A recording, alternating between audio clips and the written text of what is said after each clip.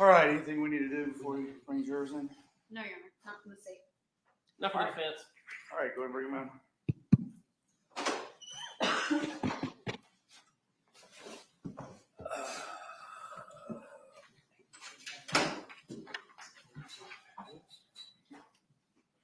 Already covered.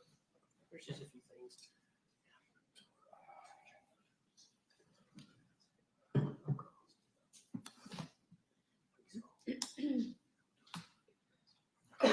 Shane, where's that little note? I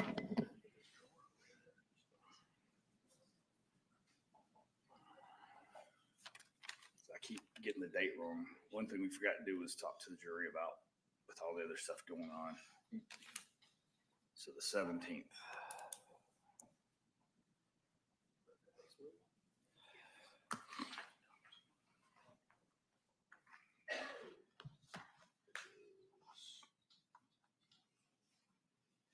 Next Thursday.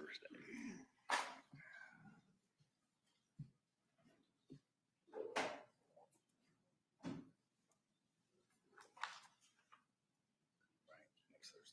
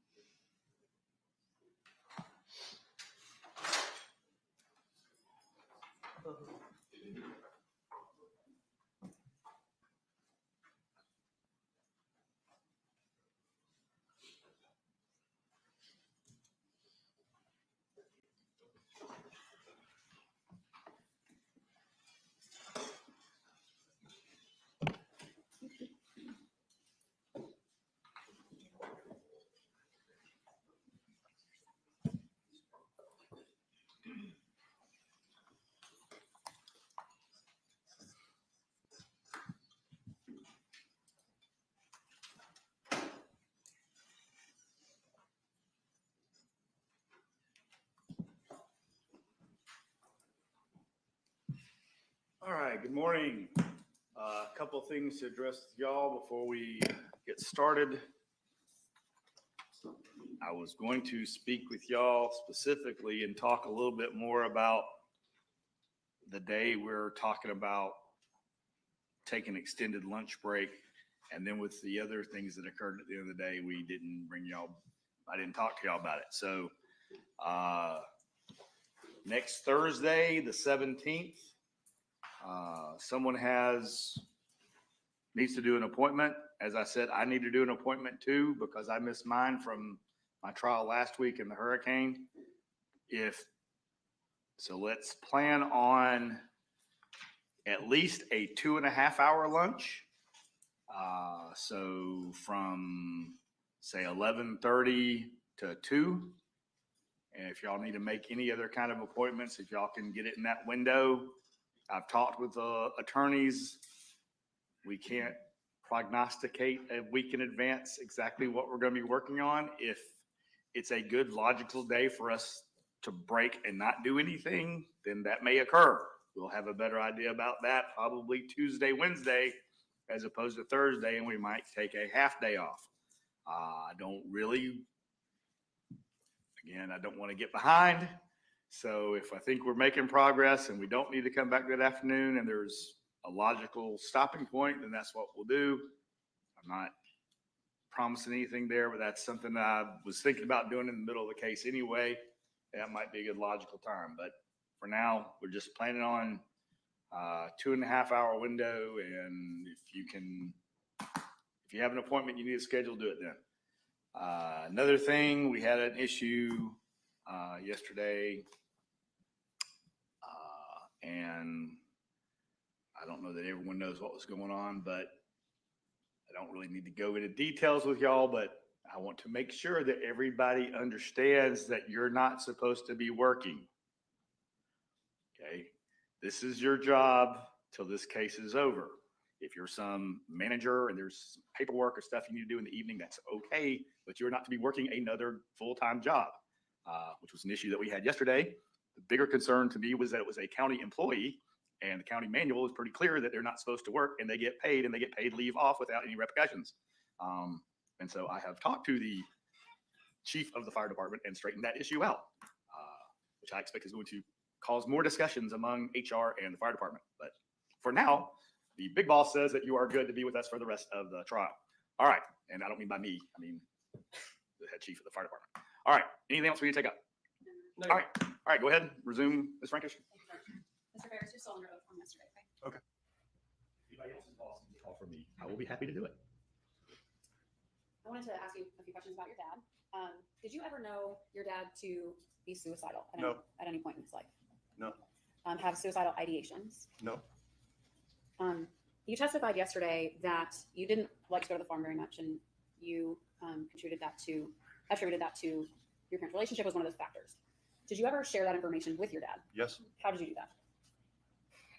I wrote an email to him after he was in the hospital. I would say somewhere around May of 2018.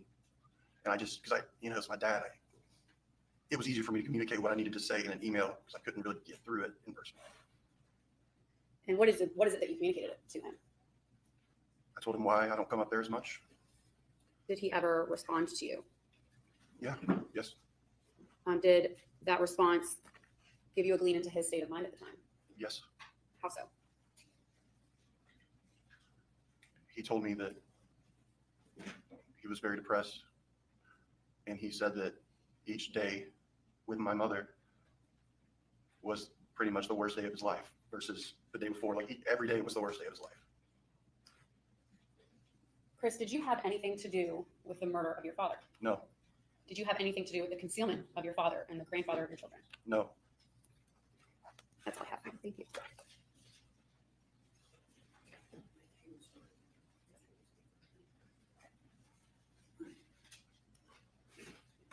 And Your Honor, it might be best to go ahead and turn the TV on. I'm going to kind of go back and forth between the Elmo That's fine. and the computer. But maybe start with the Elmo.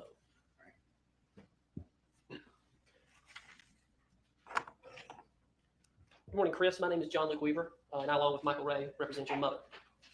I want to go back and you spoke at length about a lot of things yesterday, but I want to go into more detail on some of them. And first, I want to go kind of back to your childhood and more of the family dynamics between the brothers and sisters growing up. So you're the oldest. You were born in 1979 or 1980? 1980. 1980. And then who was born second? My brother Scott. Okay, what year was he born? 1983. All right. And then what about Emily?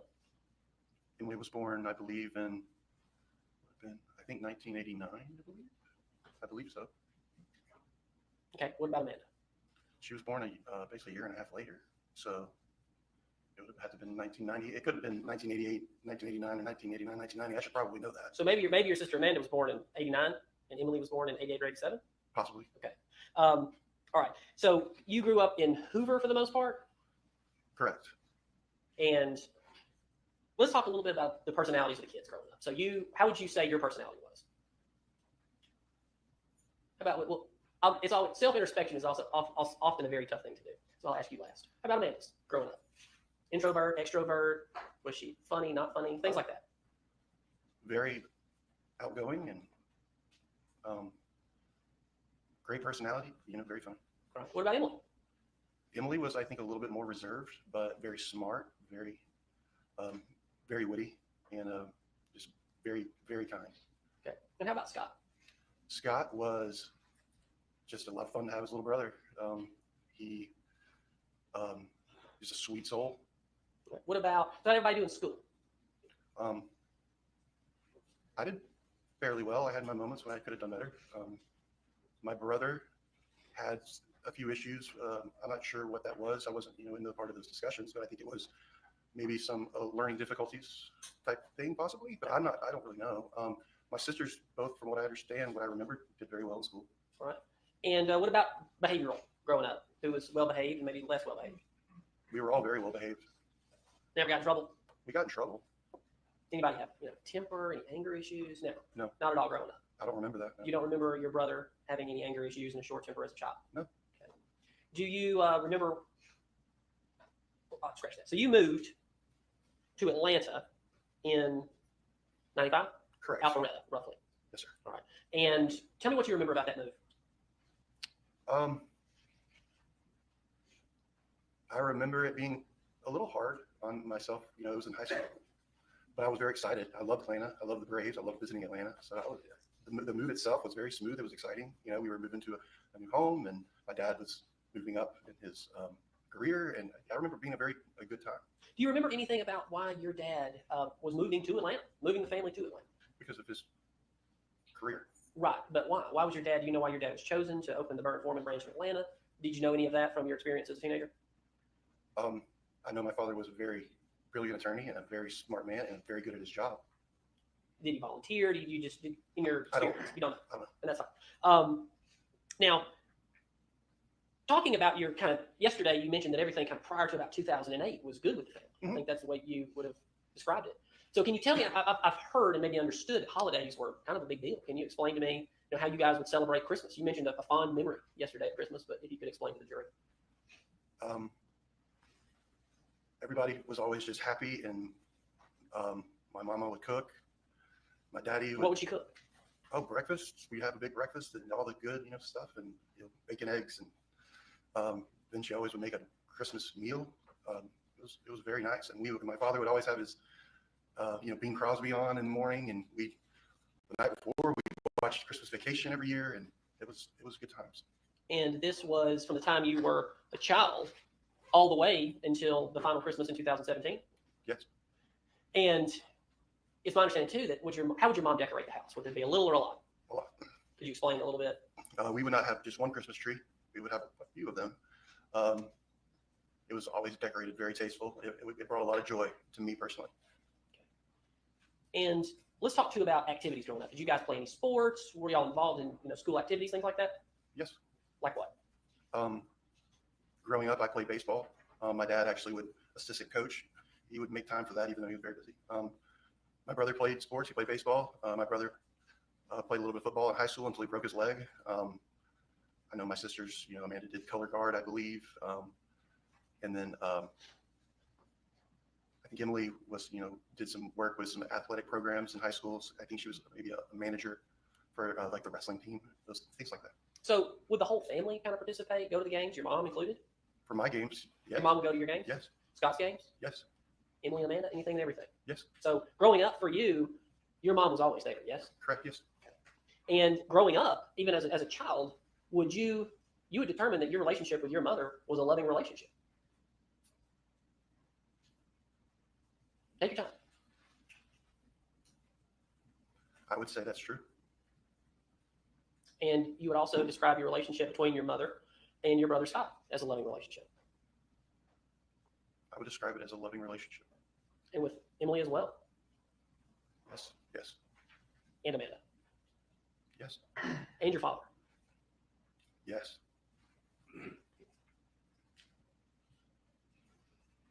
So in the 1995 move, I want to ask this, and if you have any memory of anybody that moved over from Birmingham, the Birmingham office, to Atlanta with your father. I'm not sure if it was then, but I know that his secretary came over. Okay. Do you know her name? Oh yeah. What's her name? Angela Phillips. Okay. So have you known her pretty much your whole life? Not my whole life, but I'd say majority of my life. Okay. Do you remember back then? Did you ever spend any time with Angela? No, I mean, not other than maybe seeing my father at work, or if there was like a Christmas. I remember in high school after we moved to Atlanta, they would host the Christmas party for the firm actually at my parents' house, and I remember her kind of being involved in getting food there for it and somewhat, but it's been so long ago. But no, not like a lot of time. No. Okay. So I'm going to ask this question, and I just want you to kind of tell me when you found out. But yesterday you testified that you started knowing there were troubles with your parents' marriage in the fall of 2008. And I believe it was an incident where you thought something was just kind of weird with Ted Wiley. Yeah. And that is his name, right? Yes. Okay. But were you aware in the 90s that your father was in a relationship with Angela Phillips? No. When did you become aware of that? I never became aware of that. Do you believe that to be true or not? I don't believe it to be true, but I don't know. I mean, you don't know that she's made a statement to detectives in this case that she had an affair with your father? No. So let's move into kind of the mid 2000s. let's talk about where everybody is as we've moved into adulthood. You're in your early mid-20s, and then your younger sisters are still kind of in their teens, and your brother, he's also in his mid-20s. Let's talk about where everybody went in their lives. So where did you go, and what kind of work did you move into, and when did you get married? I got married in June 2004 to Kendall Lee. She was pregnant, and we moved to Maine. I eventually. What line of work were you in at the time? Here or in Maine? Either one, both. When I went to Maine, I actually worked for LL Bean. I worked as in their returns processing center as I don't even remember really what it was, but like a technician, kind of like processing returns. We had a team, and it's a catalog company, and so it's a lot of mail order. So when people return things, we process them, that kind of thing. Okay. So I do want to kind of go back in time. So this is about 2004, so you'd be about 24-ish by that point. But let's go back in time more towards 1998, 1999. That would have been you when you went to college, yes? Correct. Right. And you went to the University of Alabama? Yes. Did you graduate? No, sir. Right. Why not? I didn't do as well as I should have, and basically, eventually, my parents told me I need to come home. Okay. I also, it was your father who told you to come home, yes? I don't remember which one, but I mean, he would have. I assume so. Well, I'm asking for your memory. When he told you, could you tell he was disappointed in you? Oh yes. How did you know that? I don't remember specifically. I just kind of remember the feeling of that, dealing with that. And how did you deal with that? I don't know. I know that I wanted to strive to improve myself. That's kind of how I remember dealing with it. When I became a father, and I wanted to,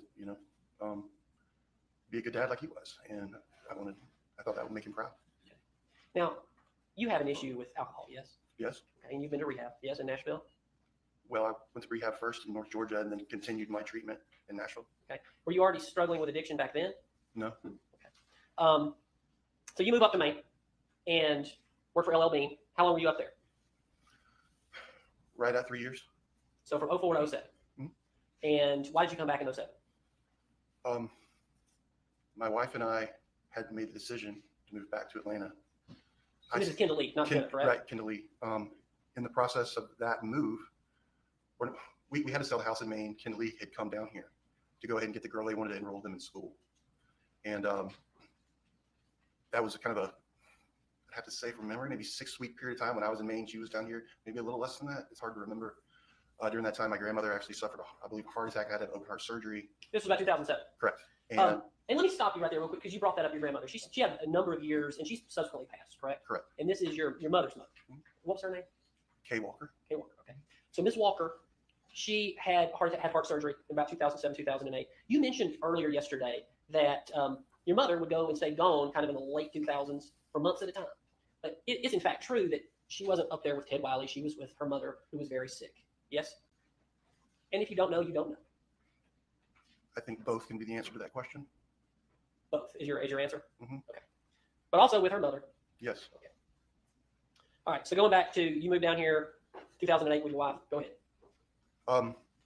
During that period of time, I think our relationship kind of fell apart. And when Kendall Lee was in Atlanta and I was still in Maine, she told me she wanted a divorce. I got in my car. I drove to Atlanta. And she ended up going back to Maine. I think the day after I got finally, it's a 2-day drive. So I got to Atlanta.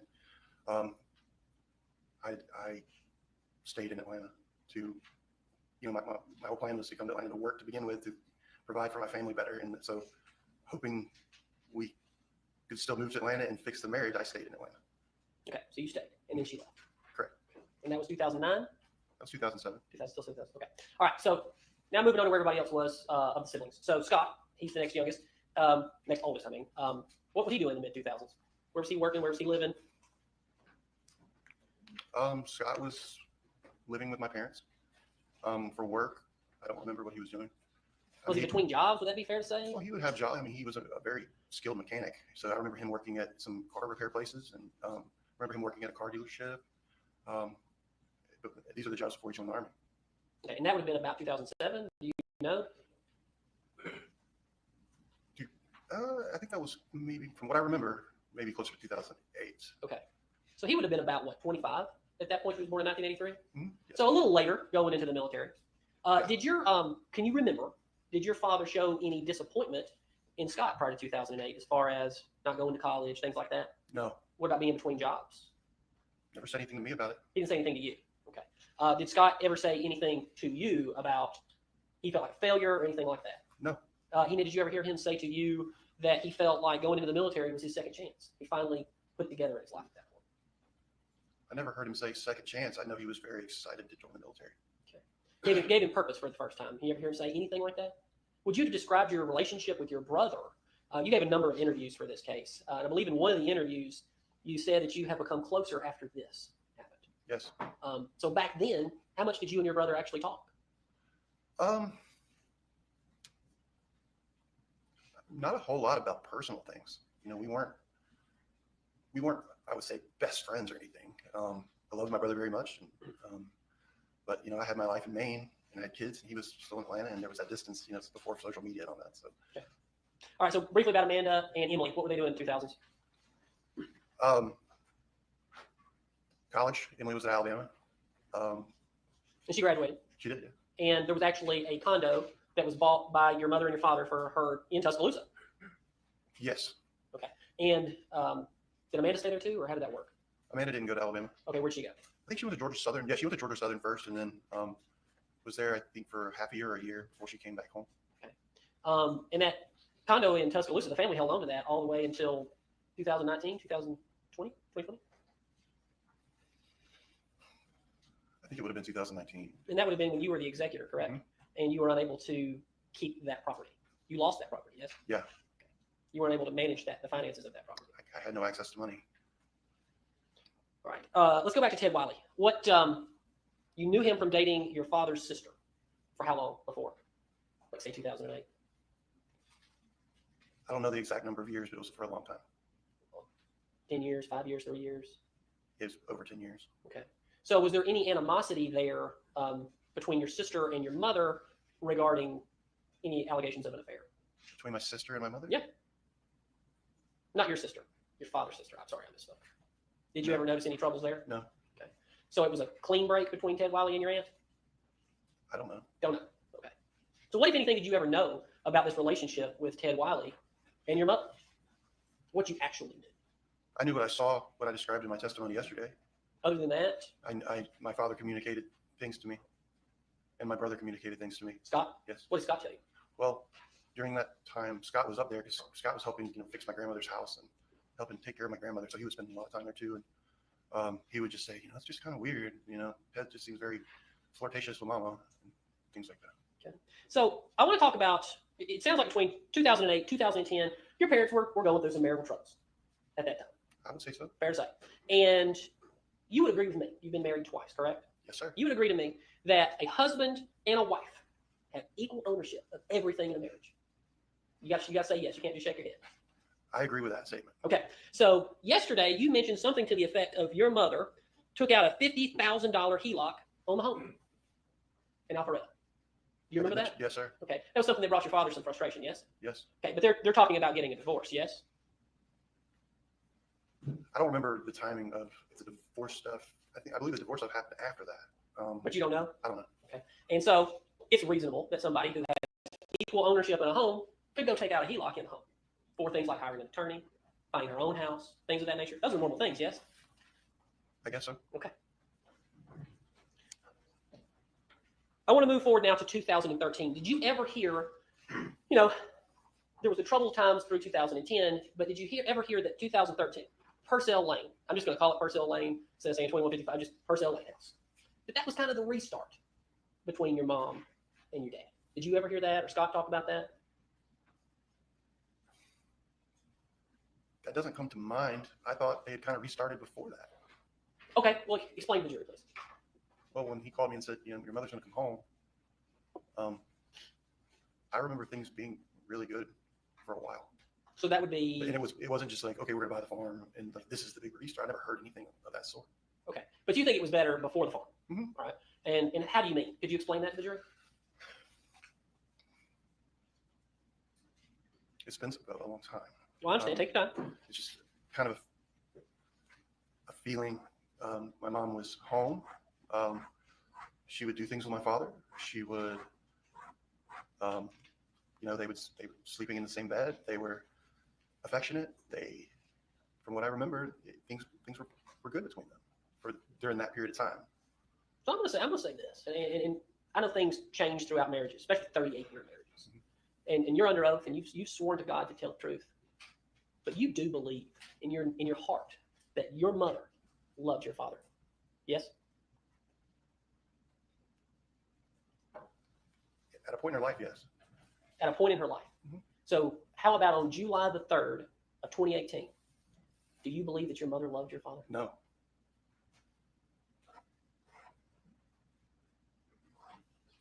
How many times yesterday? You know, your testimony seemed very well put together. And I just want to ask you this. How many times did you practice that testimony? Zero. 0 times? You never went to the district attorney's office and practiced that testimony? Discuss what Never you would say? practiced my testimony. No. I went to the office and we prepared for the trial, but there was no rehearsal of testimony. So let's go to the 2016 wedding for Emily. Yeah. Right. And she married Chris Payne. Yes. What do you know about Chris Payne? They met while she was in college.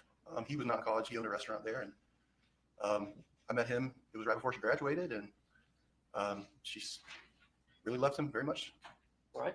And Chris Payne, he has some financial issues too. Do you know about that? Can you explain that to the jury? This was all word of mouth things. I never heard it directly from him or her, but I think it was something along the lines of maybe there was a issue with finances at his restaurant, possibly a check or something that had been, bounced or something. I don't know the exact details of that. Something to the effect he was arrested for that. You know that. I don't know why he was arrested. You can be arrested for things related to stuff, if it was a probation thing. I don't know exactly why when they showed up, the arrest warrant said, I don't know. Okay. The reason I'm asking these questions, there's been pictures shown, I think even yesterday, of that wedding. Mhm. And everybody standing there at that wedding. But your dad and your mother were having to financially support Chris and Emily to some degree. Do you know about that? Chris Payne, not you, Chris, but also you. I know that my dad co-signed on the mortgage. In their house in Nashville? Yes. So you know about that. I know about the co-signing of the house. Anything else? No. Yesterday you testified that your dad would give money to all of the kids. Except for maybe Amanda. Did Amanda receive any money from your father as an adult? Yeah. How?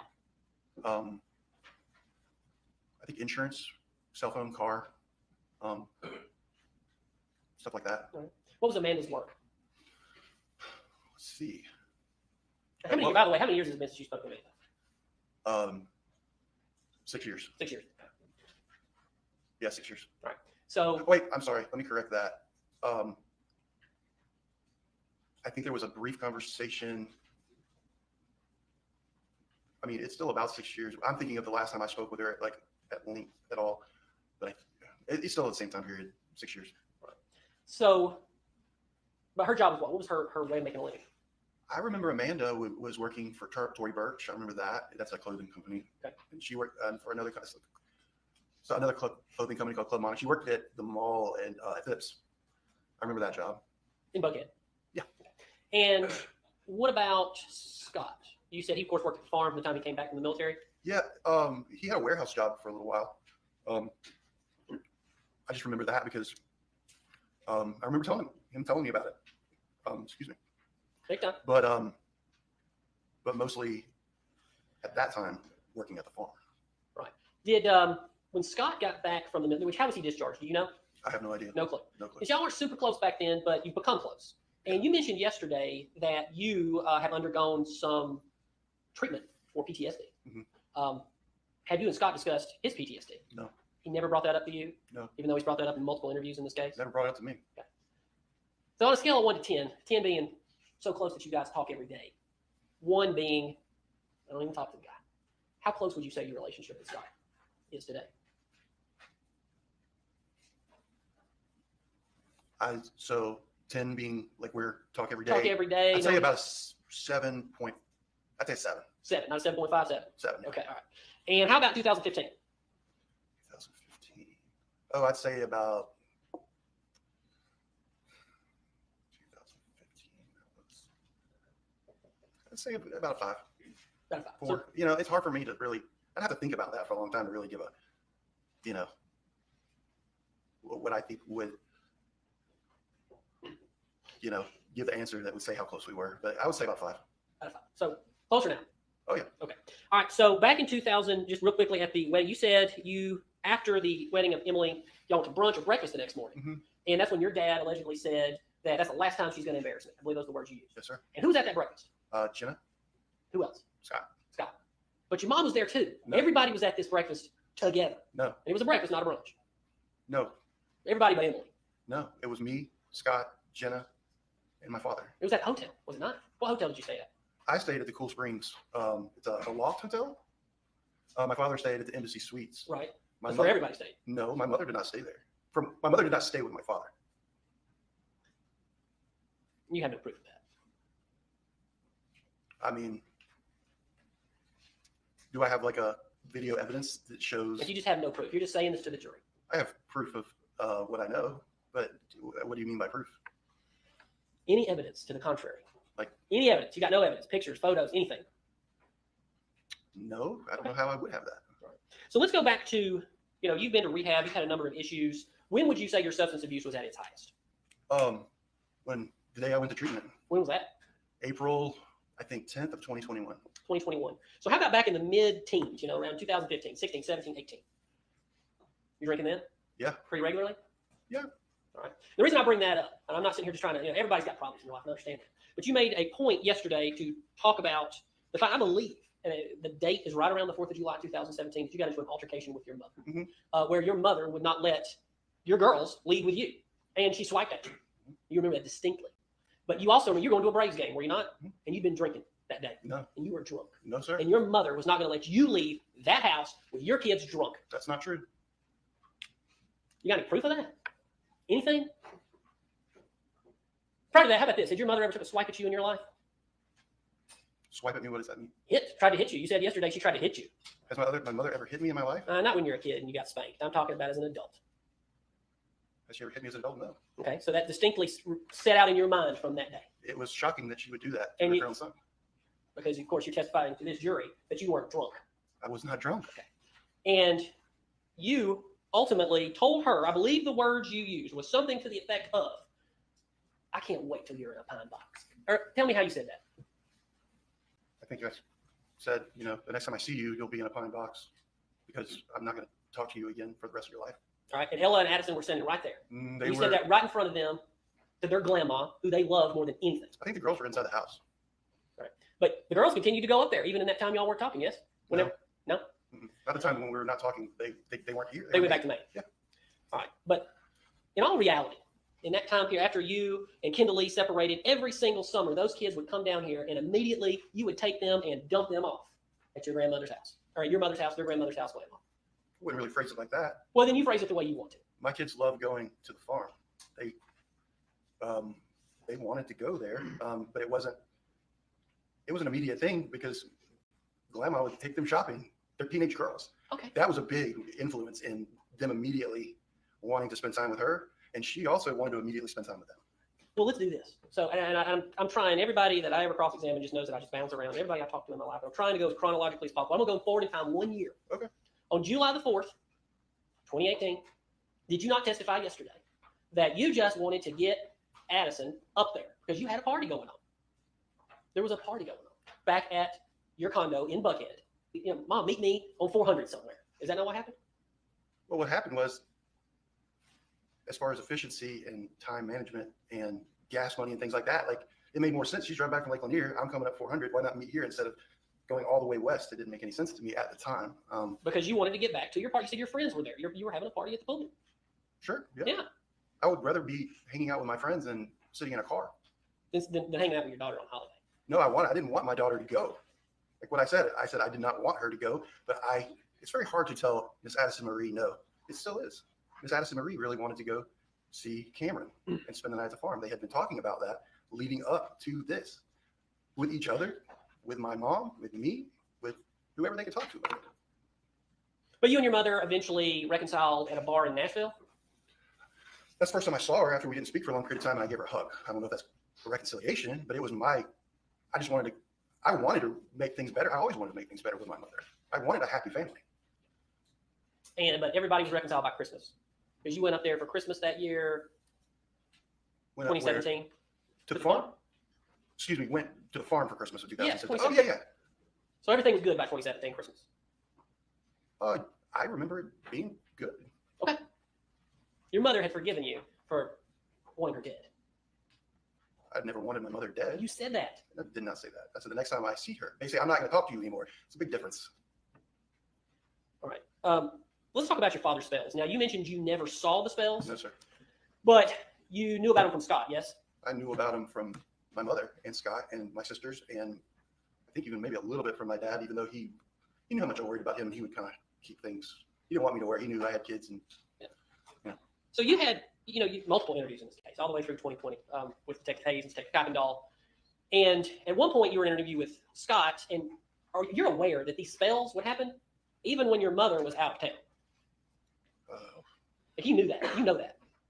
It wasn't just after he would eat a plate of food from you.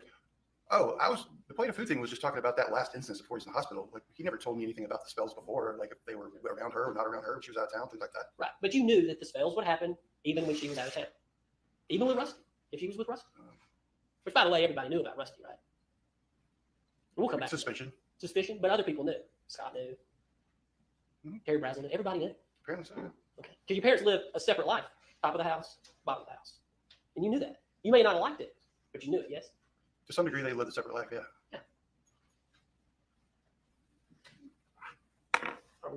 You got any objections? I do want to talk. Let me take your It is the part that is. Well, I just did that because I just thought this all yours. Judge, he's about to introduce an exhibit. I don't have an issue with the content, but I wanted to bring it up a little bit. We should do this outside the Yes. presence of the jury. Thank you, Judge.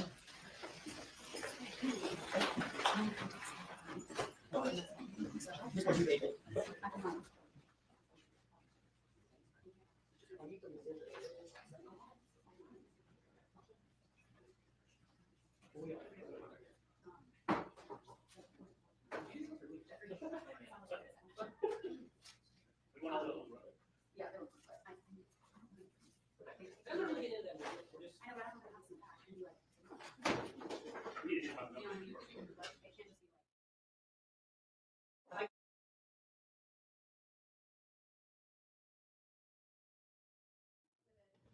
First one that he wants to introduce is essentially a lot. It looks like maybe May through July text messages from Gary Farris's phone. I do not have a problem with the content. The only issue is the format of this report doesn't have contact names. And so the jury will not have context for most of these conversations. It is essentially just phone numbers. We just go off a lot of what we got from the state. And So- this is a version of that we got from the state. For the simple rule, I've got some excerpts from text messages between the two of them. And just for the rule of completeness, we just took that and printed it out to put it in this exhibit. And my issue is there's like, for example, there's a text where it says, quote, gun. It's in a group chat that he's in with work people. It's nothing to do with this case, but we don't need them to make inferences and assumptions. It's just phone numbers. So I have offered to run this as a report, so it has names on it of the contacts. It would just take a minute. Well, we can, if y'all want to, we can do that and give that to them later, and you can just ask the questions based upon. Just my excerpt. It was just, that was if the court preferred that we go ahead and put the whole thing in now. I wasn't going through the whole thing with this witness. That's But- perfectly fine. If we want to go through with him, what you want to go through with, and then we can run it later. Yeah. I just didn't want this to go back with them because it has no names. Right. That's fine. Okay, got me. Go ahead and start that report. I have to Or go y'all can, upstairs. either y'all can, Instructions upstairs. if y'all want to And I mark the names, either do your report, or if y'all want to, I think the report may be easier. It would, and especially if it's if it's all of the messages, the format would be much more readable. Okay. I do not mind doing that. I will just need to, let me write down these dates. yeah, we'll, Sorry, this is your. but you can go ahead and do the questions with them now, and then we can supplement it, and we can, I'll be happy to explain that to them later. Make sure I'm doing, is this April 20th, 2018 through the incident date? Yes, ma'am. April 20th, thank you. Well, might as well take, anything else we need to get, might as well take a short break since it's after 10 and they're already back there.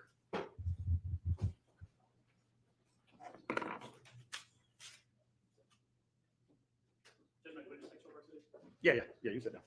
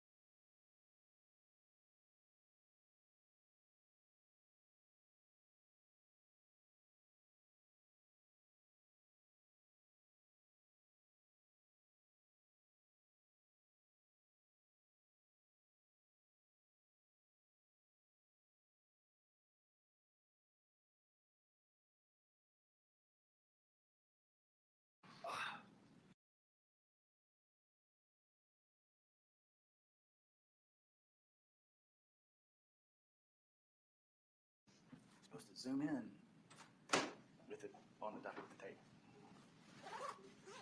I was practicing my zooming out.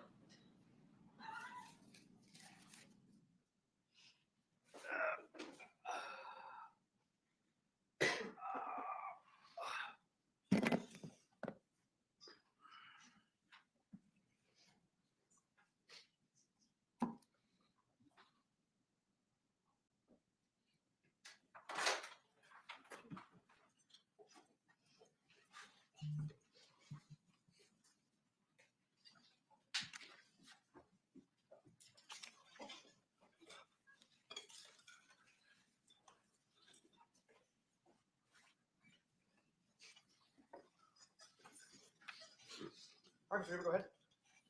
Thank you, Your Honor. Leave it so.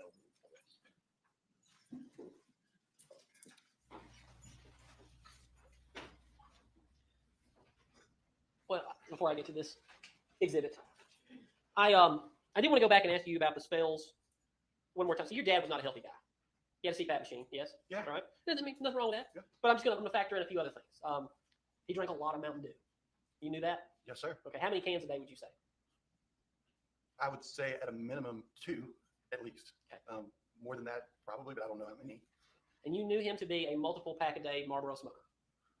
Multiple, I don't know, but I would say he smoked frequently. Okay. Well, this jury has seen a picture of a trash can that was full of nothing but Mountain Dew and cigarettes. Sure.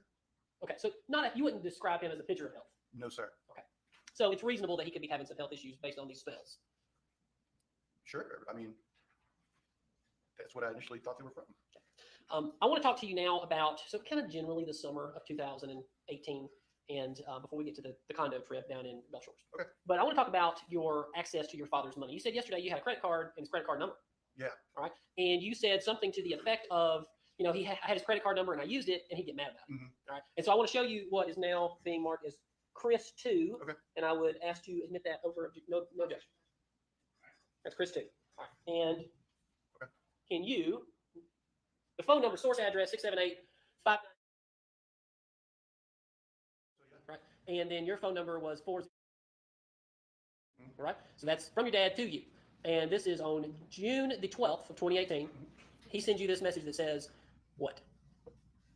Your stealing money is out of control. I will change my accounts tomorrow. Okay. So what happened there? Did you ever talk to him on the phone about that or anything else? I don't remember. I never talked to him on the phone about it. What did you do? I mean, if my dad accused me of stealing money, I think I'd be shocked. Well, my dad, he could cut pretty deep with his words when he was upset with me. All right. So what did you do? I don't remember. All right. Because you used his credit card before without his permission, as you said yesterday. Yeah. And I'm just saying this, and statute of limitations is long past. You know that's a felony, right? I'm not an attorney. I'm not law enforcement. You take somebody's credit card and you spend their money without their permission. That's a theft, right? Yeah, but he would also allow me to use it too. So, I guess, I don't know. Okay.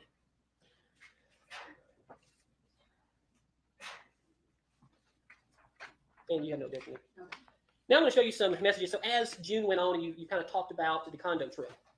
Mhm. And maybe that was something that you were trying to help make up with your dad after this fight about him accusing you of stealing his money.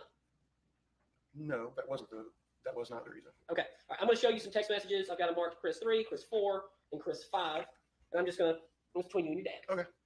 So this is about a week and a half, 10 days after the stealing message. Mhm. So from you to your dad, your source address, your 404. Oh, up here. Yeah, Oh, see right. that? Okay, I see. I'm sorry. All right. So you've sent what appears to be a VRBO link. Correct. Or Verbo. I don't know what it's called. Which one is it? It's. Is it just called VRBO? I think it's VRBO. Okay. All right. All right. So the next message, and that was sent on 6/22 at 15:57, probably UTC time. So we'll have to get into all that later. But is your dad responding, saying I like that Mhm. building? Yeah. Because he tasked you with getting conduct picked out. He was Yeah. mad. All right. So what's the next message?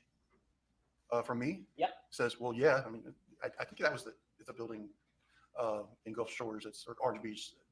It's like, well, yeah, it is a nice building. Okay. What kind of building? How big was it? I mean, you said it was. Oh, well, there were two buildings we were looking at, so I'm not exactly sure. I don't have I have the link to it. But there was the turquoise and there was the Phoenix. Both are nice, so I don't know which one.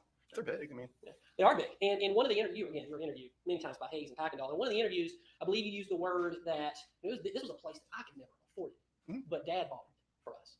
well, rented it. Rented, Right, yeah. rented it. And you offered in this message, I believe you say, go ahead and say what you said. I said, if you get the condo, I'll cover the dinners out and fishing if we want to go. Okay.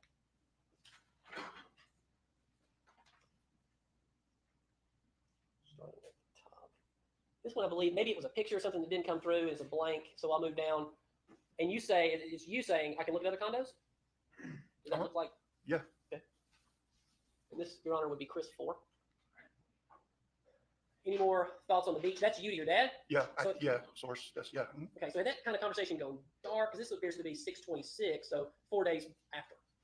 Like you and your dad hadn't talked about it, he hadn't brought it up to you. Sure. You know, that's a very busy man. So it wasn't weird for him not to get back to me on certain things. Okay. And it looks like, I guess he didn't respond. And then you say, that's from you, right? Any Yeah. other thoughts on going to the Gulf? Yeah. Okay. Then, this is from your dad to you. He finally responds and says, talk tonight. Mhm. And then you say, good place? Or he says that? Source address. That's me saying good place. I don't. Oh, you know what? I know what that's about. Okay. What's that about?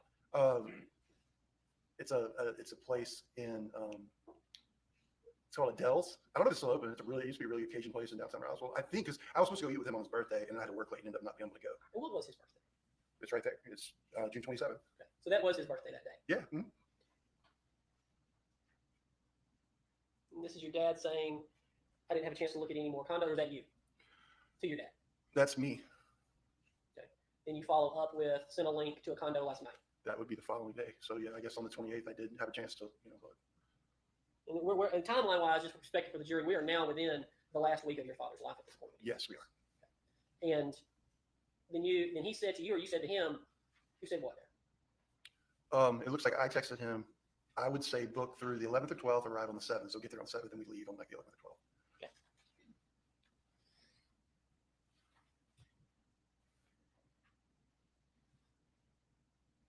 So this is again a message from you to your dad. Could you read it?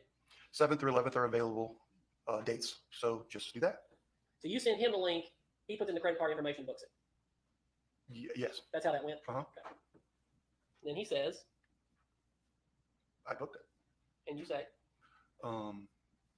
Great, will be fun.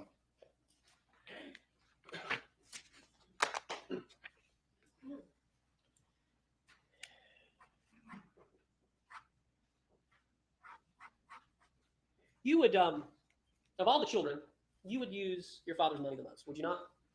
I don't know that. I mean, doesn't seem an unreasonable thing to say. I was the only one with children, and he, like I said yesterday, he helped out a lot with that kind of stuff. Well, who else? I mean, would you say you or Scott received the most from your father? I have no idea. I mean, Scott never went to college. I did. My dad paid for it. I mean, I don't know the numbers. Okay. But if you had to say for this jury, you or Scott received the most money from your dad, who would it be? I don't know.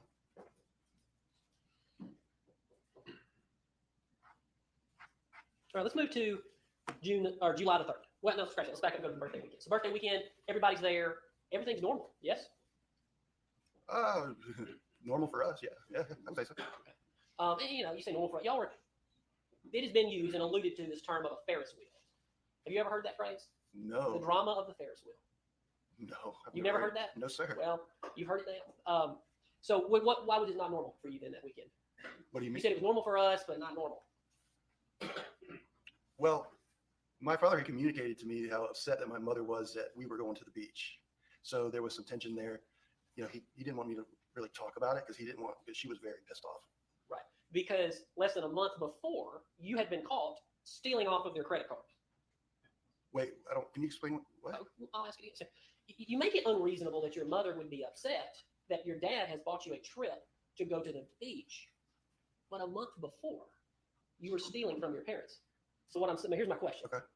It's not unreasonable for your mother to be agitated at that point. Well, I think what was kind of funny to me was I talked to my mother about it, and she never said anything to me about my dad wanted her to go. I wanted my mom to go.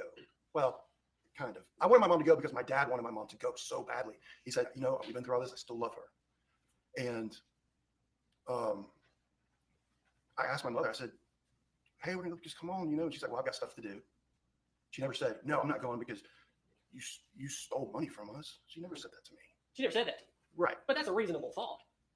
guess it could somebody, it could be reasonable. I mean, Yes, guess what? it's reasonable. I guess a certain person maybe could think it's reasonable. I'll give you that. Okay. Other than that, that weekend, y'all did the normal stuff. Y'all rode around on the RTV. Yeah. Did y'all grill out? My brother smoked some barbecue. Birthday cake. I'm sure they're, yeah, my dad was a big fan of caramel cake. Yeah, they're probably one involved. Grandma cooked a big spread. I think she made the side items. Good side of coleslaw, things like that. Yeah, we have coleslaw. Your mom was a good cook.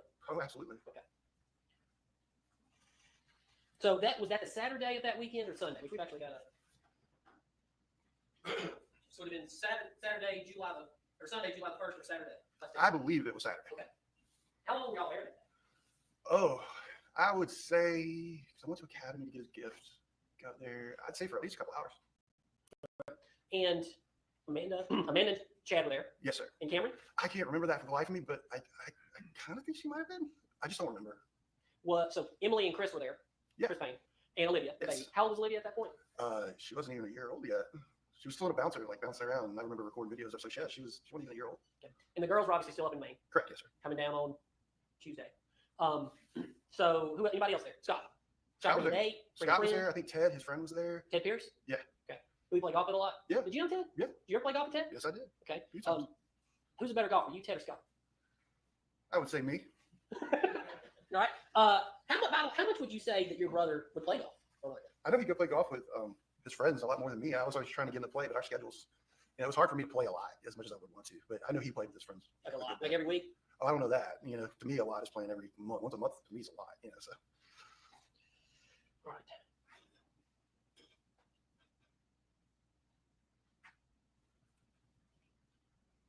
So on the 3rd, which would have been that Tuesday, which I can't even see that myself. So that would have been. So what did you do that Monday on the 2nd? I don't remember. It was a holiday week, so I don't remember if I worked or what. I don't remember. So the 3rd, that was when you went to Hartsville Jackson to pick up your daughters. That is correct. Yes, sir. And what time was that flight? Well, flights that leave Maine usually leave at like 6 a.m. in the morning. Sometimes they get delayed, but they're usually about 6 a.m. 6 a.m. Yeah. So what time did they get to Atlanta? At what time? They would land. I would have to go in through security, depending on. It would probably be between around 9 a.m. And you basically already said that there was kind of a plan that the girls were going to split up and go in kind of their own. One to hang out with Cameron. Who's Sure. going to hang out with Cameron? That's going to be Addison. Yes. Okay. And Ella was going to go hang out with Emma. who was Terry Brown's daughter. Correct. He is Terry Brown's daughter. Yes, sir. Okay. But over at his ex's house in Cumming. Well, that's where I dropped her off. She was a horse trainer, and Right. they had this facility somewhere over there, and she was all really excited to go play.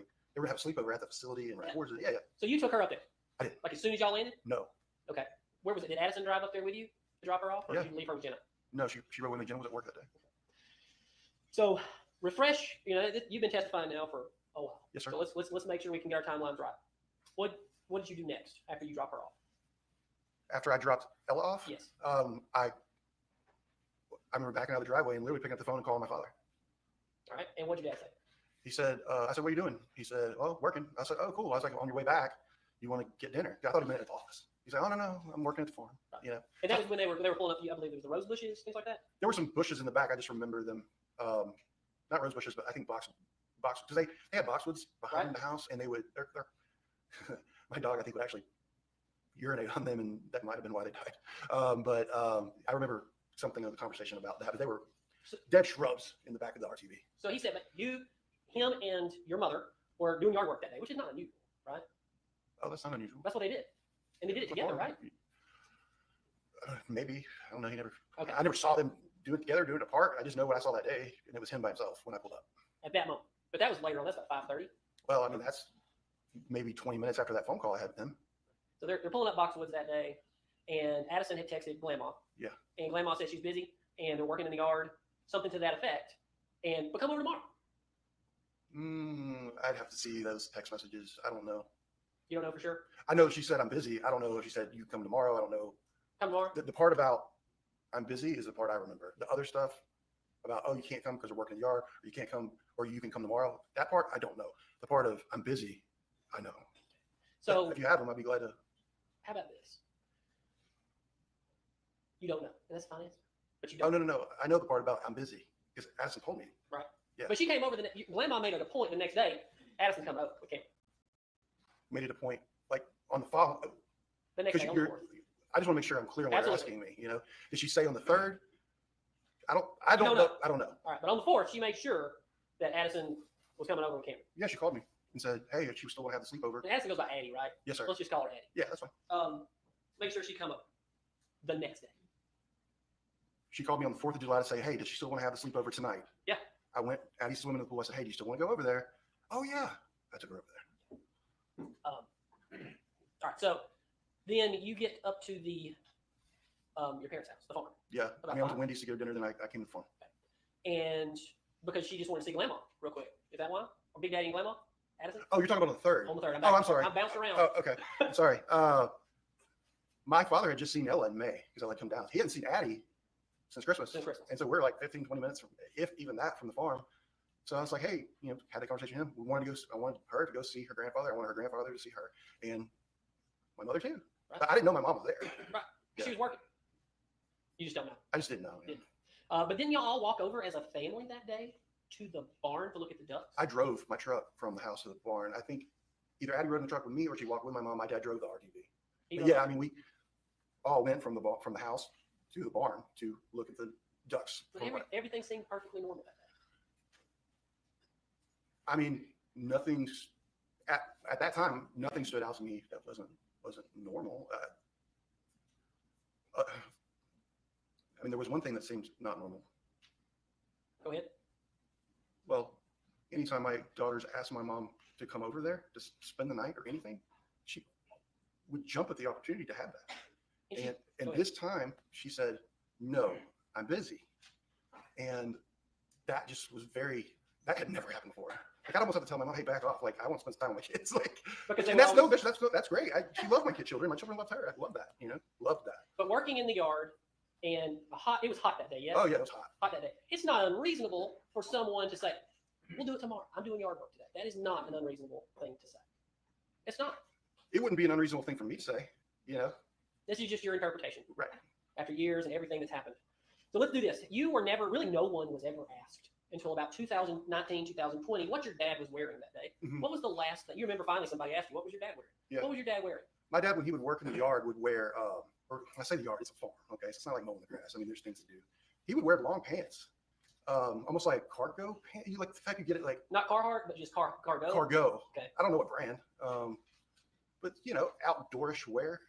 And then I just remember him wearing it wasn't a t-shirt. It was like almost, those fishing shirts that, Like a Huck shirt, something like that? it wasn't a Huck shirt, but I would know if it's a Huck shirt. I like Huck shirts, but it wasn't, maybe like a Columbia. Something like that. Yeah. PFG, some kind of shirt like that. Yeah. Yes, sir. Okay. And what was your mom wearing? I don't remember really. See, when you're thinking about these things back and forth and people are asking you, try to remember. You want to know something? Nobody's ever asked you. Nobody's ever asked you Yeah. or anybody what your mother was wearing that I day. think somebody asked me that. Well, what was she wearing? Well, I don't really remember. Okay. And so what was your last memory and interaction with your father?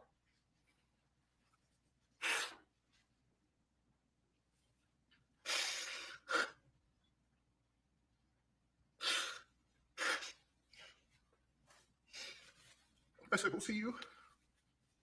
Maybe we can go watch fireworks. And then... Sorry. Take time. Last thing I said to my father was, all right, we're going to go back to Buckhead and, maybe we can go, see the fireworks tomorrow night or something like that. And I don't remember even what he said. I wish I did. That's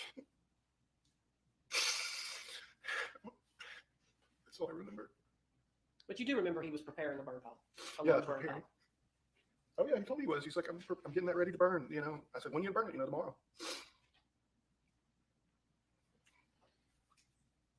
Then you left and you went with Addie to the Pokeball in Cape Town. I don't know the name of the restaurant, but yeah, I believe yesterday you said it was a Pokeball. it's a poke bowl restaurant. Oh, okay. It could be poke thin, poke what, I don't remember. And you paid in cash. I either paid or Jenna paid or Jenna was with us. I might have paid cash. I don't remember. And are you still married to Jenna? No. So y'all went back to your apartment. Is the Pokeball in the same building as the condo? Oh no, poke bowls at Peachtree Battle and Peachtree Street intersect. The poke bowl restaurant was. And then y'all went back and what happened?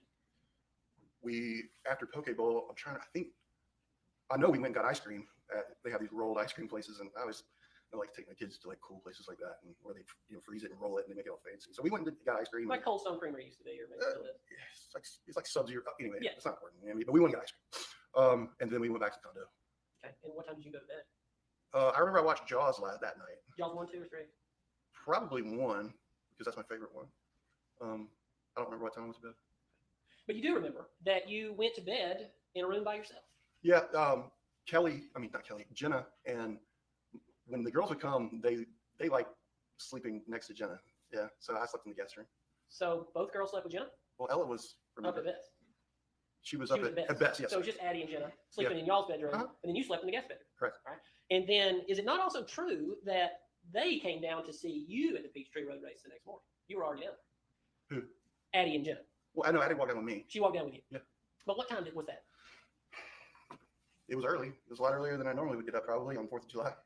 What time were you up on the 4th of July? It had to be. I mean, that race starts early in the morning, so it had to be 7 or 8 o'clock in the morning. And the farm was how far from your house? It'd take you a good 45 to 50 minutes to get there from Buckhead. 45 to 50 minutes. Yeah. And okay, so the next morning, so y'all go. Did you watch the whole race? No, sir. Like we didn't see the the actual competition people, like how they start with a professional runner and a professional. Oh, I'm going to ask you one more question, and then we'll move on from this topic. You was your phone ever dumped in this case? Like they did an extraction. We're always extracting phones in these cases, and it takes forever to actually do a case like this because so many phone extractions. But did they extract your phone? No, sir. Okay. And do you know? Did they ever do any kind of a geofence on your phone? Do you know about that to see where you were? Yeah, absolutely. They told me they did. They told you, but you don't know for sure. Did they show you a map? I was shown a map at some point of something, but I don't remember what it was.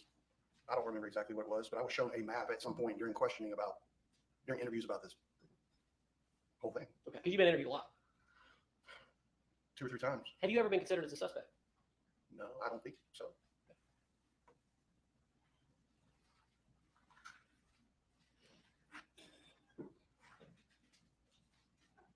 But you were the last person who saw your father alive, outside of your mother, And my daughter. and maybe even Scott.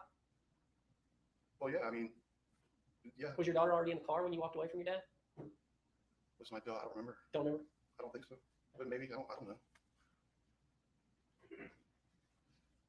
Did you get in a fight with your dad about him regretting potentially paying that much money for this trip, No. and that maybe he was going to call off the trip? Nope.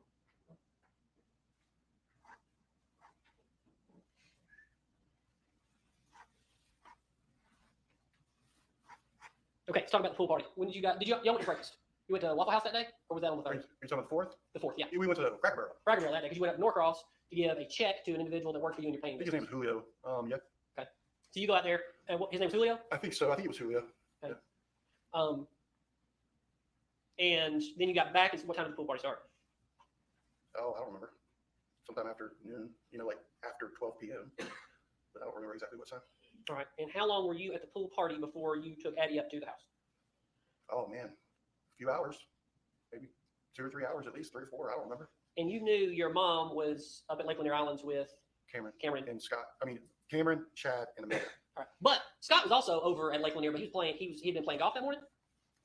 Do you know? I knew he was playing golf because I saw it on Snapchat. And I remember messaging him on Snapchat saying, God dang, you're playing golf early, aren't you? Like, what time was he playing golf? It was early, I don't remember exactly what time. I just remember, like, you look at a picture and you see kind of the haze. Like, he did a Snapchat post that morning about being playing golf. Yep. It's like a selfie. No, not a selfie. It's just his Snapchat. Okay. Just like of the golf course. Happy 4th of July. Maybe a beer or something. I don't know. I don't know about a beer, but yeah, I think it's a happy 4th of July thing, probably. Okay. Yeah. Seems to ring a bell. All right.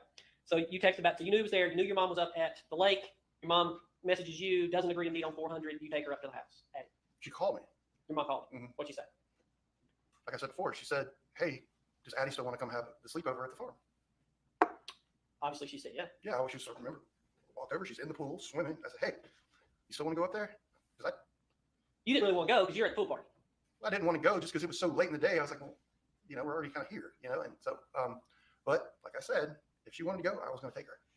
I want to ask you a question right now. Okay. So you took your daughter up there, and there she was. And I'm going to very point blank ask you this question. Okay. Don't you think it's a little absurd to think that if your mother gruesomely killed your father and burned him on a burn pile, that she would invite your daughter up to her house, her granddaughter whom she loved more than anything? I think it's sick and twisted. So you think, is that what you think? Yeah.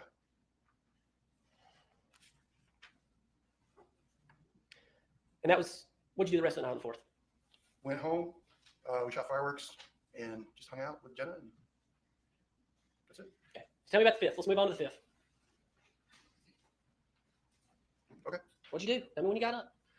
Woke up. I knew I needed to go up there to pick Addison up. At some point, Amanda called me, and she said, Daddy's missing, and that increased my haste to get to the farm. And Judge, if we could switch back over to the computer.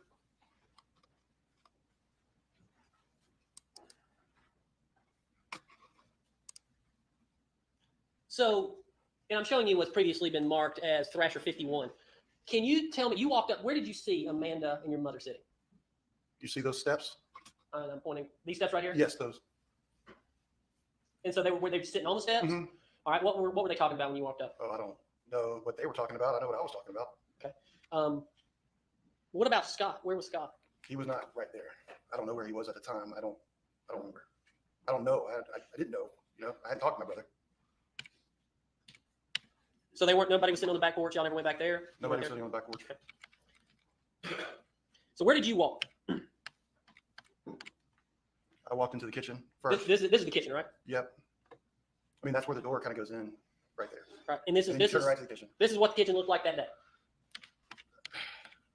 I gotta ask you a question. Do you smell any detergents or Cloroxes or anything like that? I don't remember that. No. Okay. And this would have been the dining room. Yeah, that's the formal dining room.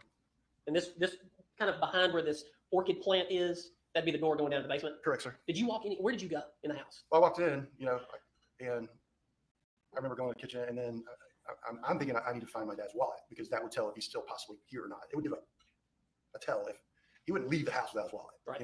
He's missing. I'm trying to figure out where he's at. Right. That tells me, well, if his wallet's here, then Because, he should be here. and you've talked about, a number of witnesses have kind of talked about that your dad would just kind of go sometimes and be gone for a period of time. Meaning he was at work. He just didn't tell everybody where he was at. Maybe go Right. learn Yeah. again. Yeah. No, I mean, he wouldn't text us every day and say, hey, this is my plan for the day. He was kind of independent guy. Right. Right. Kept to himself a lot. His world was small outside. He had his big business world. He's pretty introverted. But he was home. introverted. Yeah. Yeah. It was kind of his domain was in that basement. Right. Yeah. So you went down to the basement, right? Well, I went to the garage first to look in the Mercedes. Right. Are you aware? This is shocking, but nobody's ever taken a picture of your dad's Mercedes for this case. Nobody. To see if that wallet was in the Mercedes or anything that was in that Mercedes. Never taken. Well, the picture I just saw is wallet sitting on the counter. Okay, but nobody took a picture of his Mercedes. Okay. This is your dad's. Was this just kind of a formal library, but nobody actually used it? I don't know. It's very nice. I just Yeah, kind of know. I never sat in there. I would sit in there and look at like old yearbooks or just look at, tons of, all my yearbooks are in there. They had a lot of things in there. I never spent, hours staying there or knew anybody who did. So you walk downstairs. I'm trying to get there as soon as I can.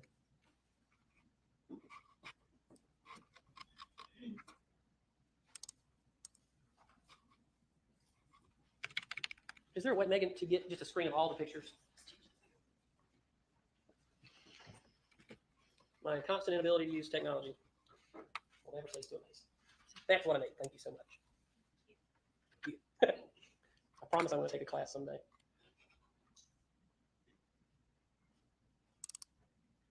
Okay. So this is the kind of living room area downstairs, yes? In the basement, correct? In the basement? Yes, sir. Did you go down there? Yes. And as you were walking around down there, did you ever see any blood? No. Did you see a bullet? No. Okay. Now I'm going to ask you this. Are you aware? Now, at what point did Scott come up to you and tell you that a gun was missing? He never came up to me and said, gun's missing. He just kind of was talking about it. That's what I testified to yesterday. Well, I'm asking you again because sometimes. Yeah, he never pulled me aside and said, hey, I have this gun. Like he was saying it for everybody knew. So Amanda was right there. Oh, yeah. Mom, right there. Yeah. Was that when you first came up? No, I remember him saying that.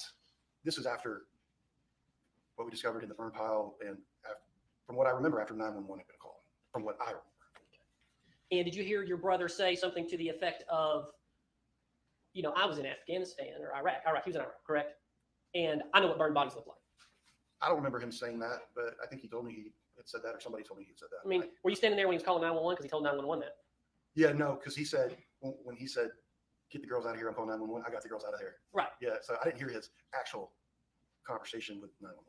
So are you aware that your brother Scott says that there was a revolver of some variety in that drawer right there? Yes. That he found it.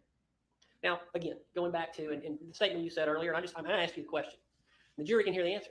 But Grandma loves those grandchildren. How ridiculous is it that Grandma would leave a gun in open access for children to have access to? Well, I sure wouldn't do it. But your mom wouldn't either. I don't know that. You know her. I'm her firstborn son. I know her. Did you ever hear the story of a year before when she made sure that when Scott had surreptitiously left the 32 in the barn, that she made sure it was moved up high so that those kids could never touch that gun in the barn? I never heard that story. And this, just because you're more familiar with the basement and the basement arrangement, these candles, like, is this glass holding up these candles? It appears to be glass. I mean, you see through it. I doubt they're plastic. And that's a glass table. It is, sir. And this is fine leather furniture. I'm And, sure and it your is. mother had the finest furnishings. She had very good taste. And when you were down there, nothing seemed out of place. It didn't. Nothing was broken. Nope.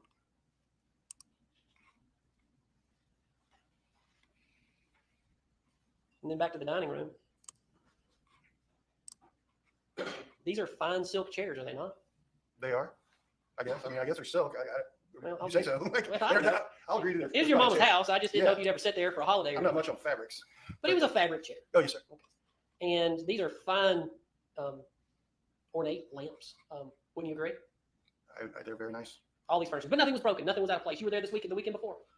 Yeah, no, nothing. So you would agree with me that it's a bit absurd that the state is contending that that is where your mother shot your father. You would agree that's absurd. I don't agree with that. No.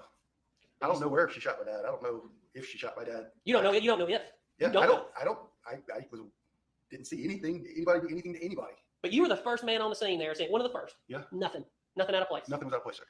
Same view in the basement, because that's also where the state is maybe contending where she shot your dad. Nothing out of place. Right. I wasn't looking for bullets. I was looking for my dad's wallet. I was looking for my father. Did your ex-wife, when did y'all get a divorce, Jenna? Divorce was final in December of 2021. And are you aware that she did an interview back in 2018 and she ended that phone call very oddly with, "I'm done talking. Can I be done now?" Did you ever know that? Were you in the room when she was talking to Chicago Dog? Nope. Okay. And she never brought up any time ever seeing a gun. Did you find out later that all of a sudden she made up like she saw a gun, or do you know that at all? No. Okay.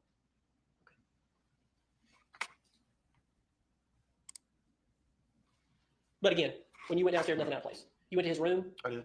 CPAP machine was there. Did you check that? I didn't check it. Like I didn't register in my mind to see if the CPAP was there. At that time, no. So I'm going to ask you this. So you guys start then combing out across the property. You said you went out to the barn. Did you notice anything in the barn out of place? No, sir. Did you smell any cleaning chemicals in the barn? No, sir. Did you ever see the tractor? No, sir. There are a certain number of family members that know where the tractor normally is and things like that, but you wouldn't have been that guy. You didn't know that. No, I didn't know. I didn't know a drop dragger. Did you look through the barn? Did you go up to Scott's apartment? I don't remember if I would assume I did, but I don't remember exactly. So let's talk about Scott. Okay. We're almost done. We're getting close to lunch. I know the jury's getting hungry, and so am I. So are you. Scott was in the military. Yes, sir. What was his duties in the military? He was infantry. I know he drove a Bradley, which is a armored vehicle. Okay. Do you know any details about his service? No.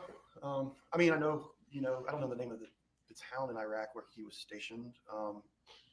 But I remember, him kind of telling me about it. I mean, he would call me from over there and say, check in, briefly. But I probably can't give you the most details about his exact service, like day-to-day type thing. Did he ever mention, because he mentioned to 911 and the number of law enforcement in this case, that he knew what a burned body looked like? Did he ever mention any stories, any situations in Iraq? No. And that's not unusual for vets. Yeah. But he's mentioned it, so that's why I was asking you, since you guys are much closer. Yeah. No, I never asked him, and I didn't want to ask him about that. I just kind of, if he wanted to tell me anything like that, that'd be fine. But no, we never talked about that. But your brother, being in infantry division, was obviously well trained in firearms. Oh yeah. And had a number of firearms. Hmm? Okay. I'm going to ask you this. Did you ever know of your brother having a revolver? No. All right. Did you ever know of your brother having a 357 stolen from him while he was living in Columbus? I know his apartment in Columbus got broken into, but You I don't did? know what was stolen. What proof of that do you have? Because I remember I went with my mom down there, and there was something. He told me about it. That's all. He told you about it. He told me about it. That's it. That's it. Did you know that Scott was married? I found that out eventually. So he hid that from the family. He hid it from me, I know. So when did you find out that Scott got married while he was in the military? Sunday, what is that? That 8th? I can't see that Sunday. far. I'll help you. Mine is that same. Yeah, I can see a little bit. Sunday. So it's that Sunday, July the 8th, 2018. You Yeah. found that your brother had been married Yeah. and divorced. We Yeah. believe. I don't know for sure. For the first time. Yes, sir. Okay. So there were some things you didn't know about your brother. Sure. Right. And did you know that almost for your brother to do anything on that farm, he had to ask your dad for the debit card? Every time. Yeah, I mean, I don't know every time, but Would it shock you if I showed you text message after text message? it wouldn't shock me that if he needed a debit card. I don't know if he had a card that did like an account for the farm. I don't know. I mean, that was never discussed with me.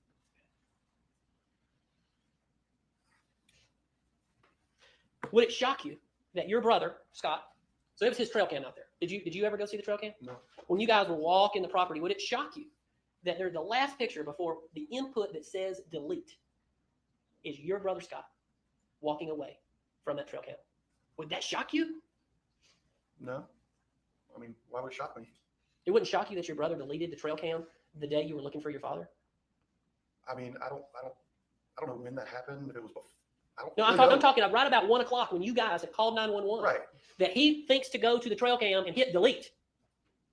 Yeah, I don't. That's shocking, I isn't don't it? really know the context of it, how that happened. Did you know your brother had a drawer full of 38 special bullets? Yeah, he told me Yeah. And he had, after this all happened. like, how long after? It was a while after. It was like a year, and we were just talking about things. And he said, "Yeah, I had some 38 caliber ammunition. It was some of it. It was kind of like a junk drawer." And one of my friends, because his buddies would come over and shoot at the farm, and they would bring their guns. And he's like, "Yeah, that's where that ammunition came from." The tactical shooting. Did you ever see him do any drills of tactical shooting? Like on Facebook? Oh yeah. Well, I noticed he would kind of, I mean, he was. How would you say this? Like his form was. He'd be like kind of walking, things like that. So if tactical shooting, I remember seeing a video. You seen him do it? Yeah. He's pretty good at it, you say. Yeah, Scott's always, he used to go hunting and stuff. He's always been a good shot. In the multiple interviews that you had in this case, I mean, there were things, Chris, I gotta tell you, you're a pretty smart guy. You are. And you could see you along the way.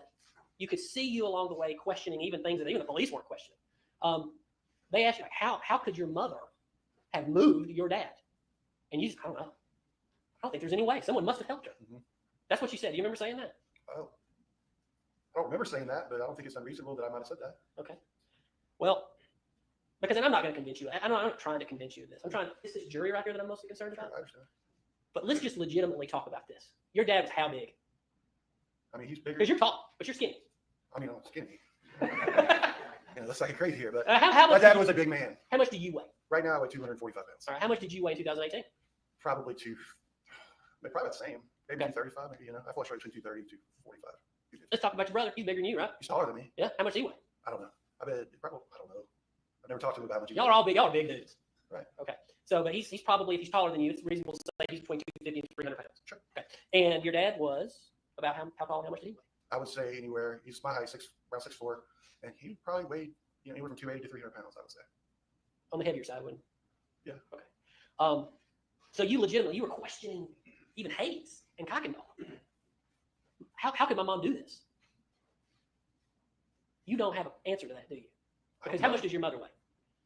Maybe between 100 and 120 pounds, or I don't know how much she weighs now. I mean, but at the time, maybe somewhere between that. I don't know. She's a little lady. Never asked her. How tall is your mama? She's a little lady. 5'5".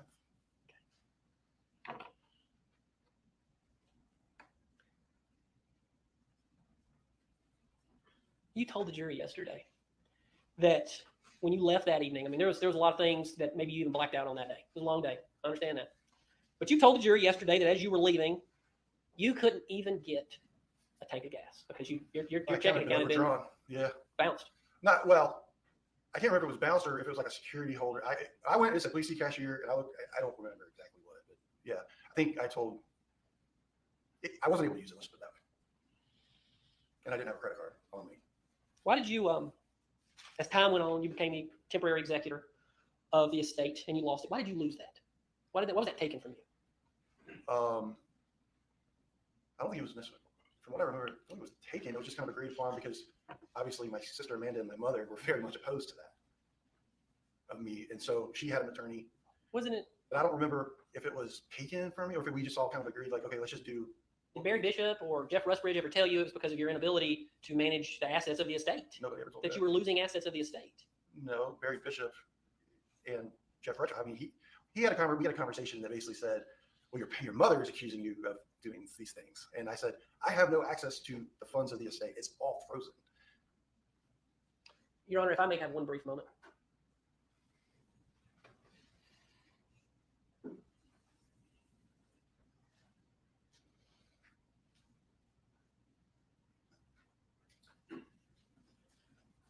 Yesterday, you said something that struck me, and I think it's important that I get your words right.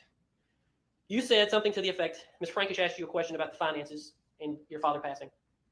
And I believe you said his kids would financially gain if he died. Well, I mean, it's just a matter of fact. If your parents pass away, the money, like I have a will too. If something was to happen to me, my kids would, get what I have. I have life insurance, but both of my daughters' names on it. I believe you said that they would be fine, you would be better off financially. I don't remember saying that, But you would be financially better off if what? if you were to get the estate in this case. Because it's still held up, Like correct? right now? Like nothing's been able to access because of course there's Right. nothing going on. Yeah. No, I mean, nothing's been accessed at all. Right. So, I mean, it's. So you would financially benefit if your mother is convicted of murder.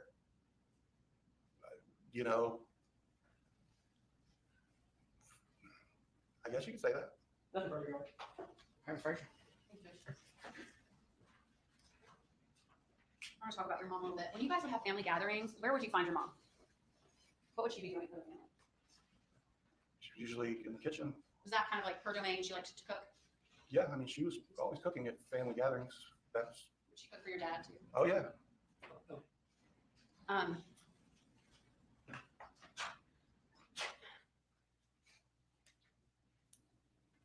Mr. Weaver brought up guns quite a bit. Do you know anything about guns?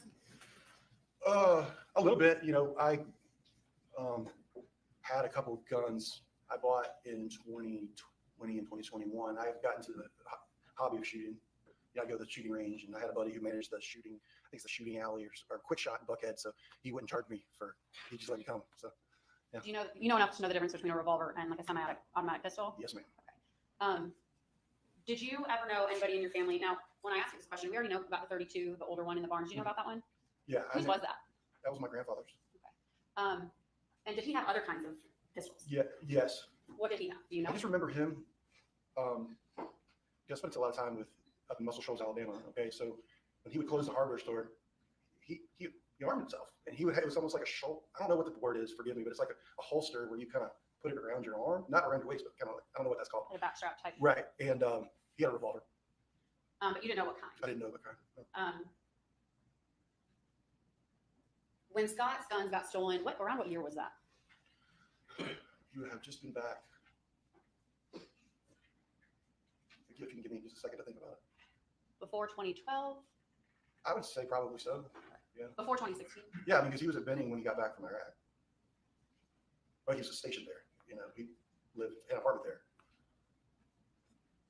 Your Honor, may I approach the witness? No, Because I just want you to look at this. You can read it to yourself before I ask you some questions. What kind of pistol? Okay, to yourself. Oh, sorry.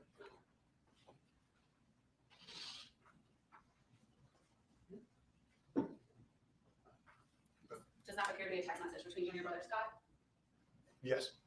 State moves to enter into evidence C. Farris 1. No objection. If you could, I'm going to come back up to you because I'm having a copy of this.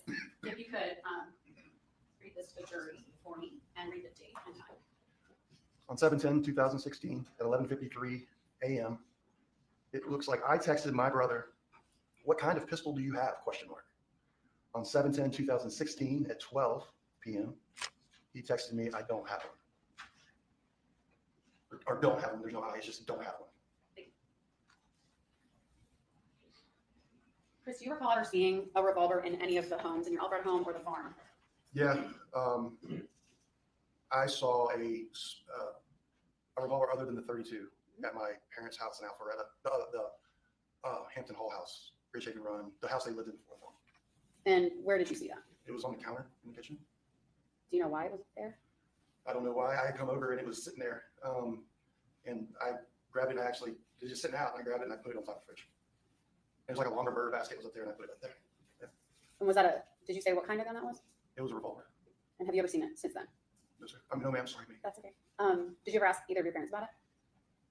I don't remember. You mentioned that the kids could possibly gain if your dad passed away. Scott was living at the farm, and your dad was funding his life. Is that true? Sure, yeah. When your dad passed, who did the farm go to? My mother. So if your dad had passed, Scott would essentially be homeless. Yes. And your mom was a beneficiary of your dad's 401k? Correct. That's all I have. Thank you. Very briefly. Oh, as to the gun, back at the Hampton Hall house, what it looked like? I remember it being like kind of like a shiny metallic, like the metal of the gun. Mhm. It was kind of like shiny, and I almost remember it having like a almost like an ivory handle to it. Old gun? Maybe I don't know. I'm not a gun history Not a gun person. guy. Not a gun history person. I know some stuff, but yeah, Long nose or short nose? short nose. And you've never told anybody in any of your interviews this before, right? I don't know that. That's all I have there. Well, hold on. Mr. Rice has got something else.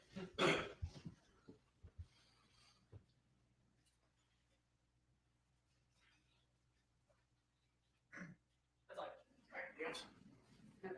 I can sit down. Thanks. We got a 20-minute witness. We do. Okay, let's bring them all in. State Hospital. Formerly Farris. Hey, yo, stand up and stretch.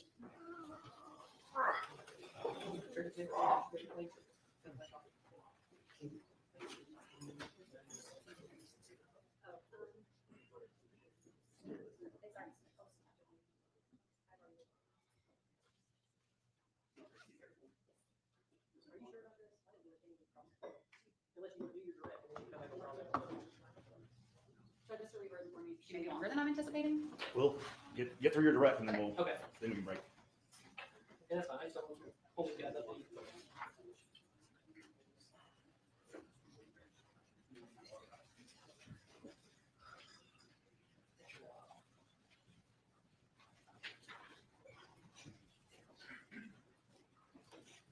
Oh, ma'am, if you could please raise your right hand. Do you swear or affirm the testimony you're about to give in the matter now pending before the court will be the truth, the whole truth, and nothing but the truth, so help you God? Okay, you can have a seat. And if you could, please introduce yourself to the jury and spell your first and last name.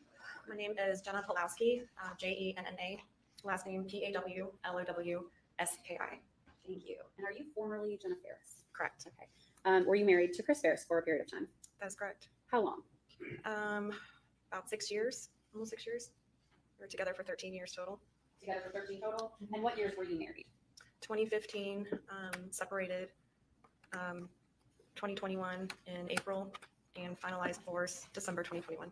If you could, you have a very soft voice. If you could please speak up just a little bit so Yes. all of the jurors can hear you. Okay. So you were married to Chris when his father was murdered. Is that Correct. Okay. What I want to talk about is we have a calendar up there, essentially that week, that first week in July. And you and I have spoken briefly before today, right? Okay.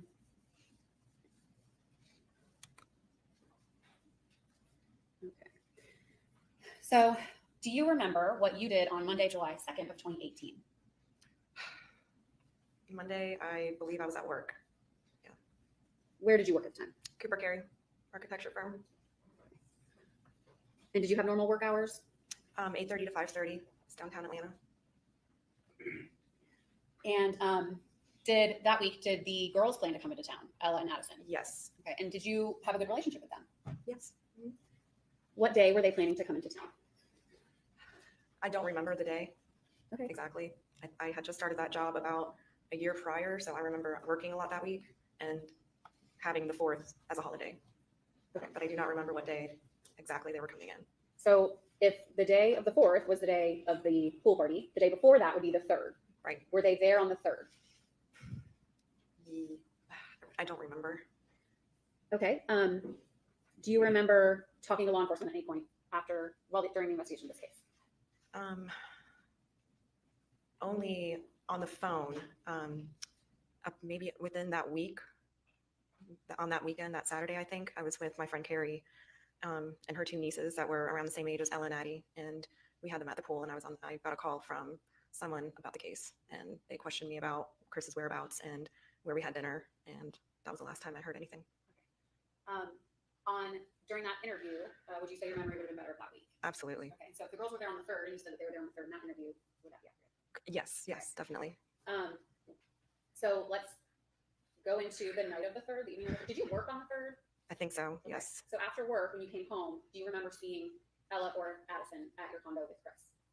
I believe yes, I remember seeing them. I know Ella wanted to go up to the farm, and I can't remember if she was already there or not. But I believe Addie, Chris, and I got dinner that night. Do you know where you got dinner? You can just name a city if you don't. It was around our condo in Buckhead where we lived. It was Asian. I don't know if it was sushi or some kind of Asian food, I think. I can't remember.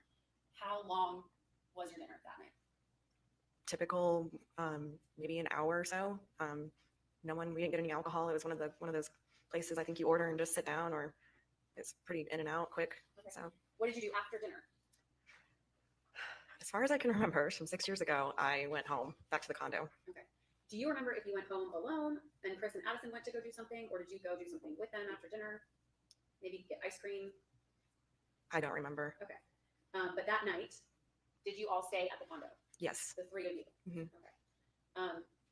Was it typical for Addison to sleep with you when she came to stay? Yes. Okay, why is that? We just had a king size bed, and I don't know. She just liked sleeping next to me Where would Chris sleep? in the other bedroom. In the other bedroom? Mhm. So the next day was the 4th of July. Peachtree Road Race was happening. Mhm. Did you get up and go watch the Peachtree Road Race? Yes, I remember waking up. It was maybe 8, 7, 8, 9, somewhere in that time, maybe around 8. And we walked up because we lived in Buckhead, so we lived off Peachtree. So we walked up and watched the race go by, handed out waters and drinks, and watched everyone. Who's we? Addison and I and Chris was kind of, I can't remember exactly, but I don't think he walked up with us at first, but he was there. He was there, and maybe you guys met him there. Right. So we're on the 4th, the morning of the 4th. After the Peachtree Road Race, do you remember what you guys did? No, I really don't. I want to say we went to the pool. Other than that, there's really nothing that sticks out was any different than any other 4th of July. Sure. When you were at the pool, was it you, Chris, and Addison? Yes. Did Chris and Addison leave at any point? I really don't remember. Do you remember you and I talking about those days Yes. on Zoom? We met. Yes, chatted yes, on Zoom? yeah. Okay. And did I tell you what to say or anything? How to answer questions? No, Okay. no. And we talked about in 2018 on the 4th of July, Chris taking Addison to the farm. Right. Did that sound? Yes, because Ella was there and she wanted to go up there too. Ella was up north by the farm. Somewhere up there. Somewhere. Okay, and that's okay that you don't remember all these details. Yeah. So, do you remember, was it afternoon, evening, nighttime when Chris and Addison went up to the farm? I believe late afternoon, possibly into the evening. How long were they gone? Not long, it was maybe a 45, 50-minute drive from Buckhead up there. So about whatever, double that. I'd imagine he dropped her off and said hi to someone or came right back. Chris came back? Yes. Was Addison with him? No. So then what did you and Chris do when he came back? We hung out with our neighbors where we lived and just shot off some fireworks. They shot off some fireworks in the parking lot. That was it. Stayed around our condo. Did Chris ever leave again that night? On the 4th? Yes. No. Did he leave the house the night of the 3rd? To drop Addison off? After dinner, did he ever leave again? Not that I knew or heard or. Mm-mm. So on the 4th, you guys just went to bed. Yep. And then, did you have to work the next day on the 5th? Yes, I remember that. So what happened on the 5th that stands out in your mind? Did you get a phone call? Yes, so I was at work and it was about 12:30, give or take. And Chris called me, and all he said was, "You have to come to the farm right now and get the girls." And what did you do? I said, "Is everything okay?" And all he did was repeat the exact same sentence. And I said, which was, "You have to come to the farm and get the girls." And so I left. I told my boss at the time I had an emergency. I have to go. So drove up there, was extremely worried and crying, and called my mom and told her, wasn't sure what was going on. And I got a text message that said, "My dad is gone." And From who? from Chris, as I was exiting off 400, and I just started crying. And I got to the farm, and there were tons of people everywhere. And my only focus, I was driving my Camry, my only focus was just to protect Ella and Addie and make sure Chris was okay. And I had no idea what was going on. I don't think he knew either. He was visibly shaking. He was so distraught. Chris. His voice was shaking. He was just in shock, I could tell, in complete and utter shock. I had no idea what had happened. So all I did, I took the girls, and Ella and Addie were sitting there. Addie was very quiet. She didn't have her phone with her. Ella kept asking, "What's going on? What happened? Why won't anyone tell me what happened?" And then that's when Kendall Lee called me, the girl's mother, and talked on the phone with Ella, and explained. She wasn't on speaker, but I still heard her. Said, "Ella, Big Daddy's no longer with us." And Ella sat there. And at this time, we had kind of pulled over off the driveway. And Ella just said, was on the phone, said, "Okay." And after that, I really don't remember what we talked about, but I took them back to Buckhead to our condo. And from that day forward, when they were here, I just wanted them to have a normal, be kids. And we took them to Main Event. We took them to just things like that, Cheesecake Factory. And I just wanted them to get away from all of that and not have to worry about that and enjoy their summer. And unfortunately, they couldn't really be with their dad because he was having to deal with all of this. So Did you also bring Cameron back with you? yes, yeah, she To the came. She condo? came with us too. So after that, did you see Melody again? Yes, When? I'm trying to remember. She was in our condo unit in the hallway. I don't remember why or which day, but she gave me a hug and was hugging the girls, and that's really all I can remember. I don't know why, the circumstances, who was doing what. Sure. Did she say anything to you that stood out that time? She said, "I can't believe this is happening to our family," and it was just a very weird feeling. Ever since I picked the girls up and had been, I don't know, it was just a weird feeling. It's just something did not sit right overall, just with everything. Did Melody ever confront you and Chris about money, owing her money? Yes. So after everything not calmed down, but I think about a couple weeks later, she started text messaging me about bills that Gary had paid for, like our Comcast bill at the time. Did I know about them? And I said no. That was basically it. And it was things that she was saying, I can tell you more, I can show you more, and show you what's going on, or something like that. I don't remember the exact wording, but it was things like that I just wanted to avoid and get away from. I just did not want to be involved unless I needed to. When you and I met, you had some information that you thought people needed to know, but you didn't get the opportunity to say back in 2018. Is that a fair statement? Yes. Okay. So I sort of just asked you, okay, what is that information? So at any point, well, let me ask you this. In the weekend prior to the first week of July, so June, was it Gary's birthday? We were celebrating his birthday and Father's Day, I think, all kind of on that, whatever day we were there, Saturday or Sunday. Okay, so prior to? Yeah. It was late June. Late June. And at that gathering, I will say, did you and Melody hang out with each other and converse? I mean, not specifically to be alone, but we were, I don't remember where. I think we were walking outside in the basement, towards the basement, the double doors out there. So I think, I want to say there was something in the kitchen that maybe was redone or remodeled, or there was something new down there that I was looking at, or she wanted me to look at, I think. I can't remember why, but. And what stood out to you about that encounter? Well, I walked down there, and the whatever credenza, I don't remember exactly where, but she opened the drawer and she said, "This is my granddaddy's gun." And I said, "Revolver." And I said, I don't even remember what I said because it was so, I don't know why. I don't know why, but I just kept moving on. So And when we met, I showed you a couple of photos. What room in the house was this? this was the first room when you walk down the basement. And when we met, I showed you a couple of photos so you could identify. May I approach the witness, Your Honor? Okay. I'm showing you states Thrasher 45 and defense exhibit Thrasher D1. Are these similar to the images that I showed you?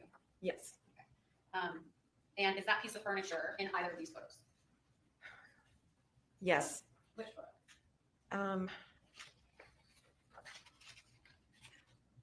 I want to say this first one, the kitchen to the left. Is that Thrasher 45? Yes, Okay, Thrasher and we're 45. gonna Publish that one real quick so you can. Okay.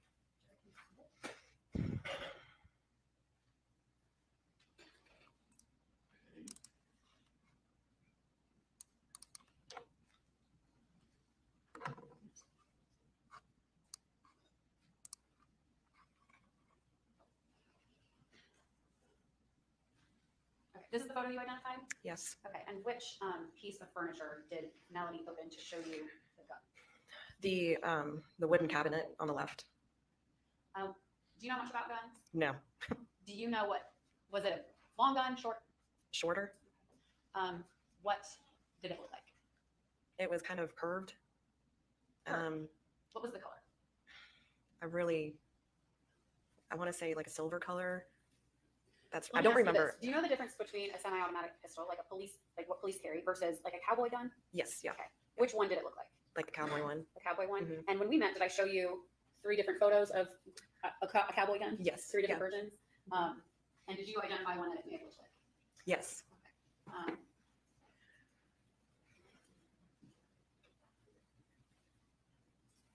At this time,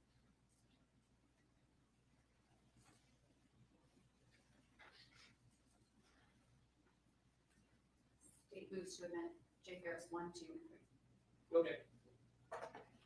John, I'm gonna Alright, show you're- you. We can go out. But Right. We'll go with that later. All right. One of them is We'll do it later. yes. That is fine. Okay, this is one that I showed you. Mhm. And I'm gonna keep them all up here.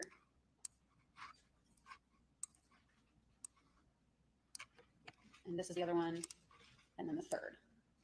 Is that accurate? Yes. Okay, let me see if I can get that third one up here. Okay, and you identified one when we met. Whoops, here we go. Out of 1, 2, and 3, which one did it look like? I really don't remember which one. So when we met, you had sort of mentioned it looked like J. Farris 2. Would that be accurate? Mhm. Again, do you know much about guns? I really don't. Do all revolvers may look the same to you? I didn't even get a great look. And correct, yes, I really have not ever handled any or been around them ever. Have you ever seen this gun before? No. Did you ever see it again? No. And law enforcement, you didn't get the opportunity to tell law enforcement about this. Is that fair? No. And I was never contacted. Was the family, did you and Chris have conversations about talking to the police or not talking to the police or anything like that? It was just mainly him keeping in touch with the detective, and once he was off the phone, he would just update me on what the news story, or not news story, but what happened, what was going to happen, what the next steps were. But there wasn't anything that we discussed that wasn't already out there. That's all I have for you. Thank you. Thank you. All right. Looks like a good time to break for lunch. Let's go for. Y'all be back at 20 after, so we can be up and running by 1:30. All right.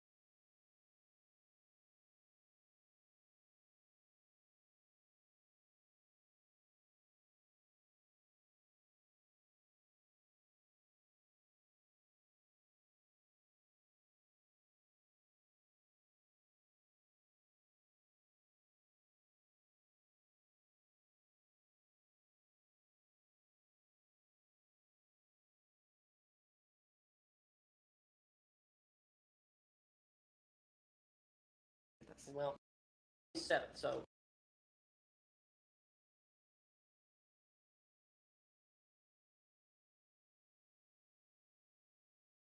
George back in? No, go get our witness. All right. I went around that way.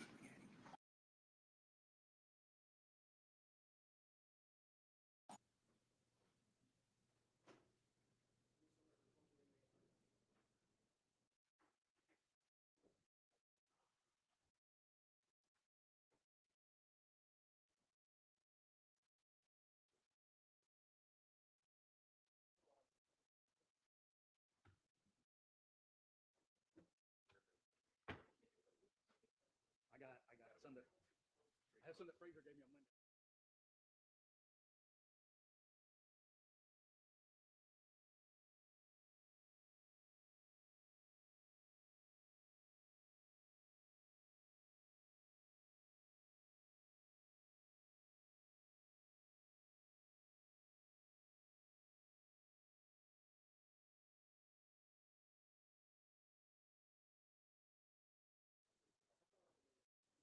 They didn't say she was going to be in the gazebo.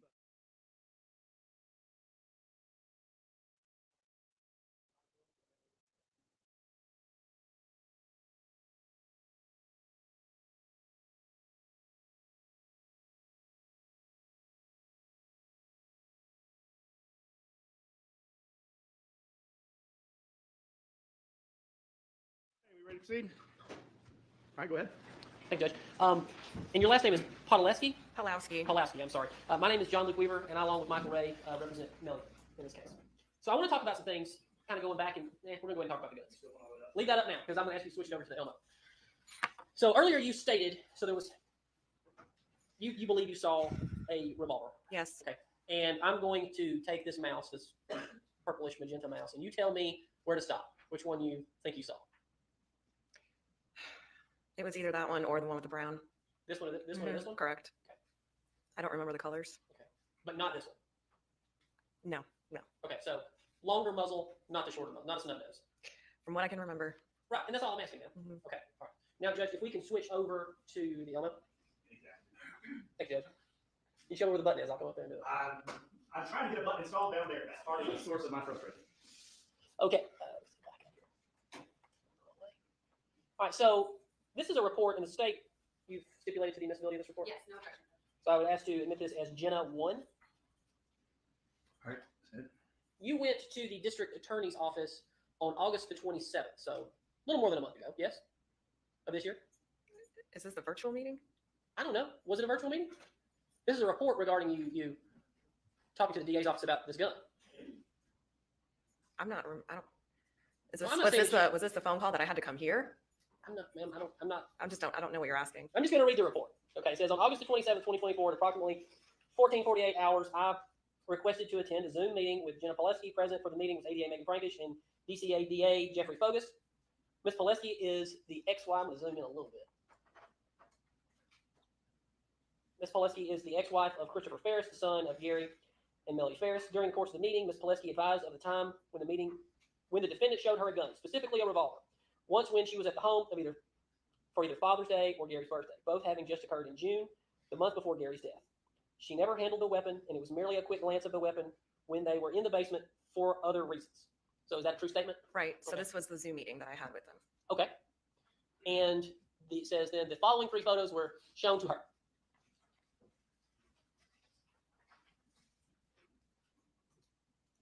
And of the 3 weapons shown, and without certainty, she identified the black metal and wood-handled revolver as the one that looked most similar to the gun Melody showed her in the basement. Okay. Okay. And then you noted that there was where the gun was located in the basement, which I believe there was a picture of earlier. A picture of Where you think you found where you were when you saw the gun? in the basement. In the basement. Right. So, do you find it interesting that you never told anybody about a gun in the basement? Nobody ever called me. Nobody ever called you on this case. You never were interviewed? I was interviewed shortly after. Sure. At that time, it was a week after this had happened, and my main focus was taking care of those girls and making sure they were okay and going into good wife mode and being there for my husband at the time. I really didn't think about anything else other than protecting them and being there for them. All right. So, you were interviewed. You remember that? over the phone. over the phone. Do you remember anything about that interview? We talked about where Chris and I and Addie ate dinner. Do you remember telling them in that interview that you slept with Addie that night and that Mhm. Chris slept by himself? Yes. Do you also remember in that interview telling the police that you and Addie met Chris out at the Peachtree Road Race? He texted you. No, I don't remember those details. Your Honor, I've got to play the recording, if that's okay with you. We don't have a transcript of it that I know of. Is testimony she's on? That's what she testified to. She doesn't remember. Your Honor, at this time I would admit, how long was the video, Michael? Or the recording? The whole audio recording is 20 minutes. I think it would be best to play the whole recording. No, not to refresh her recollection of, I mean, how much have you wanted to ask her? You got the timestamp on the question? For the road race, you're probably looking at. Hey, why don't you ask her all the other questions you want to ask her about the interview and see if she remembers any of that, and then we'll go from there.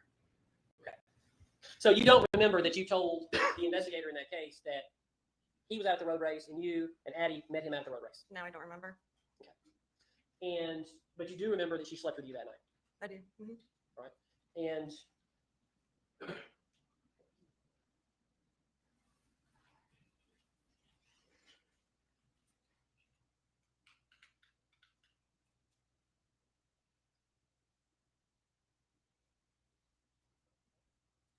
but in that interview, you also stated that he couldn't have left. How would you know?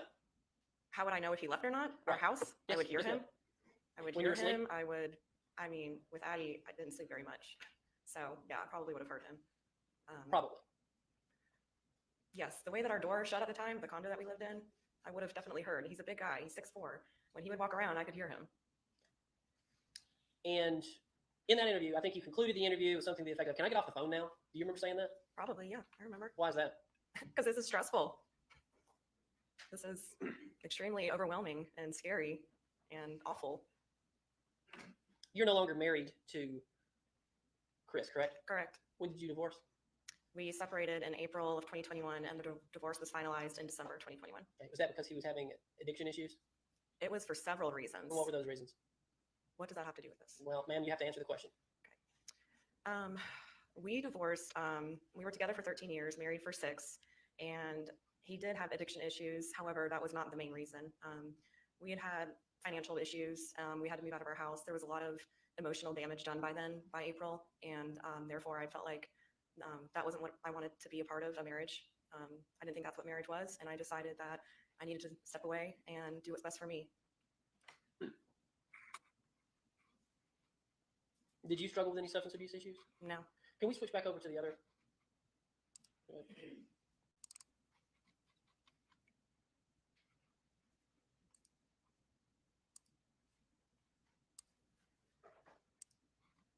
I learned a lesson.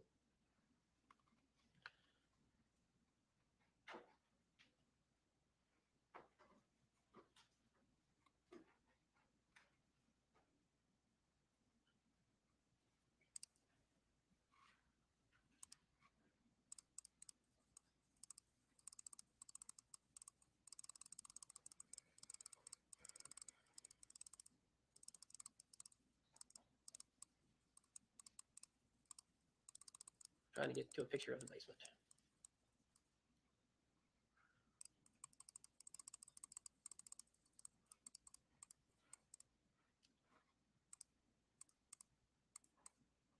So this bar, you're saying this piece of this furniture right here is where you saw the gun. Mhm. Now, do you see the gun above the door here? Yes. So you're talking about a historic gun that was Miss Walker's or Mr. Walker's gun, grandfather, her father, Chris's grandfather's gun, correct? That's the story you told.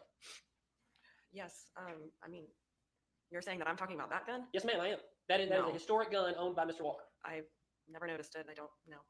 Don't know it. So don't you find it unusual that you didn't bring this story up to anybody for 6 years until August of 2024? No, because when I divorced my husband, my ex-husband, no one had contacted me about any of this, and I didn't think that my role was important in anything. Did Chris ever promise you any money? Of course, if Melody gets convicted, then he would stand to inherit quite a lot of money, that you would get a lot of money. No, Did Chris ever tell you that he saw a revolver at his parents' house in 2011, 2012, not that I remember. No, and that it was a silver revolver, no, a snub nose revolver I don't know what that. with a white handle? I don't know what that is. Are you aware that Scott Farris says he found a revolver in this drawer No. that looks nothing like any of the revolvers that you've described? Okay. Your Honor, would this be an appropriate time to play the brief snippet? Hey, I want to handle it. I want to send the jury out and do that. It won't take, I mean, All right, y'all step out.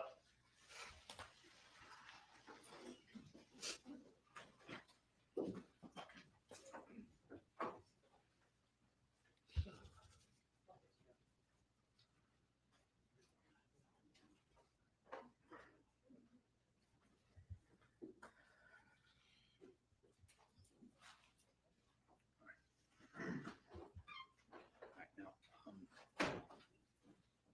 I know we have a couple of jurors who are trying to get their steps in, but when we're doing stuff in the courtroom while they're back there, they need to stay in the jury room, not hallway. All right. What? What? No, I mean, it needs to go. just like USB input that we can put it in. Oh, here's one. Yeah, there's a HDMI cable that you can access. I can switch it to Mr. Ray's laptop. Well, you can, if you want to try it with the mic, if you can hear it from there, that's fine. I don't care. You gotta push that button on the rack to 1. Yeah.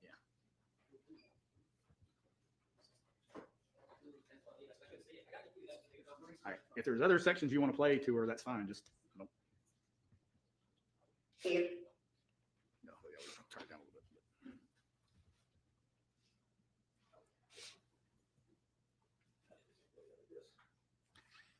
Yeah. Oh, now if you have the USB, if you have it on the hard drive, then you can plug the hard drive into the other computer. I had pulled up to the. Right. Yeah, I get it. I know. Hi, this is Derek returning your call. Thank you so very much, ma'am. I sincerely appreciate it. And I'm sorry Yeah, no that I didn't have, I wasn't sure if I was. Let's see, fourth. That's the part we're going to talk about. Yeah. First, you have to remember. Um, I wake up, that's probably the best place to Like 9 or 10, about 9 or 10. Chris was up around 9, I would say, possibly earlier, but I didn't wake up till 9 or 10. And he walked up to go watch the Peachtree road race because we live right around the corner, down the street from it. And he text messaged me to bring Addie, so I got up, walked the dog with her, walked her up there, and then I came back. And hold on, let me read through here. Okay. That's it. Is there anything else you're going to want to talk to her about That's it. on there? Anything the state's going to want to ask her about that you want to refresh her memory with? I don't think so, Judge. Okay, well, now ask her that. See, now you got to ask her if it refreshes her memory. Well, we can do that. Well, let's do it here first before. Does that refresh your memory? Yeah. Mm-hmm. All right. I can ask her further. All right, bring them back in.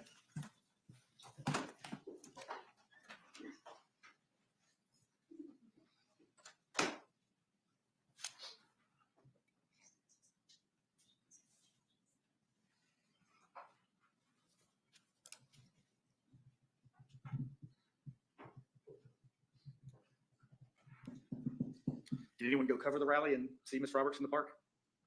No one did double duty for, okay, what have you did? Okay. There was, they opened the Democrat Party headquarters, and so they had her and Stacey Abrams and some other notables in the park.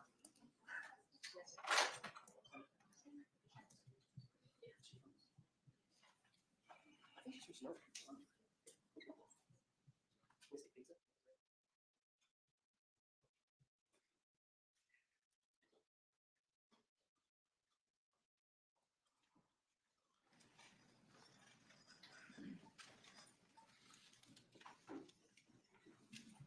All right, so Weaver, go ahead. Mr. Pelosi, we refreshed your memory with a recording that you had with Detective Kuykendall back in July of 2018 on this break. And now I'm going to ask you the question again. Do you remember that Chris was already out at the Peachtree Road Race and that you and Addie came out about 9 or 10? He texted you Yes. Mhm. to come Yes. out to the Mhm. race. So that means he was alone from bedtime all the way up to 9 or 10. He was at our condo. Well, he was also at the race. Do you know what time he went to the race? Probably around 8, I would guess. But you don't know I don't know exactly. because you slept in, yes? Correct. All right, so you don't know when he left that apartment that morning. He texted me when he did. He texted you to come out. Mhm. He testified earlier that he was out there much earlier than 9 or 10. He was out there earlier. Yes, ma'am. I really don't remember the exact timeline. So what I said on the call is probably more accurate than what I'm trying to remember 6 years ago, because I've been trying to push this out of my brain ever since the divorce was finalized. So I've been making every effort I can to forget about everything.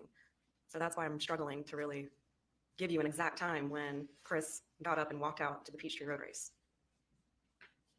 And Judge, that's all I have for this witness. Sweet, anything else? Jenna, did you know Gary Farris? Yes, Did you have the opportunity to see Chris and Gary around one another? yes, And did Chris love his father? yes. Would he have ever wished him to be gone? No, never. Did he ever express to you that he wanted his money more than his father? No, absolutely not.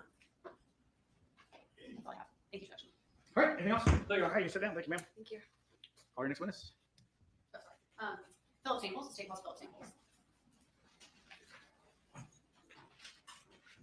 I'll just stretch. You want to get stretched again, but I'm going to.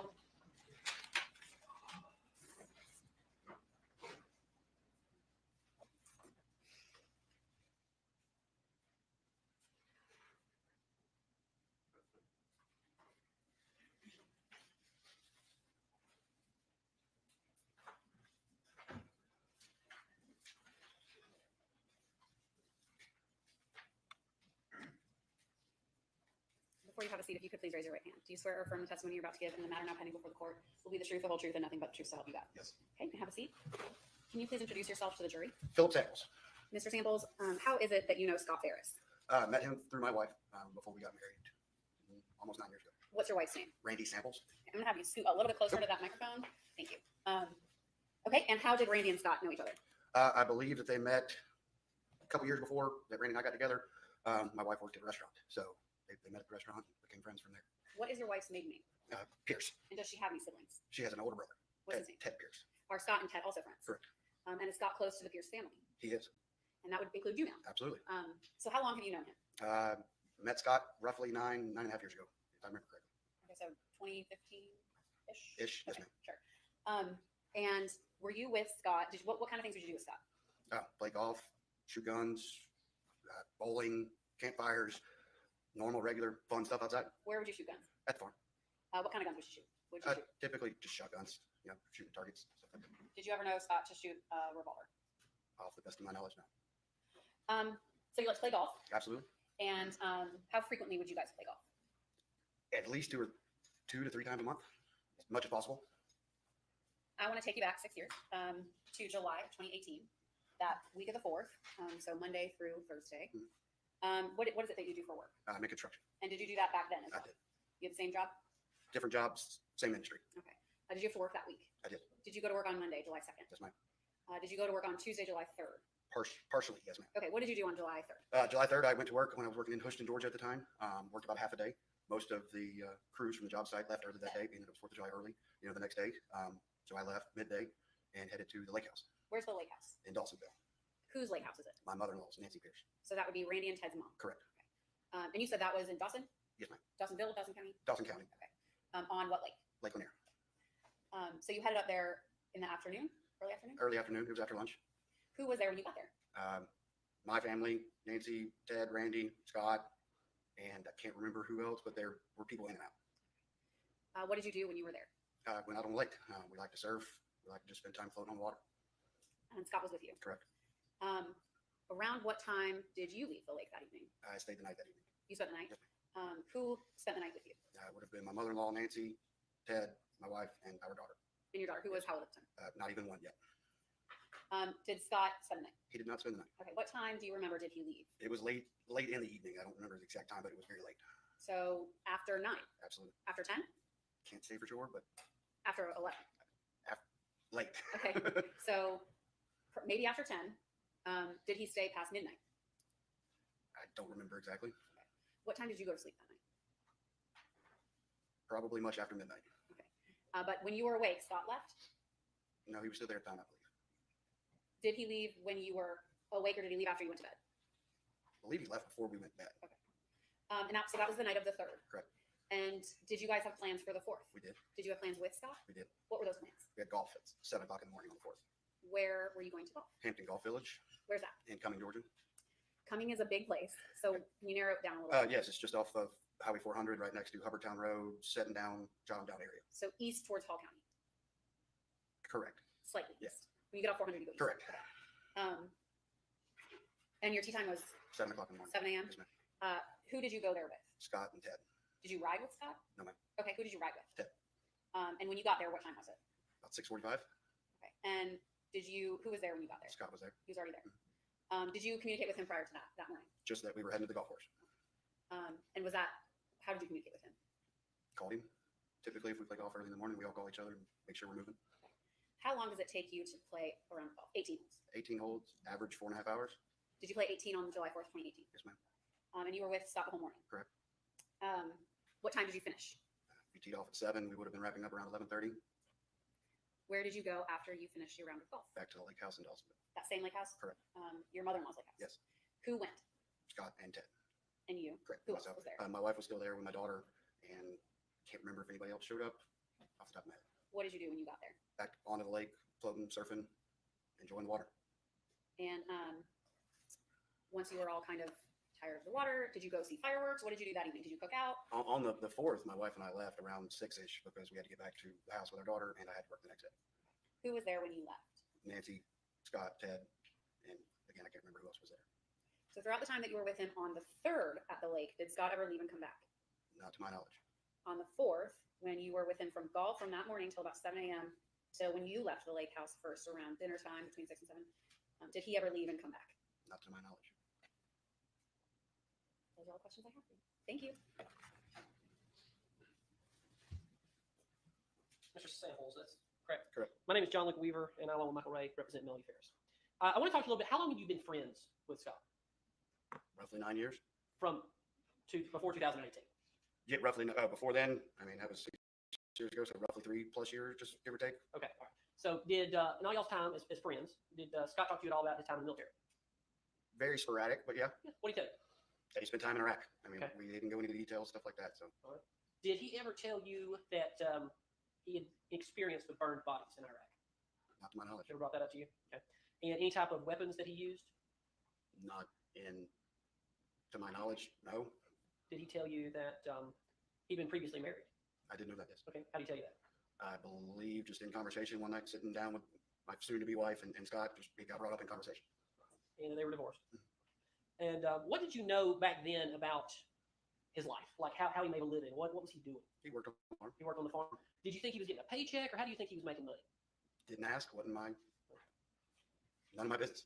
Were you aware that on the morning of the 4th, which is when you guys played golf, early tea time because it's hot, sometime you got to start early, right? Mhm. Okay. So y'all get there at 7, maybe even a little before. But are you aware that he had, for his round of golf, he had to use his father's credit card? Did you know that? I did not. Didn't see it. I don't pay attention to what people use. And y'all played golf. And well, let's back up. Let's go to the 3rd. That day, when did y'all play golf on the 3rd? I didn't play golf on the 3rd. When did you run into Scott on the 3rd? After I got to the lake house from work. Okay, he was already there. Yes. And what, if anything, what was his demeanor like that evening? Standard Scott. What is standard Scott? Happy to be around his friends. Happy to be enjoying the lake. So y'all were. How much did you see him drink that night? Not Couple much. beers. A couple beers. Any whiskey, any bourbon, Crown Royal, anything like that? Not off my top of my knowledge. No. No shots. You don't remember him taking any shots? If he did, I don't remember. Did y'all ever do that when y'all were at the lake? I do. Yes. Well, okay. But y'all been known to do that. Yes. But you did see him drinking alcohol the night of the 3rd. Yes. Right. And you don't remember a specific time when he left. I do not. The next morning when you get out to play golf with him, what was his demeanor like? Same as we always was. Happy to play golf. I mean, when we woke up to play golf and we met, we always were a little sluggish in the morning, and he was just the same as the rest of us. So he was a little sluggish, just like you guys? Tired. You could tell he was tired. No, just same as the rest of us. So, which was tired? You said sluggish. Yeah, we're 6:45 in the morning. We're all sluggish. Then y'all went to the lake again that day. Correct. Did he drink? Best of my knowledge, I don't remember. Now you went. You testified earlier that you guys had been out on the farm shooting. Right? Were you ever in a Facebook video with him where you guys were shooting what appeared to be an AR-15, and then you start shooting some sidearm? Was that you? Not that I know of. Okay. I don't recall ever shooting AR-15 over there. All right. When you guys were shooting, was it along the back? What part of the property were you guys on? Behind the barn, Behind the barn? where Scott lived, yes. And did you? What would you guys do? How would y'all shoot? Shoot at targets. Would you do any like kind of tactical movements as you did that? Absolutely not. Absolutely not. Y'all just standing there shooting targets. Yes. Tell me about Scott. How was he a good shot? Is he a good shot? Average. Well, okay. Explain why he's an average shot. He didn't shoot much better than me. All right, and you would define yourself as an average. Absolutely. And the type of guns you guys would use. What would you bring your own? Would you use Scott's? Bring your own. All right, what'd you bring over there? I would have brought my dad's rifle, I believe, if I remember correctly. And any handguns? I didn't own a handgun at the time. Did Scott? I believe so. And did he shoot with a handgun while y'all were there? Possibly. I don't remember exactly what everybody was shooting. Was there a lot of people over there shooting while you were doing this, or just you and Scott? No, 10 people or so. 10 people or have so? a campfire here, at night, just shoot and hang out, eat. How often would y'all do that? It was sporadic, every couple months or so, once a month, just depending on what everybody's schedules was. And everybody back then, y'all were in y'all's mid-30s? Yes, sir. So now everybody's kind of early 40s, but back then mid-30s, mid to late 30s. Roughly. So y'all get together every couple of months, go out to the barn, shoot, drink, have a bonfire, things like that. We only shot once while I was there. The rest of the time, it was all riding horses, campfire, cooking out, spending time with each other. Your Honor, I may have a moment.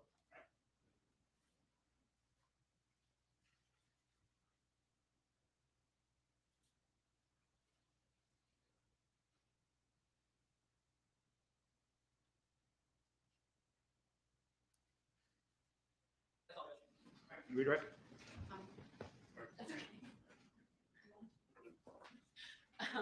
No. Thanks, sir. All right, Cody, Farris. Take off Farris.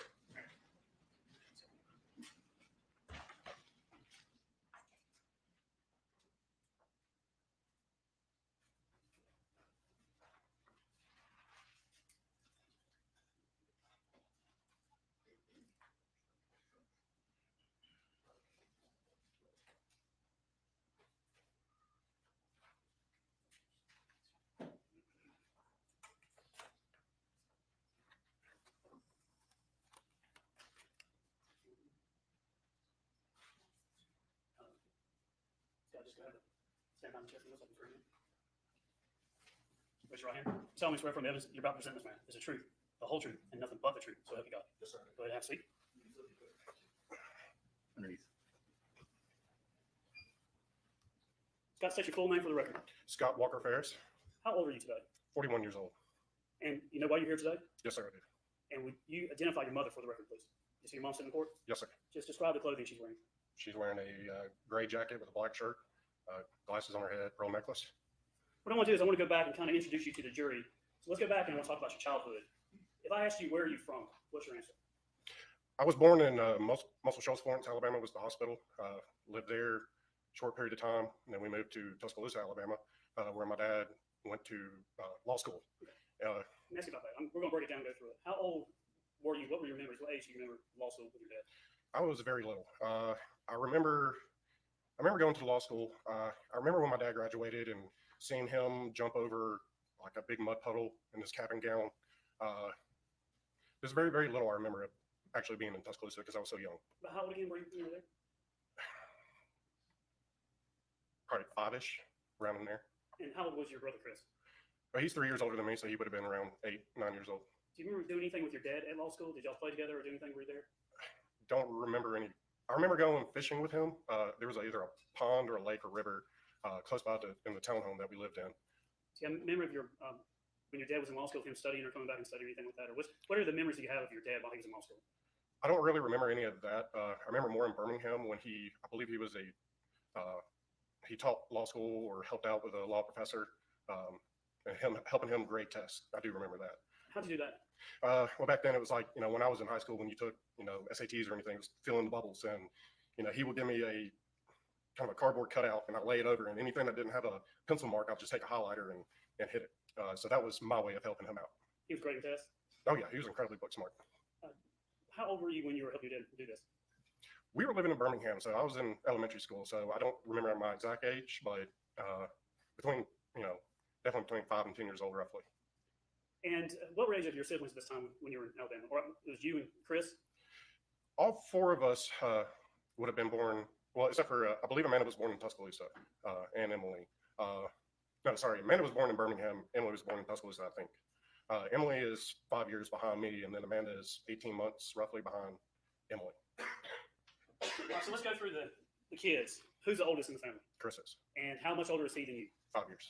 No, And sorry, then- sorry, 3 years. 3 years, and then it's you, and then who's after you, below you? Emily, Okay. What's the age difference between you and Emily? about a 5-year difference. And then Amanda's the youngest. Yes, sir.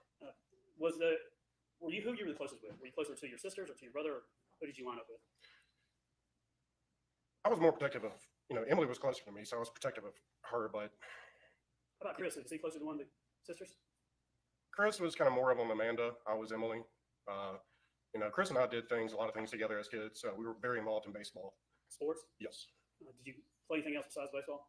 At the time, no. What kind of things did you do for hobbies and things when you were young? A lot of fishing. And how about your sisters? What type of things would they do? Played with Barbies. As you've gone through this entire event, the murder of your father, how is there division among the kids now? Chris, Emily, and I, we're all together. Amanda turned on us. Did things get stressful, tense after the death of your father? Oh, yes. I mean, our whole world got wrecked. Do you talk to your sister Amanda much anymore? No, I do not. How about your other siblings? Yes, I talk to them at a minimum once a week, roughly.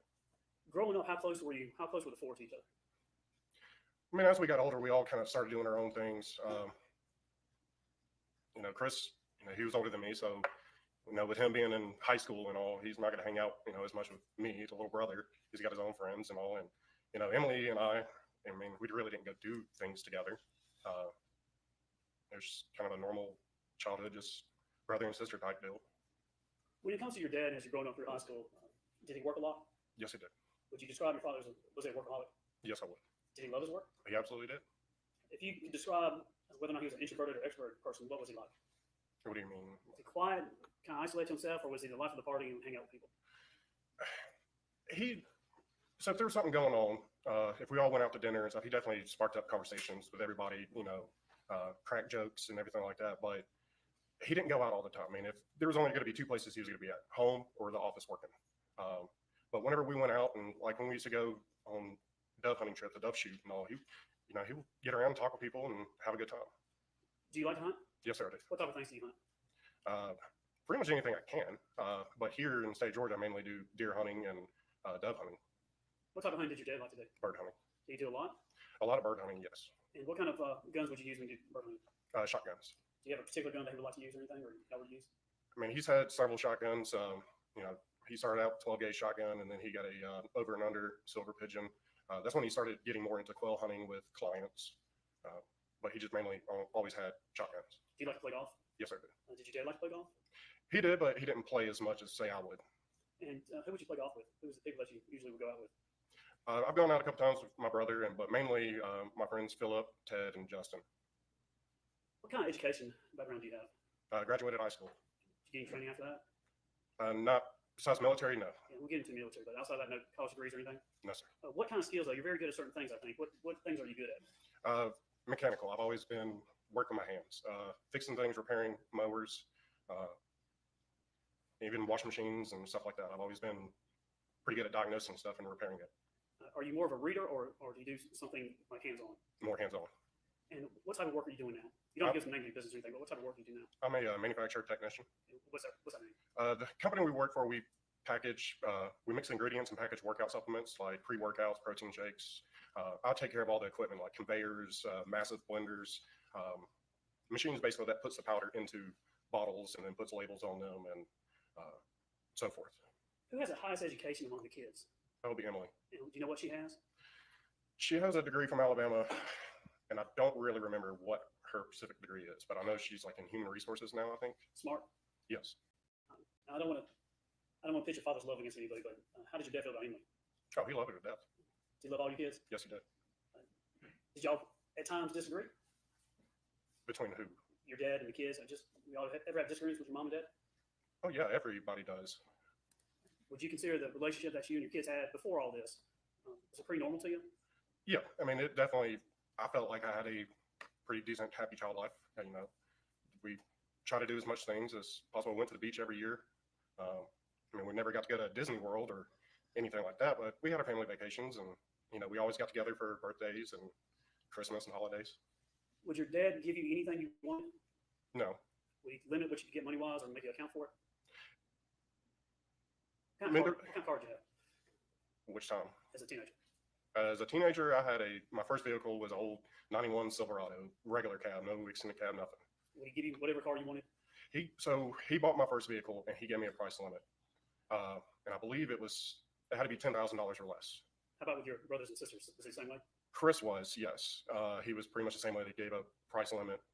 Emily, he kind of flexed more on. And then Amanda, she got a brand new one. So as it went down, it got more generous? Yeah. Now, when you were in Alabama, do you remember moving from there to Georgia? Yes, sir, I did. How old were you when that happened? Well, I just completed elementary school and I was going to be starting middle school here. So is that seventh grade or what grade is that? Eighth grade? Sixth grade, I would Sixth start here.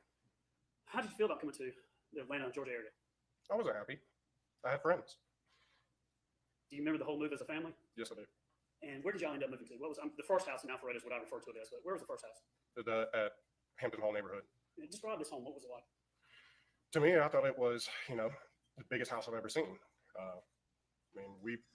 Growing up, we either lived in a townhouse or an apartment. Our first big house was in Birmingham. Thinking back now, it's, probably no bigger than the house I live in now. But when we moved there, I thought this was, very nice house, very large. What stands out about the house for you? What do you remember? That I finally got my own bedroom. So I shared a bedroom with Chris up until we moved to Atlanta. Financially, your father, was he doing better as he came from Alabama to Georgia? Yes, When y'all started out, he was in law school and all that. He was not making as much money as he eventually made. I assume so, yeah. Back then I really didn't look at, how much money my dad was bringing in. Did things get bigger though and more expensive or I guess better things in some ways? Was the house a nice house, your first house in Alpharetta? Yes, it was. I noticed my dad liked to do projects. So we were able to do a lot more projects. We did projects at the old house too. What do you mean by projects? What would you like to do? Tear down a deck and build a new one. I remember doing that in the house in Birmingham and building a tree house in Birmingham. And when we moved to Atlanta, there was a lot of projects. Backyard, any yard work, just improving the house. Two-story house, the first house? Yeah, it's 3 stories if you count the basement. So you had the basement, the main floor, and then the top floor. How about the backyard? How big is the backyard? Where you actually used it wasn't, if I had my back against the wall of the house, the fence would have been up a wall at the back of the courtroom. But the property extended past that, but that was woods. Or some woods and stuff like that? Yes, sir. I'm going to ask you talk later on about, but at some point did your dad set the woods on fire there? Yes, I do remember that. I want to go into now and talk about, as you got older out of high school, at some point, I guess, did you have several jobs or before you went into the military? Or what were you doing before you went into the military? And what age did you go to the military? Well, in high school, I was on work program. So I got to get out of school right after lunch. I worked for Jiffy Lube. I was taking automotive in high school. Started working there. Once after I graduated high school, I moved out to working for other mechanic shops like Tires Plus and American Service Station.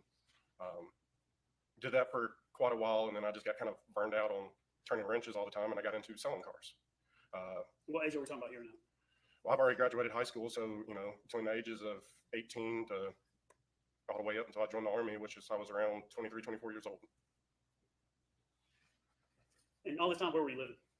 At my parents' house. I moved out for a while, lived with some friends, and made bad decisions, and partying too much and all, and wound up moving back home. And then that's when I started getting into selling cars. So you were in your 20s drinking, partying a little bit? Yeah, I was being your typical. Sure. And then at some point, you decided to go into the military? Yes, sir. And which branch did you go into? I went into the Army. And when you went into the Army, do you remember how old you were and what was going on at that time? So when I joined, I started joining around 2007. It took me a little while to actually join because I had to lose some weight to be able to get in. But I remember, after I graduated basic, I turned 25 years old. So. Where'd you get, you were in the Army, is that right? Yes, sir. Where'd you go to basic at? Fort Benning. And what do you remember about that experience? Most challenging thing I ever put myself through. You proud that you did that? Yes, sir. And what did you do in the Army? Infantry. And what does that mean? Tell us, if we don't know what that means, what does that mean? If anybody's ever joined the military, especially the Army, we're called 11 bang bang, bullet catchers. All right, say that one more time for me. We're called 11 bang bangs, bullet catchers. Okay. I fought on the front line. And at some point, did you have to be deployed and overseas? Yes, sir. I went to Iraq. And I'm not asking too much about it. You maybe ask some questions, but what I want to know is what year was that you went over? I went in 2009. I want to say it was April. How was your relationship with your mother, the defendant, at this time? Pretty much, normal to me. We got in arguments and, got in arguments, had our good days, had our bad days. You describe it as a typical relationship with your mother? Yeah, I mean, nothing really stood out of the normal. I mean, the only thing, I mean, I definitely remember the day that I told my parents I was joining the Army. When I told her, she just flat out said, "You can't do it." And then when I told my dad, he was like, "You need to become a sniper." That's what your dad said? That's what my dad said. Was he proud of you? Oh yes, he was a history buff, and biggest history he liked was war history. So he was. I do remember him telling me that he planned on joining the Air Force prior to my brother becoming pregnant with my brother. What do you want to do in the Air Force? That I don't remember. But it was the Air Force. Yes, sir. My grandfather, his dad, was in the Air Force. Now, when you had to fly, I guess, and go overseas, you probably went to an airport or something like that. Did your mom come see you off? Yes, she did. And did your dad? Yes, sir. Do you remember that moment? Yes, sir. And how was she with you at that time? Was she proud of you when she sent you off? Oh, yes. What were her emotions like then when you were going off? She was crying. I mean, she acted like a mother would be. How about your dad? That was the second time I've ever seen my dad cry.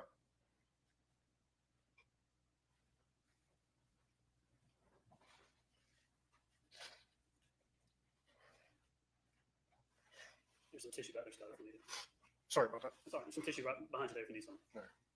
But yeah, I remember it very well. They both dropped me off at Atlanta Airport. I left Atlanta Airport and went back out to Fort Bliss, El Paso, Texas, What year was that you went over? 2009. And how long were you overseas? Just shy of the 1 year mark. I believe it was 10 and a half months I was over there. Did you see some hard things while you were there? Yes, sir. When you came back home, did you get out of the military? When you came back home, were you still in the military for a while? From Iraq? No, I actually re-enlisted while I was over in Iraq. And at the time, they gave out options. You could either go to, say, Ranger School or Airborne School, or you could choose duty station. I chose to go the route of choosing duty station, so I selected to go to Fort Benning, which I got stationed with 3rd ID. And how long, when you came back, did you stay in the military? I was released. My official last date was in 2013. 2013. Do you remember, was that before moving to the Purcell Lane property? Yes, sir. And or when you were in the military, infantry, they teach you how to shoot? Yes, sir. Teach you how to shoot rifles? Yes, sir. What type of rifles did you carry when you were in the military? The M4. And teach you how to shoot pistols? Very, very seldom. You didn't get a pistol as a sidearm as an infantry? No, sir. Mainly just the M4? So in the military, in the Army, the only people who had pistols were officers and MPs. But the rest of us, we had either M4s or you were a assault gunner, which that's what I was on that deployment. Assault gunner, so it was a machine gun that I was able to carry around with me all the time. Does that have anything to do with your size? Possibly. I mean, they weren't going to give Someone my size, that gun? I mean, you could carry it around. You wouldn't enjoy it. I didn't enjoy carrying that gun around with me all the time. How big are you? Currently, I'm 6'6", about 285 pounds. And what size was your dad? He was outgrew him and my brother by 1 or 2 inches, and my dad was anywhere from, I'd say, 290 to 300 pounds. So at the time of his death, around 300? Yes, sir. Was he a little bit short, just a little bit shorter than you? Yes. And when you were in the military and you got the training that you received, at some point did you just decide to get out and go do something else? No, sir. I actually was let go from the military for reduction of force. It was during the Obama administration, and they basically kind of did a lottery system. If you join between a certain time and you've done so many days of service, that's how you were selected. So on my DD 214, it says reason of separation is reduction in force. Now, let's talk about this secret marriage of yours. You know what I'm talking about? Yes, sir. Right.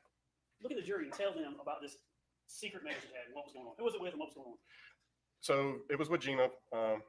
We both in process at Fort Bliss together. She was in the military as well. She did financing.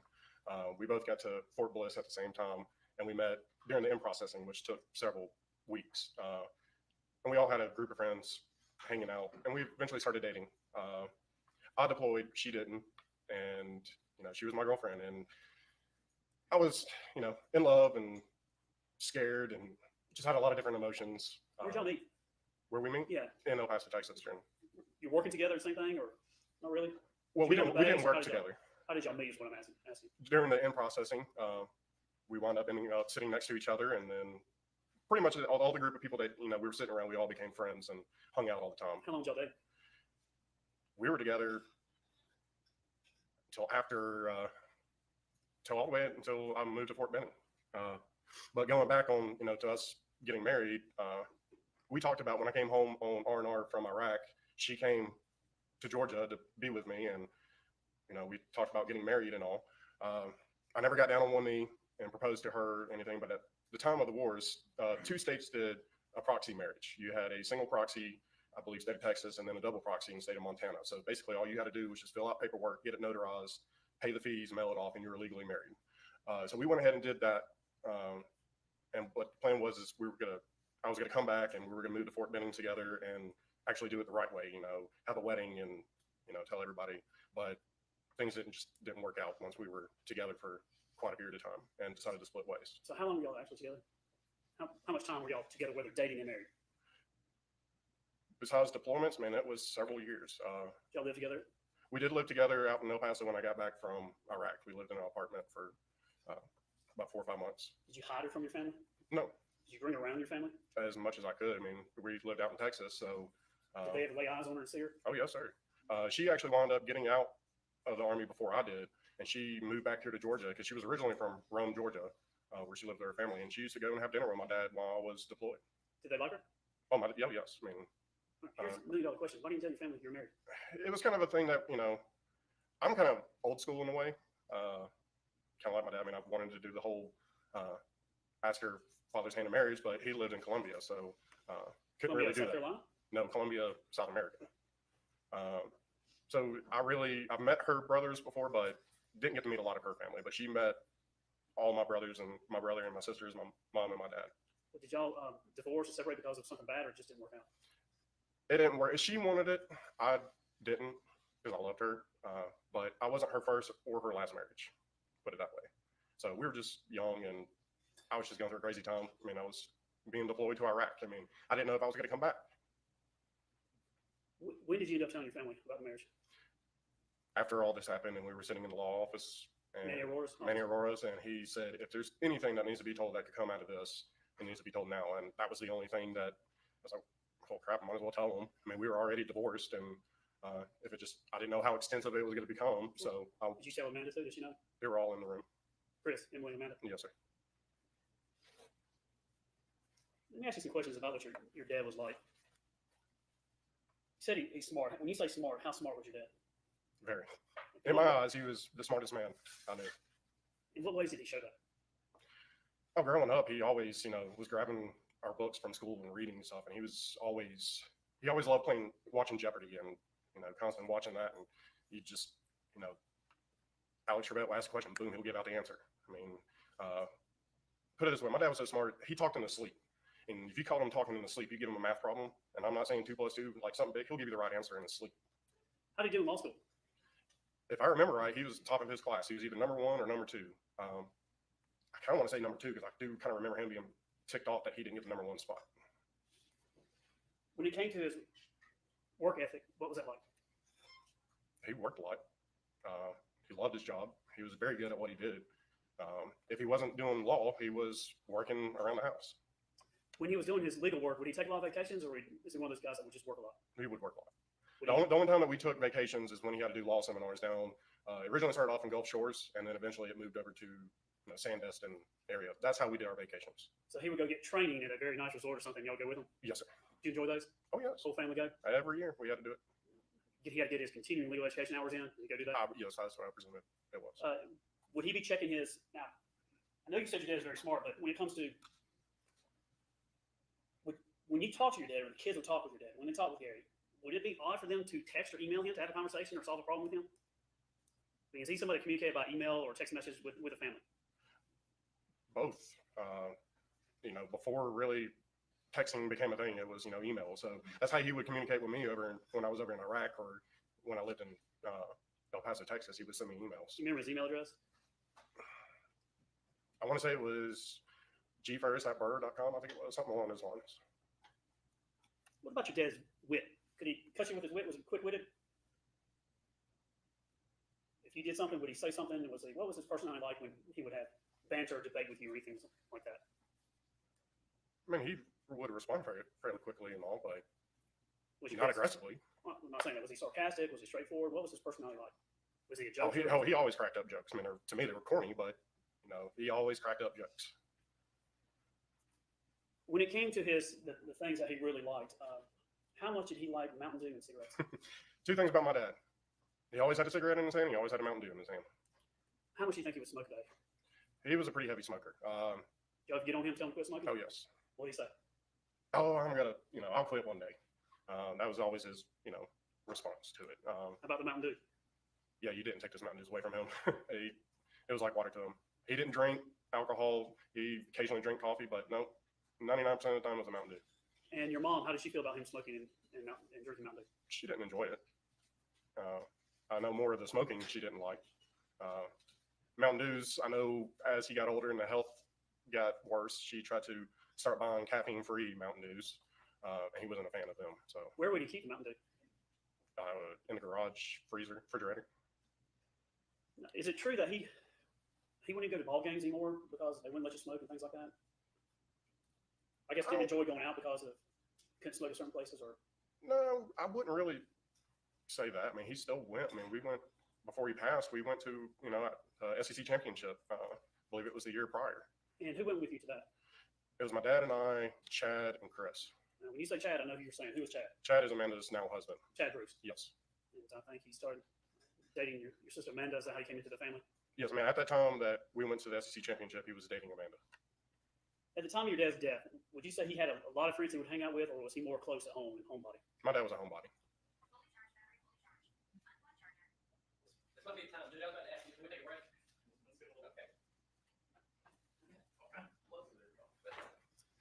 Would he have, to your knowledge, would he have friends though, or is he more just kind of around the family? He was more around the family.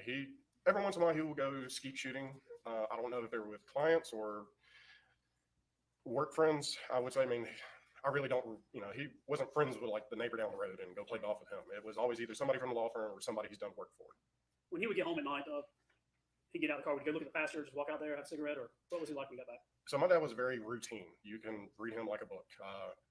He always, depending on traffic, there was a certain time frame he would always come home, and he would immediately come in, pull into the garage, grab a Mountain Dew, and go change clothes. And once he changed clothes, it varied. He would have either gone up to sat in the driveway and looked around and had a cigarette and stuff, or he would go straight down to the office and start working. The type of law practice that your father did, was it corporate law? Yes, sir. He wasn't doing divorce law? No, sir. He wasn't doing criminal defense law? No, sir. He wasn't doing anything, I don't want to say exciting. He wasn't doing anything dangerous? No. He worked in an office in Atlanta? Yes, sir. To your knowledge, did your dad have any enemies whatsoever at the time of his death? No. Did you ever see anybody that had a beef with him or a problem with him or anything like that? Absolutely not. Did you even see around the time of his death that anybody outside the family that he had even disagreements or arguments with, or something like a road rage or something like that? No. Could you think of anybody outside your family that wanted to do your father harm? No. Did he have concerns about someone doing harm to him that you saw at that time? Not to my knowledge, no. Your dad's health, he would have some things called spells. Tell me what that was. So, best way I can describe it was he would get very weak.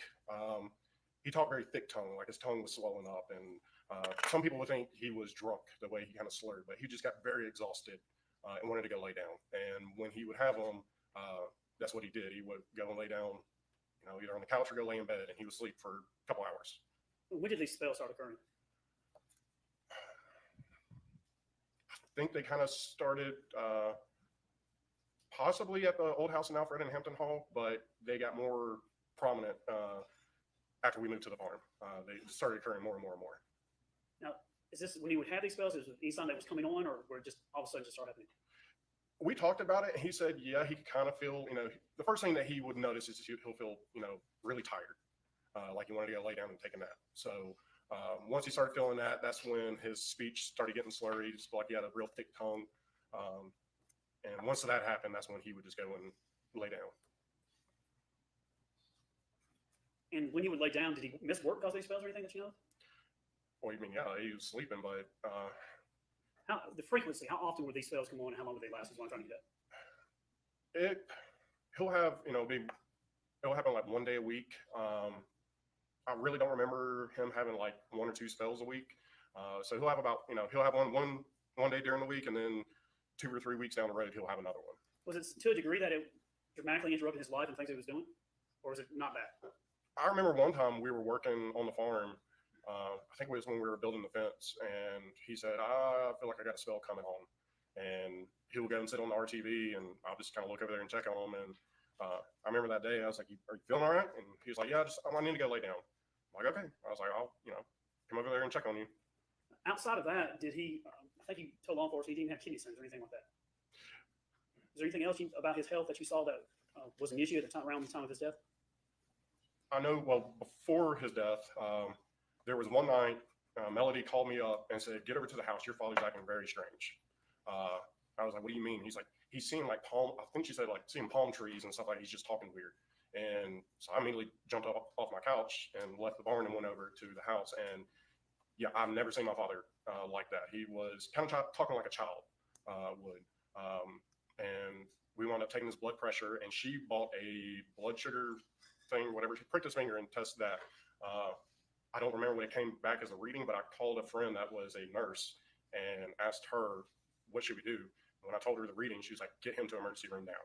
And we took him to the emergency room. When was that? I don't remember the exact date, but it was definitely within a year prior to his death. So it was fairly, Was that the last time? Was that when he was in the hospital? Was that possibly April, or was that something else you're talking about? that was probably it then, because it was within that same year of 2018. So it was just prior to his death, within a few months, I would say, but I really don't remember the exact date. Did your dad want to stay in the hospital? No. What did he do? Well, so we get to I remember we got him into the Sequoia. I drove, and we pull up to the emergency door there. Where'd y'all go? We went to I guess that's Northside Hospital in Forsyth, exit 14. Pulled up to the emergency door, and I looked at Melody. I was like, "Okay, take him in." She's like, "No, you take him in." I'm like, "No, I got to park the vehicle. Take him in. He's your husband. You know more of his medical history than I do. So, take him in." So she took him in. And then he was still very lethargic, I guess would say. He was, but he was starting to get better. And by the time, the doctor finally came in and all, he was kind of back to his normal self. And then they said they wanted to keep him in a hospital and kind of keep track of everything. And he stayed. They want to keep him just to observe him, or Yes. run tests, or what was it? Yeah, they were trying to figure out, because we brought up about him having spells and all this stuff, and he's been to the doctor. He went to his physician all the time. They thought it was a vitamin B deficiency and maybe a testosterone problem, or nobody could figure out what was causing these spells. And this was a bad one. I mean, I was worried for the way he was acting. So he stayed in the hospital, I want to say 1 or 2 nights, but he was back to his normal self before they even moved him upstairs. And did he check himself out of the hospital and come back home? Yes. Did you see him having any other symptoms after that? Or No, I did not. did he have to have surgery? No. Did he have to have any procedures? Not that I remember, no. Outside of just going to the hospital, nothing really from that? No, not that I can remember. Did he bleed at all during this? No. Did you see any blood coming from his throat or his mouth? No. Did you ever see your dad around this time or any this time cough and spit blood up? No, sir. Did you ever find bloody rags or Kleenexes, or the idea that there was some type of blood, or your dad's had some type of throat cancer or problems, anything with his throat? No, no. Was your dad suicidal? No. Did you see anything about your dad that made you think, my dad's got thoughts about hurting himself or killing himself or anything like that? Never once in my entire life. Outside of the spells, is there anything else health-wise that you think the jury should know about? The man had high blood pressure. Pretty much everybody knows that. It runs in my family. But yeah, I was always worried he was going to have a heart attack one day. That was my biggest concern, was him having a heart attack because of how much he smoked and, the amount of Mountain Dews he drank, and he didn't go out and run. Last time I ever remember my dad jogging is when we lived in Birmingham. So, Did your dad like to walk a long distance? No. He liked to drive the RTV? That RTV his butt was glued to it. You talk about your dad's, I think you could almost, I don't think he said set a clock by him, but write a book by him or something about his habits when he would come home. Would he do the same thing? His procedure, his routine was the same thing? Oh, yes. I mean, like I said, if you were around him enough, you would be able to pick up on his routine very quickly. He always did the same kind of thing every day. I hear you're a good cook. Is that true? Well, in the kitchen, Or like grilling, barbecuing? I could do some barbecue. I think your mom, did y'all buy near your dad's death, did y'all get a new barbecue or grill or something? Yes, I got for my birthday that year, I was asked what I wanted, and I said I wanted an electric smoker. Smoker, that's right. Yes. And did your mom and you use that to smoke something for the family or friends? It was my dad's birthday, I think it was, just prior to his death. Smoked a whole bunch of barbecue chicken. Now, on July 5th, 2018 is when you found the remains, and that's that Thursday. Was your birthday 2 days later? Yes, sir. So July 7th? Yes, sir. And when was your dad's birthday? Was it in June, the end of June? June 27th is his birthday. All right, so you have some cooking skills, grilling skills, things like that. How about your dad? Not so much. I don't ever really remember my dad grilling. He did when I do remember when he did it when we were younger, but once I got old enough to start cooking on the grill, I was the one who did it. Was your mom a good cook? Very. And did she do most of the cooking in the house? Yes, sir. When your dad wanted something to eat, food, whether it's breakfast, lunch, or dinner, who would cook it? When? What was his routine?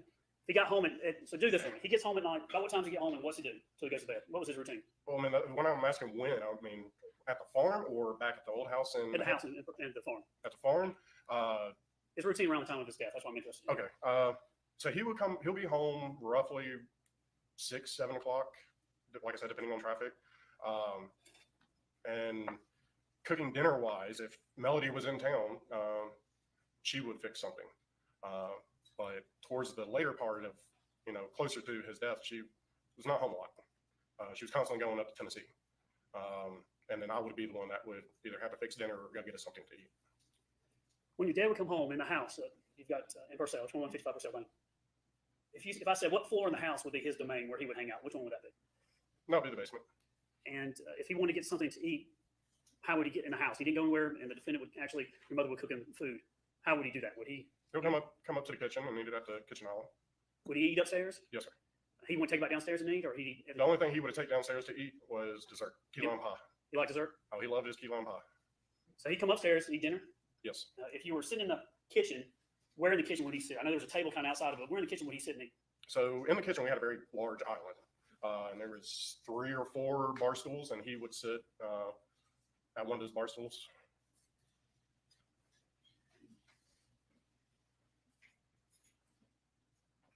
See this photograph here, fracture 72? Yes, sir. You were in this photograph, or is it a different one? No, it's so yeah, right there where your mouse is, that's where he would sit and eat dinner. How would he come up and just sit down? Would he eat with other people? Eat by himself? What would he do? Well, there was nobody else there. There's only If the defendant was fixing dinner or anything, would she eat with him or No. eat by himself? he would be eating by himself. Would you eat with him at all, or would you be doing something on your own? I would, if I came over there to cook him dinner or get food, I would go down to the basement and eat in front of the TV. My dad loved to read, so he would read while he ate dinner. What kind of things would he read when he's eating dinner? Leisure stuff, not law stuff, or would it be work? No, it would be history books or war books or whatever book he was reading at the time. We had a library or office in the house, and there's a lot of books in there, and that's what I do know a lot of his books were in there that he's read. When he was done eating, would he go back downstairs or stay up on the first level? He would pretty much go back downstairs. What would he do when he go back downstairs? He would go into his office and probably check emails and stuff and have cigarettes and just, kind of finish up a day for work. Judge, you mind if we can take a break right this one, if that's okay? All right, sounds good. All right, we'll take 15. And we'll stick to the 15 if I say that.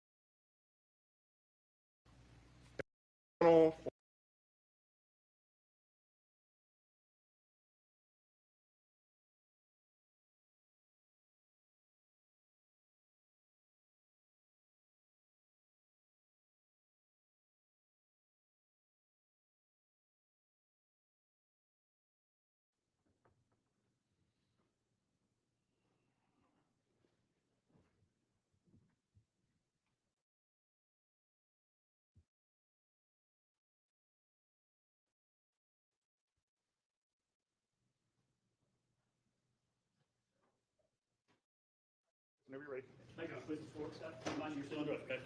Yes, sir. We were talking about your dad's habits, his routine. I think we were talking about your dad would check his emails. Something, is that something you did constantly? They always check work emails and things like that? Yes, sir. Vacations, it didn't matter what your dad working. Oh, yes. When he would go downstairs, so eat dinner, go upstairs, eat dinner, come back downstairs, work a little bit. Did you ever go into that movie theater room or the home theater room? It was either there or the other TV down in the basement. He would sit and watch TV. What kind of shows and things would he watch? Random stuff, YouTube or something else? What did he do? Either the History Channel or he liked old TV shows like old westerns and Andy Griffith, MASH. Those are the shows. And I know he liked the TV show The Office. He liked watching that as well too. And would he be kind of by himself when he would do that? Yes. Now, where did you live on the property? I lived above the barn in an apartment. So not in the house No. with your mom and dad. After you, was it pretty much this is his routine? Every night he comes home, dinner, go downstairs, work a little bit, go watch TV, go to bed. Pretty much. The only time that it would change would be, on a Friday, he would come home and start doing some kind of project, doing some kind of work on the farm. And where would he sleep? He slept in the bedroom down in the basement. Every night? Yes, sir. Would he sleep? Would he lock his door? No, he would not. When your mom, where would she sleep? She would slept in the master bedroom. Would she ever use something to brace or lock her door? I didn't see her do it, but I saw one sitting behind the door of the bedroom. So what was it? Describe for the jury. If I remember right, it was kind of like a prop bar. It had a flat surface on one side and kind of a fork on the other. It was white, I want to say, but it was, you put it up under the door handle. Going on itself? Yeah, so it was kind of like a state-of-the-art version of propping a chair up underneath it for keeping somebody from opening the door. How would your dad sleep? What kind of clothing? He always slept naked. Sorry? He always slept naked in the nude. That's just what he did? Yeah. I believe your dad was about, is it 58 at the time of his death? Yes, sir. Was your mom about the same age? Yes. I believe they've been together for 38 years? Mhm. I want to talk to you about your mom. I think I understand that you refer to her as Melody. You're not calling her mom anymore? No. Because of this? Yes. Now, up to this point, though, until this occurred, did you get along with your mom? We had our good days and bad days. We did a lot of stuff together because my dad was at the office, and whenever she was home, she liked to decorate the house, and I did a lot of the projects there at the farm. Like I did the backsplash on the bar down in the basement, and finished out the so-called wine cellar. And she would always be, decorating or wanting to paint something, and so we would do a lot of stuff like that together. And go and get, go to Scottsdale Farms and buy plants to plant out around. Did your mom graduate from college? Do you know? As far as I'm aware, no, she did not. Was she smart? Is she smart? Not like my dad, but she's not dumb. Common sense? Oh, yes. She hardworking? She work outside? Oh, yes. All the time we work in the yard. She hands on? Yes. Would she get in there and do projects with y'all or with you? It depends on what project. She didn't help my dad and I do the stone wall between the house and the pond, but she got out there and planted plants and, shoveled mulch around. Did she get her hands dirty? Yes. Did she get things done if she wanted to? Yes. Would you consider her strong-willed or weak-willed? Strong-willed. Does she have opinions? Oh, yes. Is she afraid or shy to share those opinions? No. Would she have opinions about you? Yeah, I'm sure. About her other children? Oh, definitely. Chris, she kind of favored Emily and definitely Amanda. How about your dad? My dad was harder on my brother and I. He was a sucker for my sisters. They're his baby girls. My dad was old school. He, if I remember growing up, if I needed $5, I need to tell him 5 reasons why I needed it. So. Is that just how he was? Yeah, he tried to just, instill discipline in us, make us, a good person, a better person. Did your dad like things like extravagant things, or what was his taste in? What kind of things did he like? If you said my daddy really liked fill in the blank, what would it be?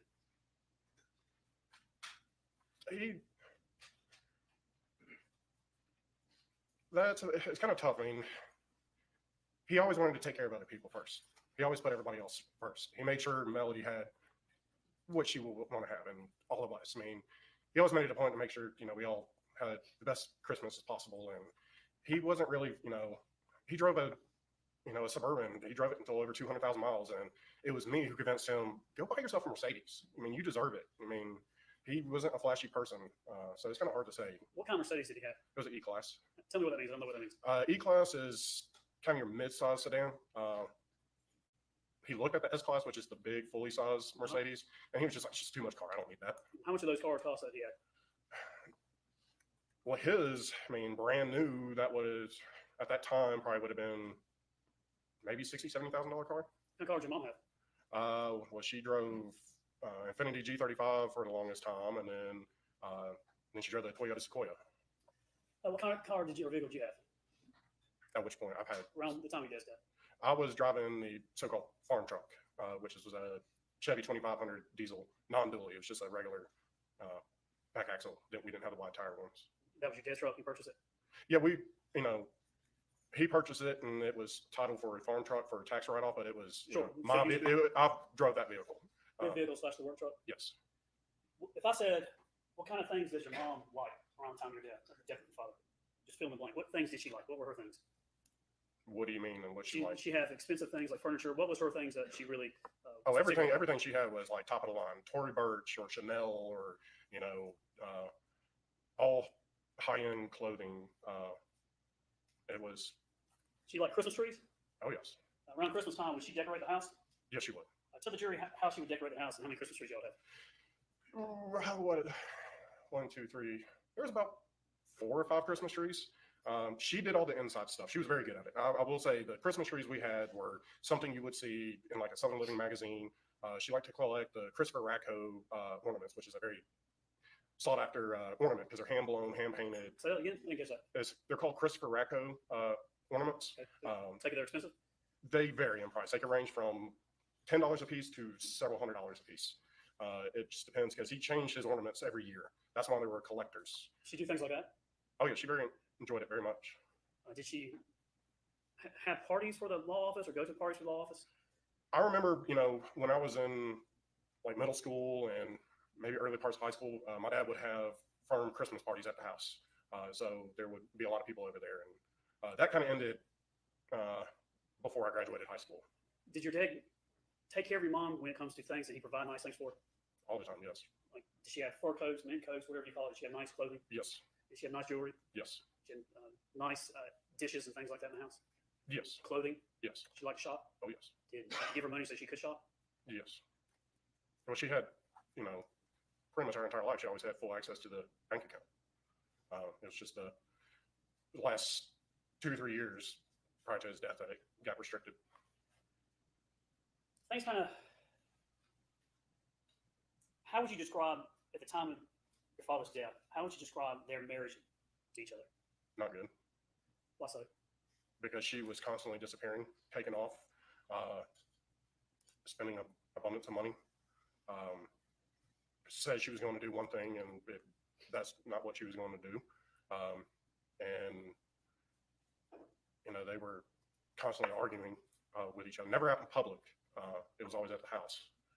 But did your dad ever hit her? No. Lay a finger on her? No. Was he a screamer, yeller, cusser? What was your dad like when they would argue? I wouldn't really say it's screaming, but he'd raise his voice, but he never was screaming so hard that someone would lose their voice. He was never like that. And what was she like? Oh, she screamed. She definitely, expressed her feelings in a way. I guess I would say she was. What do you mean? She definitely would scream and cuss and show aggression. Who is Ted Wiley? Ted used to date my aunt Sherry, which was my dad's sister. And your dad has how many brothers and sisters? Or had? I'm sorry. My dad has an older sister, Patricia, then my dad, and then my uncle John, and my aunt Sherry. So what was Ted related? How was he related or involved with the family? So Sherry. Ted was dating Sherry. And what time was this? About how old were you when this was going on? If I remember right, they started dating roughly maybe when Amanda was born. So they were together for a very long time. Pretty much all of ours. How many years do you think they were together? You're talking about 5, 10, 15, 20? Whatever. Oh, yeah, definitely north of 15, I would say. And did you see him often? Every Christmas and Thanksgiving. And at some point, did you notice something or did you learn of something going on between him and your mom? Yes. So when my grandmother, Melody's mother, Kay Walker, when she had a heart attack and had to have open heart surgery, I basically went with her and I helped stay with my grandmother in the hospital, especially when she was in the ICU. When was this? What year are we talking about? This is 2005 or 6. So, I was up there for quite a period of time. I ended up, quitting my job at Regal Nissan to, help out, with this situation. Because my dad was still, working. And So how long time would your mom and you be separated from your dad? we would stay up there for several weeks. It depended on what condition my grandmother was in and all. But for the beginning of it, we pretty much did not leave from being up there. It's once she got out of, the ICU and got moved into a more private room, that's when we kind of, didn't have to be up there as much. So this is taking care of your mother's mom, Yes, maternal mother, grandmother, yes, and the defendant was there to help her mom, and you were with her. yes. How did Ted come into the picture? So, Sherry and Ted, they live there in Muscle Shoals, Florence area and all. So, whenever we would go out to eat, we a lot of times went to eat with them. We always went to Logan Roadhouse or somewhere like that. And then after a couple months, I remember the night we went to Logan's Roadhouse and Ted came up and grabbed my mother's rear end like somebody would be doing who's in a relationship, like a full-blown relationship. And that right there triggered. And from there on, she started disappearing. She would leave, say, "Oh, I'm going to run to the store," and not come back until either very, very early in the morning or till the next day, and leave me stranded with no vehicle. Did you talk about this to your brothers and sisters? Did they know, or just you? I think I've probably told Chris. Don't really remember if I told Emily or Amanda. I did get my dad. I told him, I was like, she keeps running off of Ted. And, they keep going and doing things together and leaving me stranded at the hospital or the house with no vehicle. Would your dad help take care of your mother's mom, your grandmother, her mom? Would your dad do anything financially or anything to help her? If I remember right, I know he kind of helped. I want to say my grandparents had like a mortgage on the house for some kind of project, something with the foundation or something. I think he kind of took control of paying for that. I don't know if it was my grandmother's money or his money, but he kind of, took control of the finance side of the mortgage. Did you ever know anything about a $50,000 home equity loan or something like that involving Ted Wiley? No. Did your parents, because of Ted or anything, did they ever separate or have an issue that you saw? From what I remembered, it was by this time I was in the process of joining the Army. I went through basic training and I was deployed to Iraq within 4 months of coming out of basic training. So I was over in El Paso, Texas, not here. And I do remember I deployed and I remember getting an email from my dad and he, stated that he was going to be filing for divorce. I responded with, "Do what you got to do, but I really don't want to be, I don't need to know anything else. I got too much going on over here." That was with Ted? Yes. What year was that? That either had to be 2009 or 2010. So I was deployed to Iraq. And after you got that email, did your dad ever say anything else to you about what was going on? No, sir.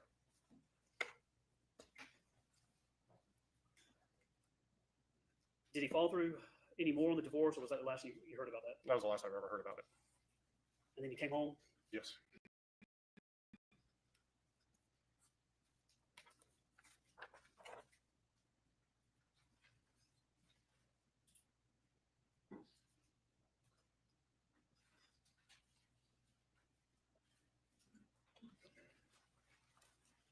At this time, I'm considering to evidence S. Farris number 10. I don't think there's an objection to it. No objection. It's a move.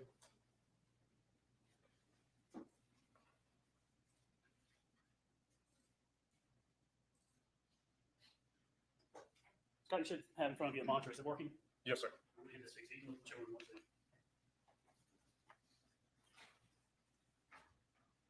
This is State's Exhibit S. Farris 10. We're taking your name and using numbers with that. But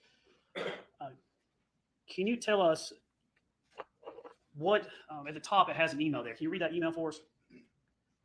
The Gary4250@gmail.com. And what is the company that sent this? That would be from Bank of America. If you could just read out loud what it says. Hi, Gary. Credit transaction was made above your chosen alert limit. Amount $165.82. Credit card, Bank of America, Visa, Platinum Plus, ending in 1727. Where at Scottsdale Farms and Company, Alpharetta, Georgia. Type retail. Transaction date July 1st, 2018. Did your dad have several credit cards and things like that? Yes, he did. Did he have the ability that he would get notice if anything was, I think, over $20 or something like that? As far as I'm aware, any kind of transactions, he would get some kind of notification. And if he was notified, would he ever ask you about what you're doing with the money or what was going on? Yes. How quick would he be on that? Like, if you got a notice, how quickly could you get a phone call or text message?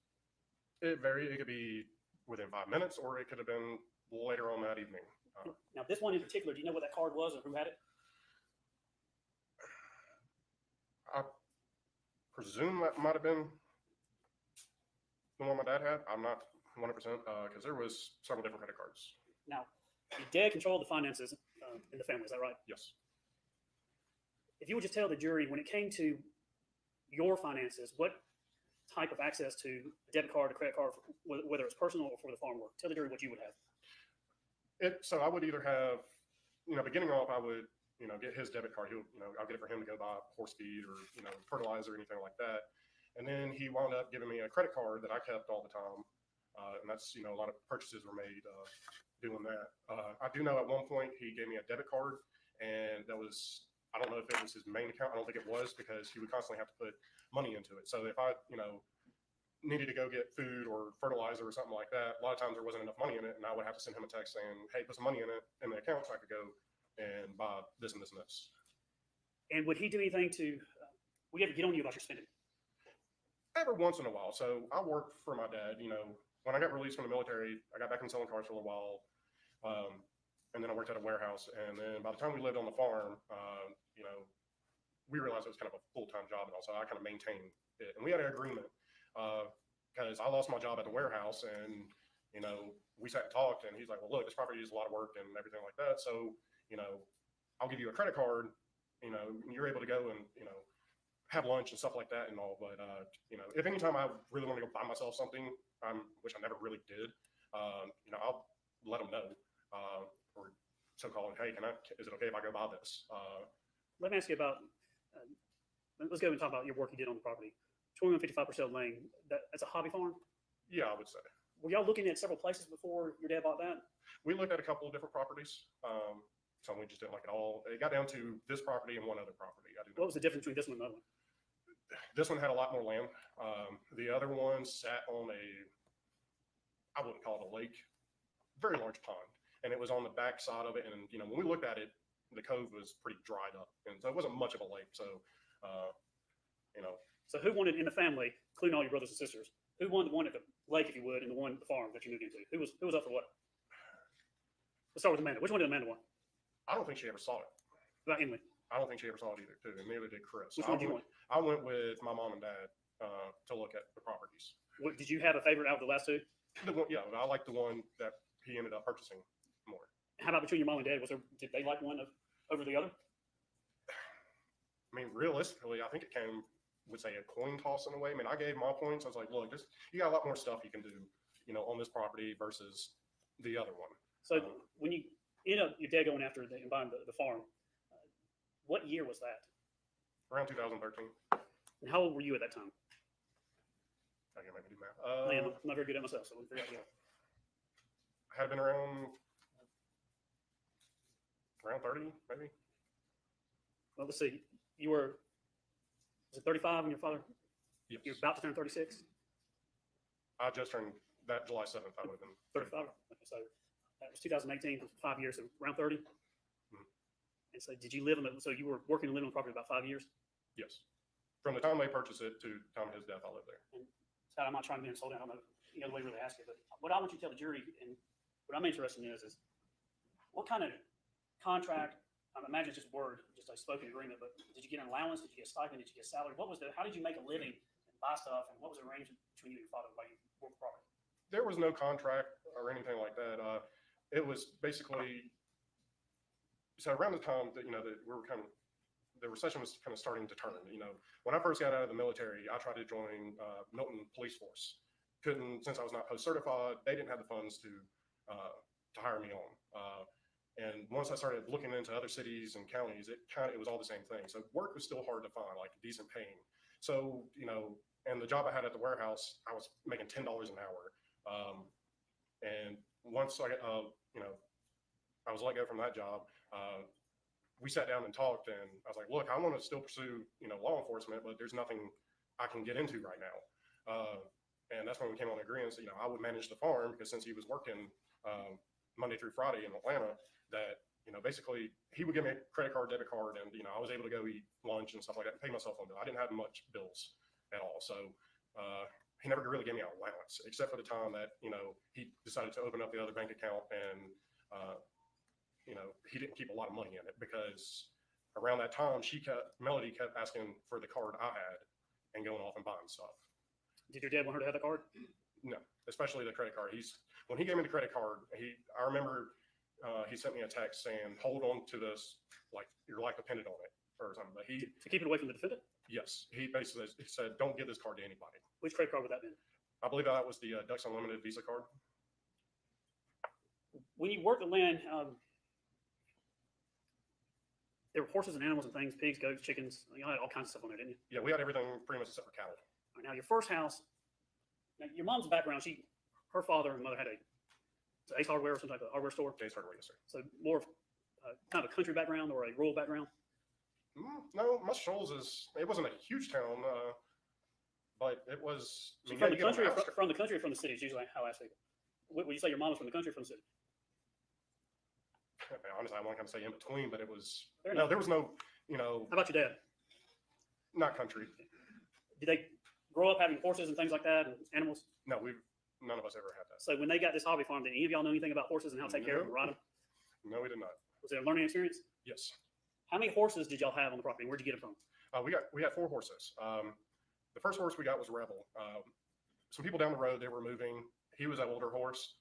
They gave him to us along with a pony, but the pony was already promised to somebody else. So we just kind of took care of it for a little while until that person was able to come and get it. And then we got Bluebell, Chester, and Blackjack, the other 3 horses. And that was, we purchased them through a friend of the neighbors, Jackie. She lived down the hill from the farm. Jackie has some type of place for donkeys or something like that, or rescue, or At the time, she had a buttload of chickens, all kinds of fancy little hen ones, and pigeons, and big chickens. She had a whole bunch of chickens. was her house stand out in the neighborhood? I mean, you had to pass it every single time you came to the farm. And was Jackie close to your mom? She hung out with her quite a bit. Now, these horses, who would ride the horses? I would, my mom would, my nieces, my dad once in a blue moon. Did he get thrown from a horse or anything? He did get thrown one time. He got on Chester. Chester was a more high-spirited horse.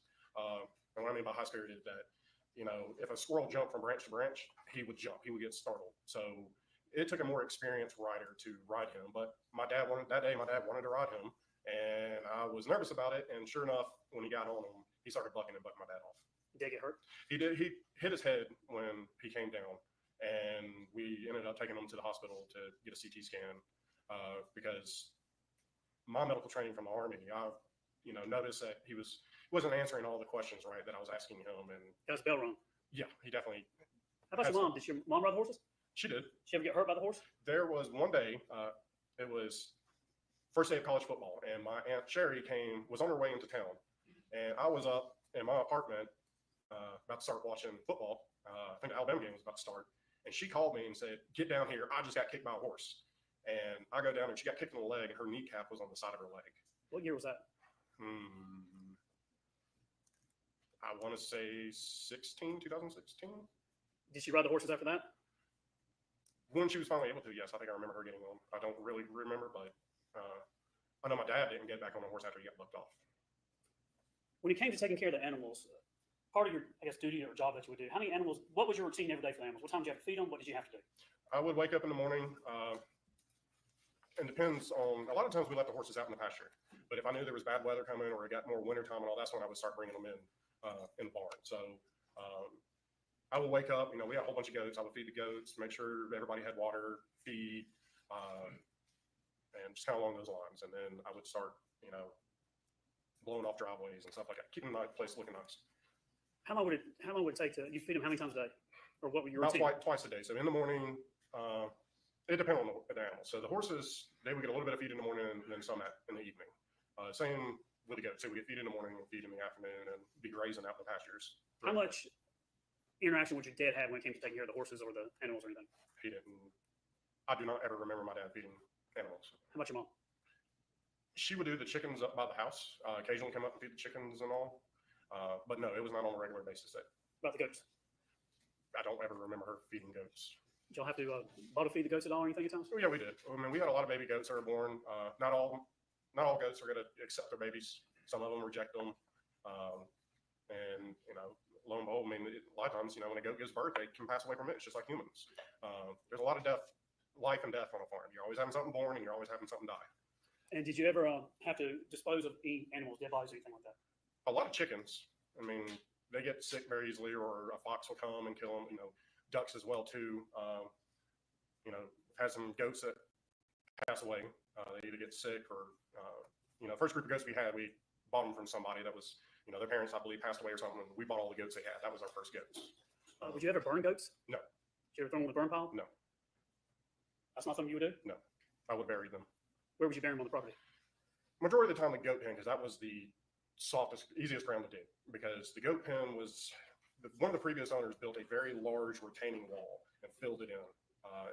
From what I was told, there was a lion in that. So, I'm sorry? A lion. I don't know if it was Like lion, tigers, and bear lions? Yes. Okay. I don't know what kind of lion, but the neighbors told us at some point there was a lion in And that's that where the cage. goats were at. So that it turned out to be a perfect goat pen because it had a high fence, barbed wire coming out, had a metal. Where is that? If I was looking at your house, where would that be? It would have been right behind the barn, backside of the barn along the property edge.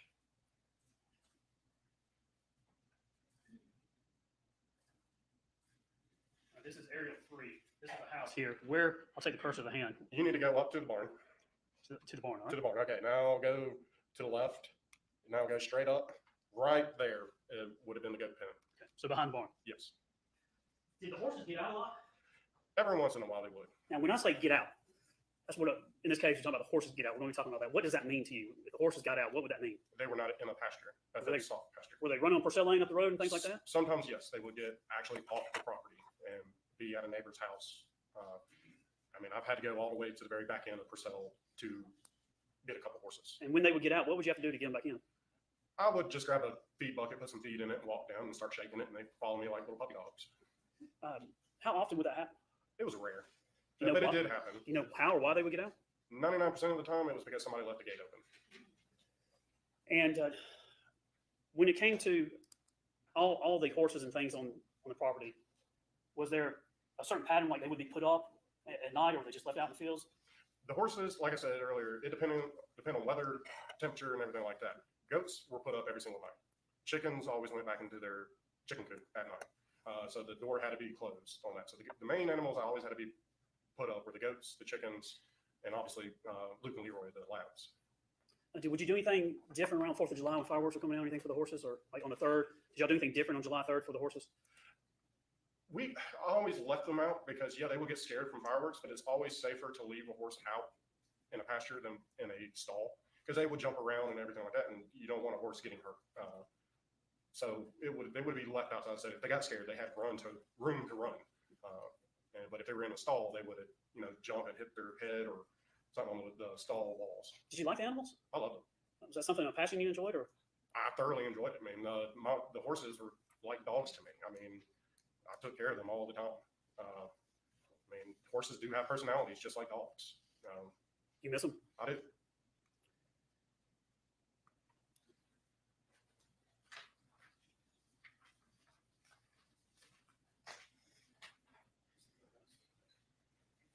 This is not engineering evidence. Stacy's exhibits this, Farris 1 through 4.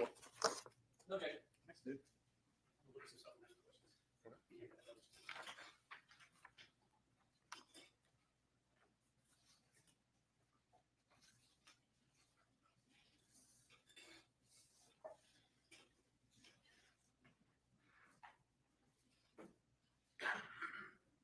This is Farris 1. We have some photographs from the property. There were some drone photographs and things like that. But as we look at this photograph here, tell the jury what we're looking at. Now, this is taken at a different time after July 5th, I believe. But just tell us, what are we looking at? So we were looking at the bottom section of the house, the basement. This would have been below the big half circle deck. Those double doors right there would have gone right into the basement with the leather chairs and the TV, and behind that would have been the bar. Are these sliding doors here? Yes. And our French doors over here? Yes. Are these doors, the doors that slide, what is behind this? There would have been the leather couch, couple chairs, coffee table. And So where you TV. would hang out? Yes, that's where I would go. If I ate over there, that's where I would go down and sit and watch TV and eat dinner. If I walked open these doors and walked in, would I run into the bar, the kitchen bar area? Once you pass the couch. Yeah, assume the couches are not obstructing my walk. If I walk in, when I'm walking before the bar, if I turn right, I'm going to come down hallway to your dad's office. Yes, that's where the hallway was. If I go and turn left, I go down hallway to your dad's bedroom. Yes. If I walk a little bit further, I can go to the left and go up the steps. Is that Yes. right? This is S. Farris 2.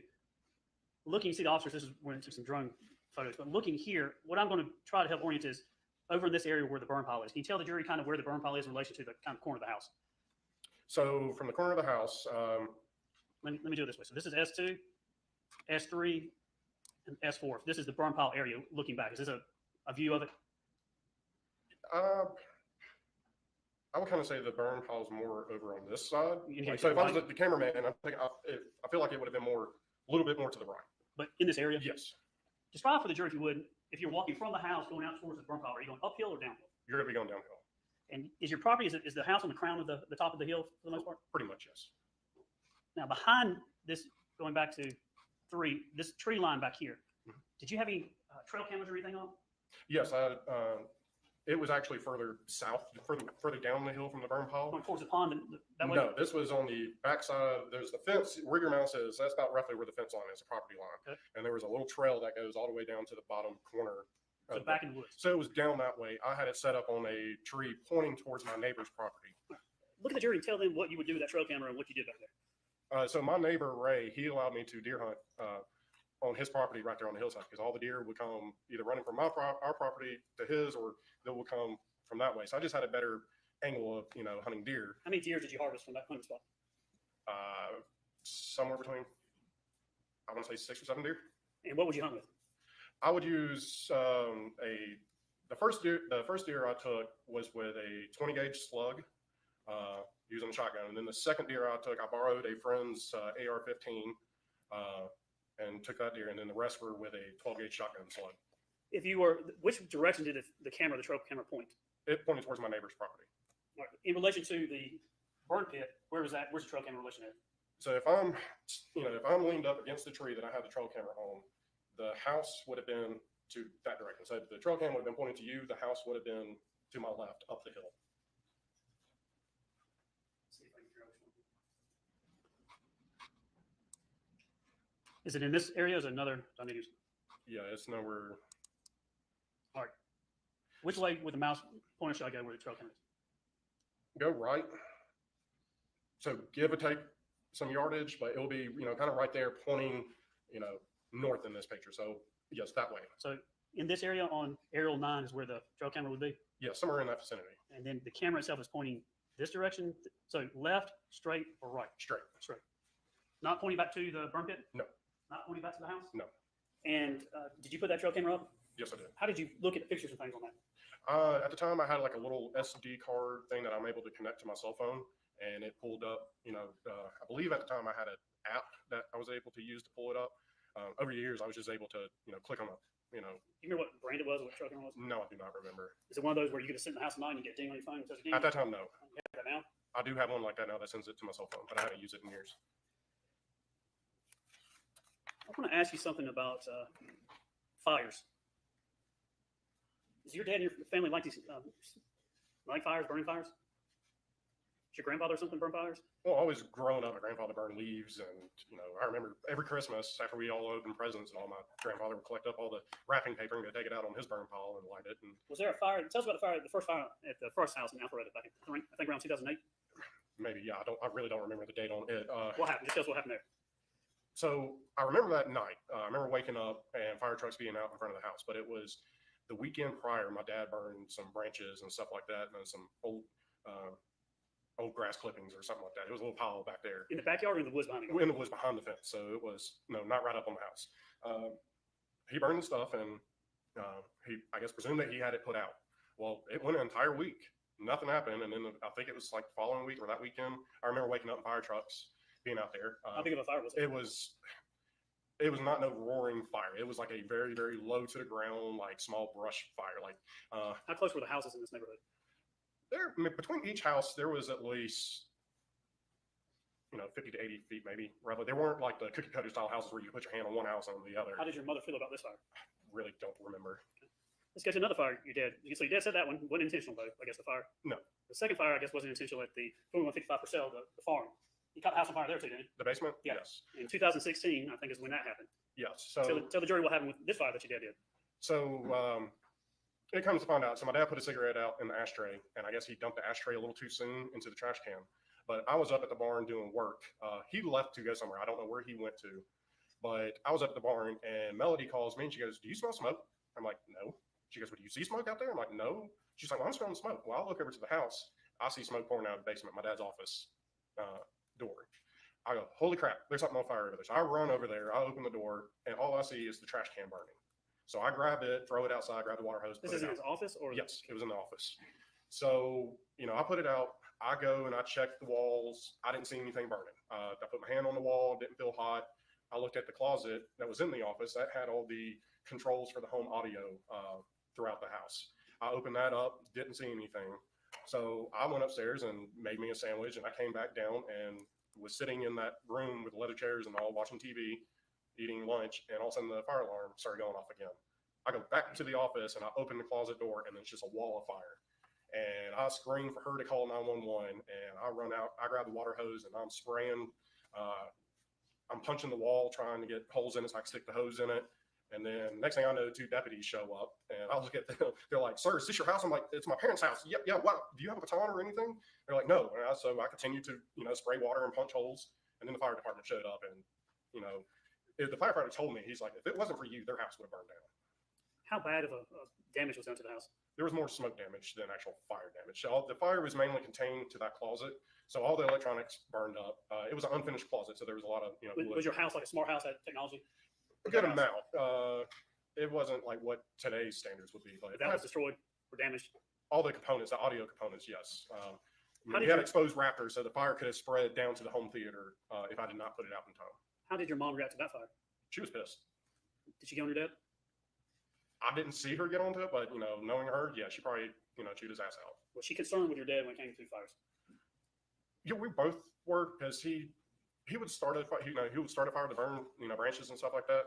He would stay around it for a little while, but then walk off to go check emails or do something. So no common sense when it came to fires. No, yeah, man. There's a lot of times that I'm like, why are you burning right now with the wind's blowing like this? He wouldn't think about the Did y'all aspect. leave him alone with fires? I mean,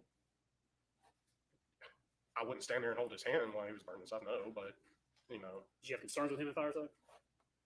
I mean, I always told him, it's like, don't burn a fire when it's the winds are gusting up to 15 miles per hour. And Did he take hoses and things down there, or they just let not really, not over there. He would clear off around the fire so nothing was spread out. But I don't ever really remember him dragging the hose all the way down there. Your mom and you kind of had a joke about you hope your dad was having a spell so he wouldn't tear anything up. I mean, Was your dad able to tear stuff up and you don't have to fix it? yeah, my dad would start projects and I would end up having to finish them. That would either because, he had to go do something for work, or, he had to go back to work. He would, Would you and your mother joke about him having spells, hoping that maybe he's having spells so he's not gonna get into anything, y'all have an easy day? I don't remember really, but yeah, that could be, a possibility that would have happened. I mean, when he started a project, he would do some pretty big projects. Would you describe your parents' marriage as married but living separate lives? Towards the last, 2 years before his death, maybe, but for the longest time I remember, my mom and dad have always slept in different bedrooms because of my dad's sleep habits. He snored a lot. He had to sleep with a CPAP machine. I remember them, they officially kind of slept in different bedrooms after one night. My dad liked to, toss and turn a lot, and he ended up flipping over, and his hand went flying over, and it hit her in the face and broke her tooth. So he wasn't a very, steady sleeper. He wasn't out cold. He talked in his sleep. He snored. He slept with a CPAP machine, kick, jerk. So they slept on separate floors? Even at the old house in Hampton Hall, she would sleep down in the guest bedroom area. My dad would sleep in the master. And So how many years were they having to sleep in separate places? for quite a while. 10 Like I years? said, after, that happened, they kind of stopped sleeping in the same bed. 10, 15 years? How long? I would probably say that, yeah, it's before I want to say since I was kind of in high school. Your dad had, how many CPAP machines did you know your dad had? I only knew he only had one CPAP machine. How many did you see? I mean, he got new ones every so often, but At the time of his death, how many CPAPs did you see that your father had? he only had one. Now, you and your dad fair to say, like other fathers and sons, y'all have disagreements and argue about stuff at times? Oh, yes.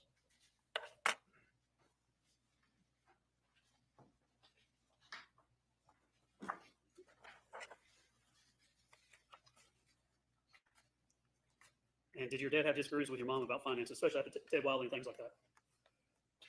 Yes. When I came back from Iraq and about the time I got out of the Army, it seemed like everything was normal. I mean, they decided to put the house up for sale and go buy the farm. I mean, it seemed like a normal, normal marriage. And then a few years after moving back into the farm, that's when she started disappearing again, and then trouble started back. Just this time I'm moving to evidence, S. Farris number 6, it's a cell right extraction between Scott and his dad. No objection. I submit.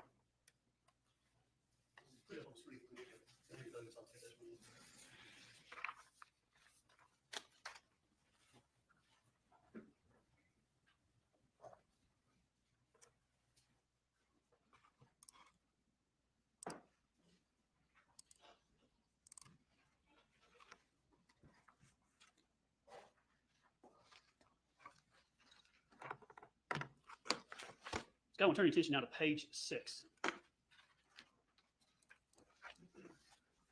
Number 18. It's on the screen there. You can see that. Yes. Now this is, you see number 18. I kind of with your dad's numbers, your mom's numbers, everybody's numbers. I looked at the last 4 numbers there, but 9032, your dad's cell phone number. Do you see that? Yes, I do. So it's a message from him to you, your 2667. Can you tell us what the date that was? Timestamp says 10/20/2017 at 9:13 AM? a.m. Yes. All right, so it's an incoming. So it's from your dad to you, and this is, I think it's your extraction from your phone. Mhm. What was the message? Can you read the body of the message he sent you? Read that to the record for us, please. So you have my credit card? Question mark. And then you reply to that in number 19. What was your response? Yes. And then number 20, from your dad to you, at October 20th, 2017 at 9:14 a.m. After you say you have it, what is his response to you? Hang on to it as if your life depended on it. Do you know why he would send you that message? To me, that was do not give this credit card to anybody. Including your mom? Yes.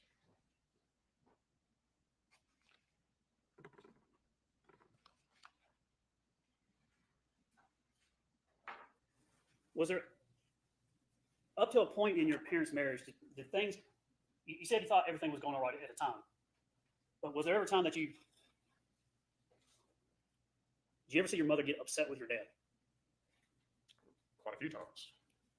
Would she outwardly manifest her anger or upsetness with her husband?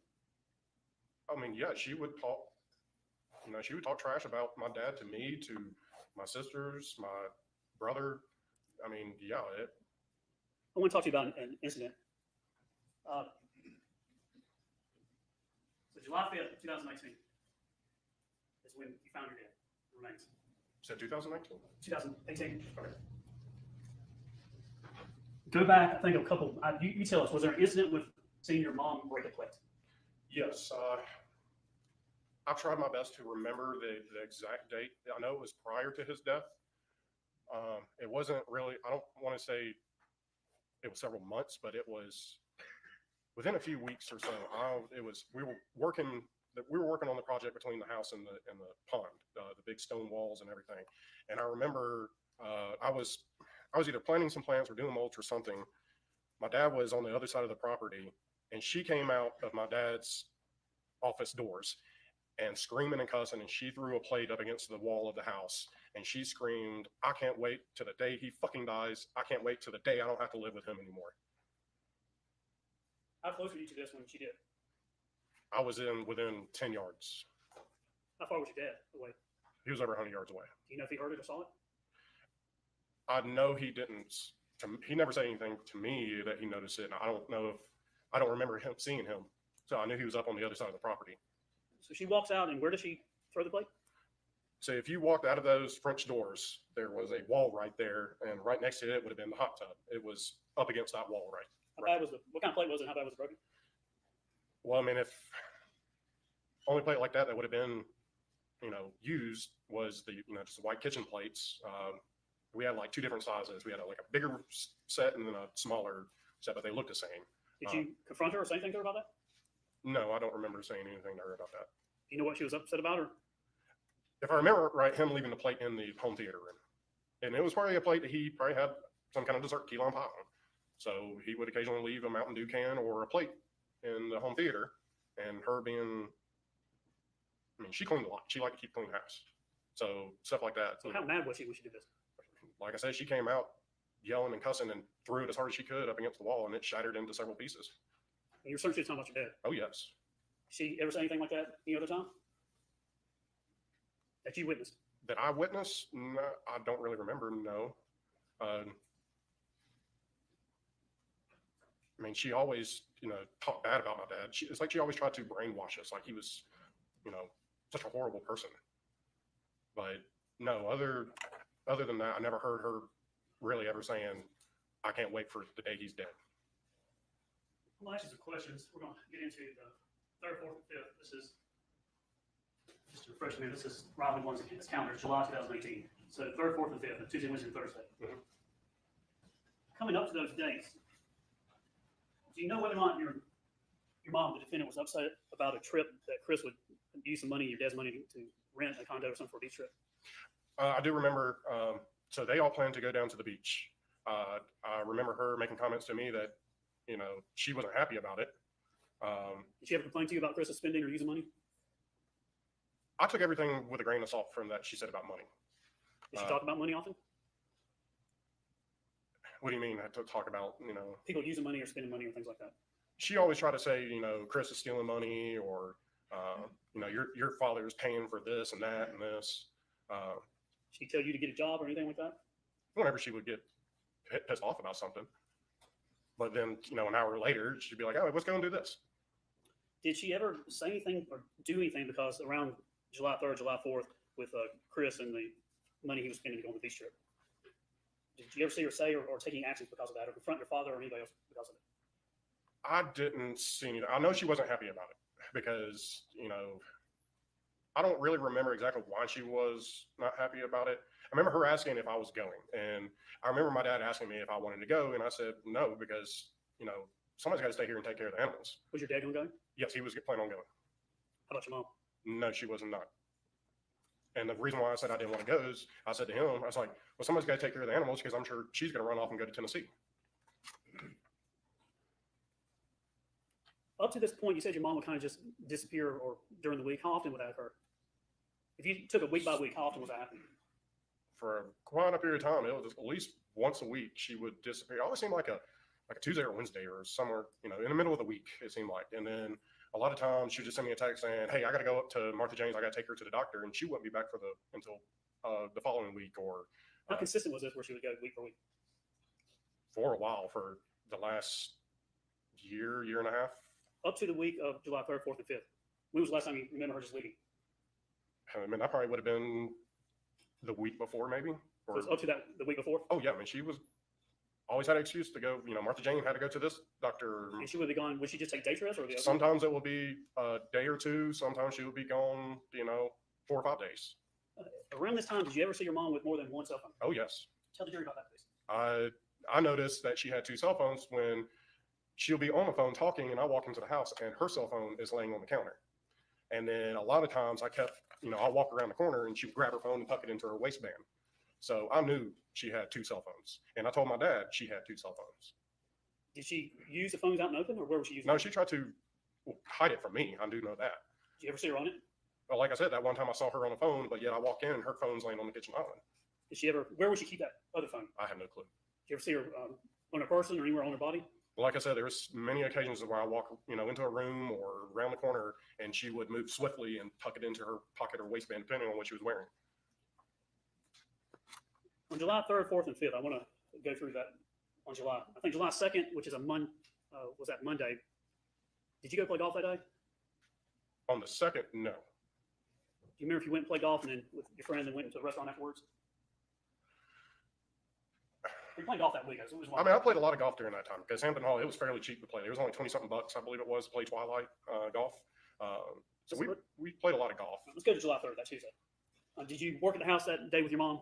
Yeah, so the morning of the July 3rd, it was either the day before or 2 days before, we went to Scottsdale Farms and bought some bushes to plant on the back side of the house, so the opposite side of the pond. some holly bushes. So this is the day before July 4th. Did y'all go to Cherokee Ranch restaurant for lunch? We always went there. Who did you go with? It would depend. If my dad was home, him and I would go. If he was at the office, Well, on Melody. July 3rd, did you go with your mom? So on the morning of July 3rd, yeah, I went over there with, we drove separate because I was leaving from there to go up to the lake house with all my friends. And did you see your dad at Cherokee Ranch? Yes, I did. But y'all weren't together? No, he was already there when I came in, and he was sitting. As soon as you walked in the door, there was a booth, only a one-sided booth, so only either one person or two people could sit there, and that's where he sat. So I ended up sitting at a different table. Did he walk out without talking to y'all? I ended up he was still there when I left. You don't know whether or not your dad walked out or paid and left before you and Melody? If I remember right, no, he was still there when I left because I left. I drove up there separate from Melody. She was in her car, I was in the truck, and they both knew I was going up to the lake house. And then what did y'all do after that? So we ate, and I left, and I went to the lake house. Where did she go? I have no clue. Whose lake house did you go to? Nancy Pierce, it was her lake house, which is basically my second family. I've been friends with them for over 10 years now. What time did you go up to the lake? It would have been, around 12, 1 o'clock time frame, lunchtime. And how long were you there at the lake on talking about July 3rd now? I left there, and I was there until she called me and asked when I was coming home. And I said, well, I haven't really decided yet, but Mom, what's going on? And she said, well, the horses are out. I go, what do you mean the horses are out? She's like, your daddy left the gate open and they're out. And I was like, well, I guess I'll, be on my way as soon as I can. And that was, I want to say, somewhere around 10 o'clock-ish. I said around 10:52 p.m. Would that be about right? It could have been around that. I know it was dark out. So did she call you or you called her? She called me. And she called and what? She was talking about the horses being out? She called me and asked, when are you going to be home? And I said, well, I haven't, I haven't really decided, but wow, what's going on? And what did she say? She said, the horses are out. You need to come home and get them up. On July 3rd, you're at the house with your mom working, go to lunch, your dad's at the restaurant, but you don't remember whether or not he left or anything like that. I'm like 99% sure my dad was still sitting there. But whenever y'all departed, he was in a separate car, you were in a separate car, and your mom was in a separate car? Yes, that is correct. And you went from the restaurant to the lake? Yes, sir. And you were there all night until you came home? Until she called me and said, Go "Come anywhere home." else? No, sir. And I mean, we went out on the lake on the boat and did that, but I went to the lake house. about 10:52, you said you got a call from your mom about the horses. Did she ask you to come home or anything? She asked, when are you coming home? She asked And- when you're coming home. Yes. All right, that call's around 10:52 p.m. And you talked to law enforcement after all this happened, told them your timeline, things like that, right? Yes. And I think they were able to take photographs of your phone. Did you show your time calls and things to the law enforcement? Do you remember? I remember I gave them my phone. And then about 11:34 p.m. or so, did you get back to your house? Yeah, it was from the lake house, which is up in Dawsonville, to the farm. That was about, anywhere from 35-minute to 45-minute drive. And we got back at, say, around 11:34 p.m. Did you talk to your mom? So I came in and, I turned up towards the barn. And once I came onto the property, I see the horses in the pasture. And I pull in and I pull up and I see the fire burning up behind the house where the burn pile always was. So I go, I pull up there to the barn. I try calling her, Melody, and she did not answer. So I went around and checked on all the other animals, make sure the chicken coop was, the door shut and, the goats were good and everything. And I went upstairs to my apartment and then she finally called me back. And when she called me back, I said, what the hell? I think she said the horses were out. And she's like, well, I put them up. I was able to get them and put them up. Do you remember saying anything to her about your dad deciding to burn the fire or anything like that? Yeah. So, after, she told me she put them up, I said to her, I guess Daddy decided to burn that pile of wood, burn pile. And she was like, yeah. I go, well, somebody needs to pay attention to it throughout the night so it doesn't spread. And then I said, I'm waking up very early in the morning to go play golf. And I'm going to come over and get the debit card to get some cash out. And So she's like, if you talked to your mom around 11:34 p.m. on the phone, what time did you go to bed? it was pretty shortly after that because I was pretty exhausted from being out in the sun all day. All right, the next morning, July 4th. What time did you go get the ATM card from your mom? Very early in the morning. Because I want to say we either had a 7:30 or 8:30 tea time. So, the sun just rose by the time I got over there. Did you go up to the house? Yes, I drove over to the house. Did you call your mom to come to the door? How'd you get her to the door? So, the night before, I told her I was going to play golf, and in the morning I was going to come over and get the debit card. And she said, well, just call me and let me know when you come over. I was like, okay. Did you ask her to leave the doors open, unlocked or anything? No, because the house wasn't never really locked up. You know if she said anything about she was going to lock the doors or not lock the doors? I do not remember anything of that. Fair enough. When you, it was about, do you know if it was about 6:15 or so when you went to go get the ATM? Yes, it was very, like I said, very early in the morning. So it had been around that time. And I sent, I called her as I'm getting in the truck and say, hey, I'm coming over. And she met me at the front door and handed me the debit card. And Did you go inside? No, I never went inside. Did you go get something out of the refrigerator, a drink or No. anything? I literally walked. Did you go get a power drink or energy drink or anything like that? No, I did not. Did she let you in? I never went into the house. She literally met me at the front door and handed me the debit card. Did you run down the road, get some cash and come back? Yeah, I ran down to, right there, Free Home, Publix. There's a Wells Fargo bank right there. So I grabbed. If your tea time was around 7 or 7:30, would that be fair to say? Yes, and like I said earlier, it was either 7:30 or 8:30 tea time. And who were you playing golf with? I was playing with my friends Ted and Philip. Did y'all do this on the 4th of July? Is this something y'all would do? We try to make it a tradition, but yes, this would have been our second 4th of July round of golf. And after you played golf, did you go somewhere? We left from the golf course and went back to the lake house. And how long were you at the lake? So we finished golf and then we went there, and we only went out on the boat for a few hours. I know we were back. Did you go to a pool party So afterwards? yeah, so we got back and Ted and I went to our friend's apartment complex. She lived in Cumming, and we went to the pool party that she was having there. And I stayed there not long. I'll probably say like a couple hours. And about what time did you go home that night? I was home before it got dark, so it was. Did you go home to feed the animals? Yes. All right. So on July 4th, start off, get ATM money, go play golf, go to the lake, pool, and then you go home around whatever time before dark. You remember what time that would have been? That, like I said, it probably would have been 6, 7 o'clock roughly. It was still daylight outside. And that time of the year, the sun would have gone down about 9-ish. When you got home, did you have a conversation with your mom about the goats being out or anything? So when I get home, I see all the goats out in the front pasture, or the pond pasture is what we called it. I get them, I grab their feed and I call them and they all come running. I take care of everybody.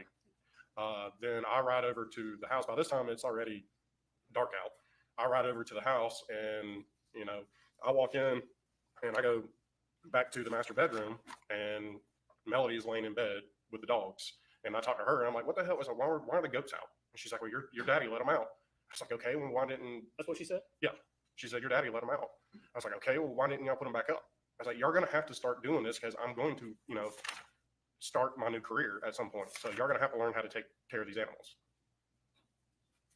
And then I proceeded to, I turned around and I mean, we talked about something else. I can't remember, but I do remember her telling her that. And I turned right around and went right back out and got in my truck and went back up to my apartment. On July 3rd, did you see the fire burning? Yes, I did. When I came home that night, when I pulled up to the barn, I could see off behind the house that the fire was burning. On July 4th, did you see the fire burning? I do not remember it burning. Just maybe approach you real quickly.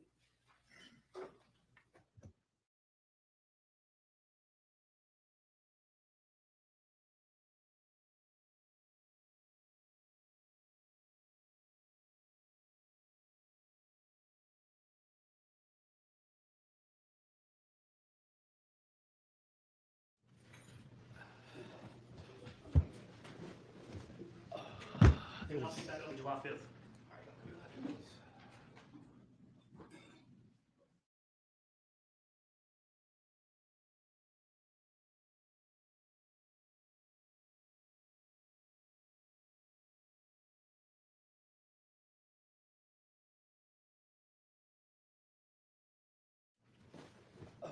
All right, ladies and gentlemen, we're going to break for the evening again. Don't look up anything about the case, the lawyers, the parties, the places. Don't talk to anyone about the case. Don't talk to your family about the case. If they want to know about the case, they can watch it on the internet. You can't, but they can't talk to you about what they watched on the internet. Don't talk to each other about the case when you're in the jury room or outside the jury room or at any point in the case until I give you your instructions and y'all begin your deliberations in next couple of weeks. All right, any questions about any of that? Anything y'all need before everything going okay? All right, y'all can be excused.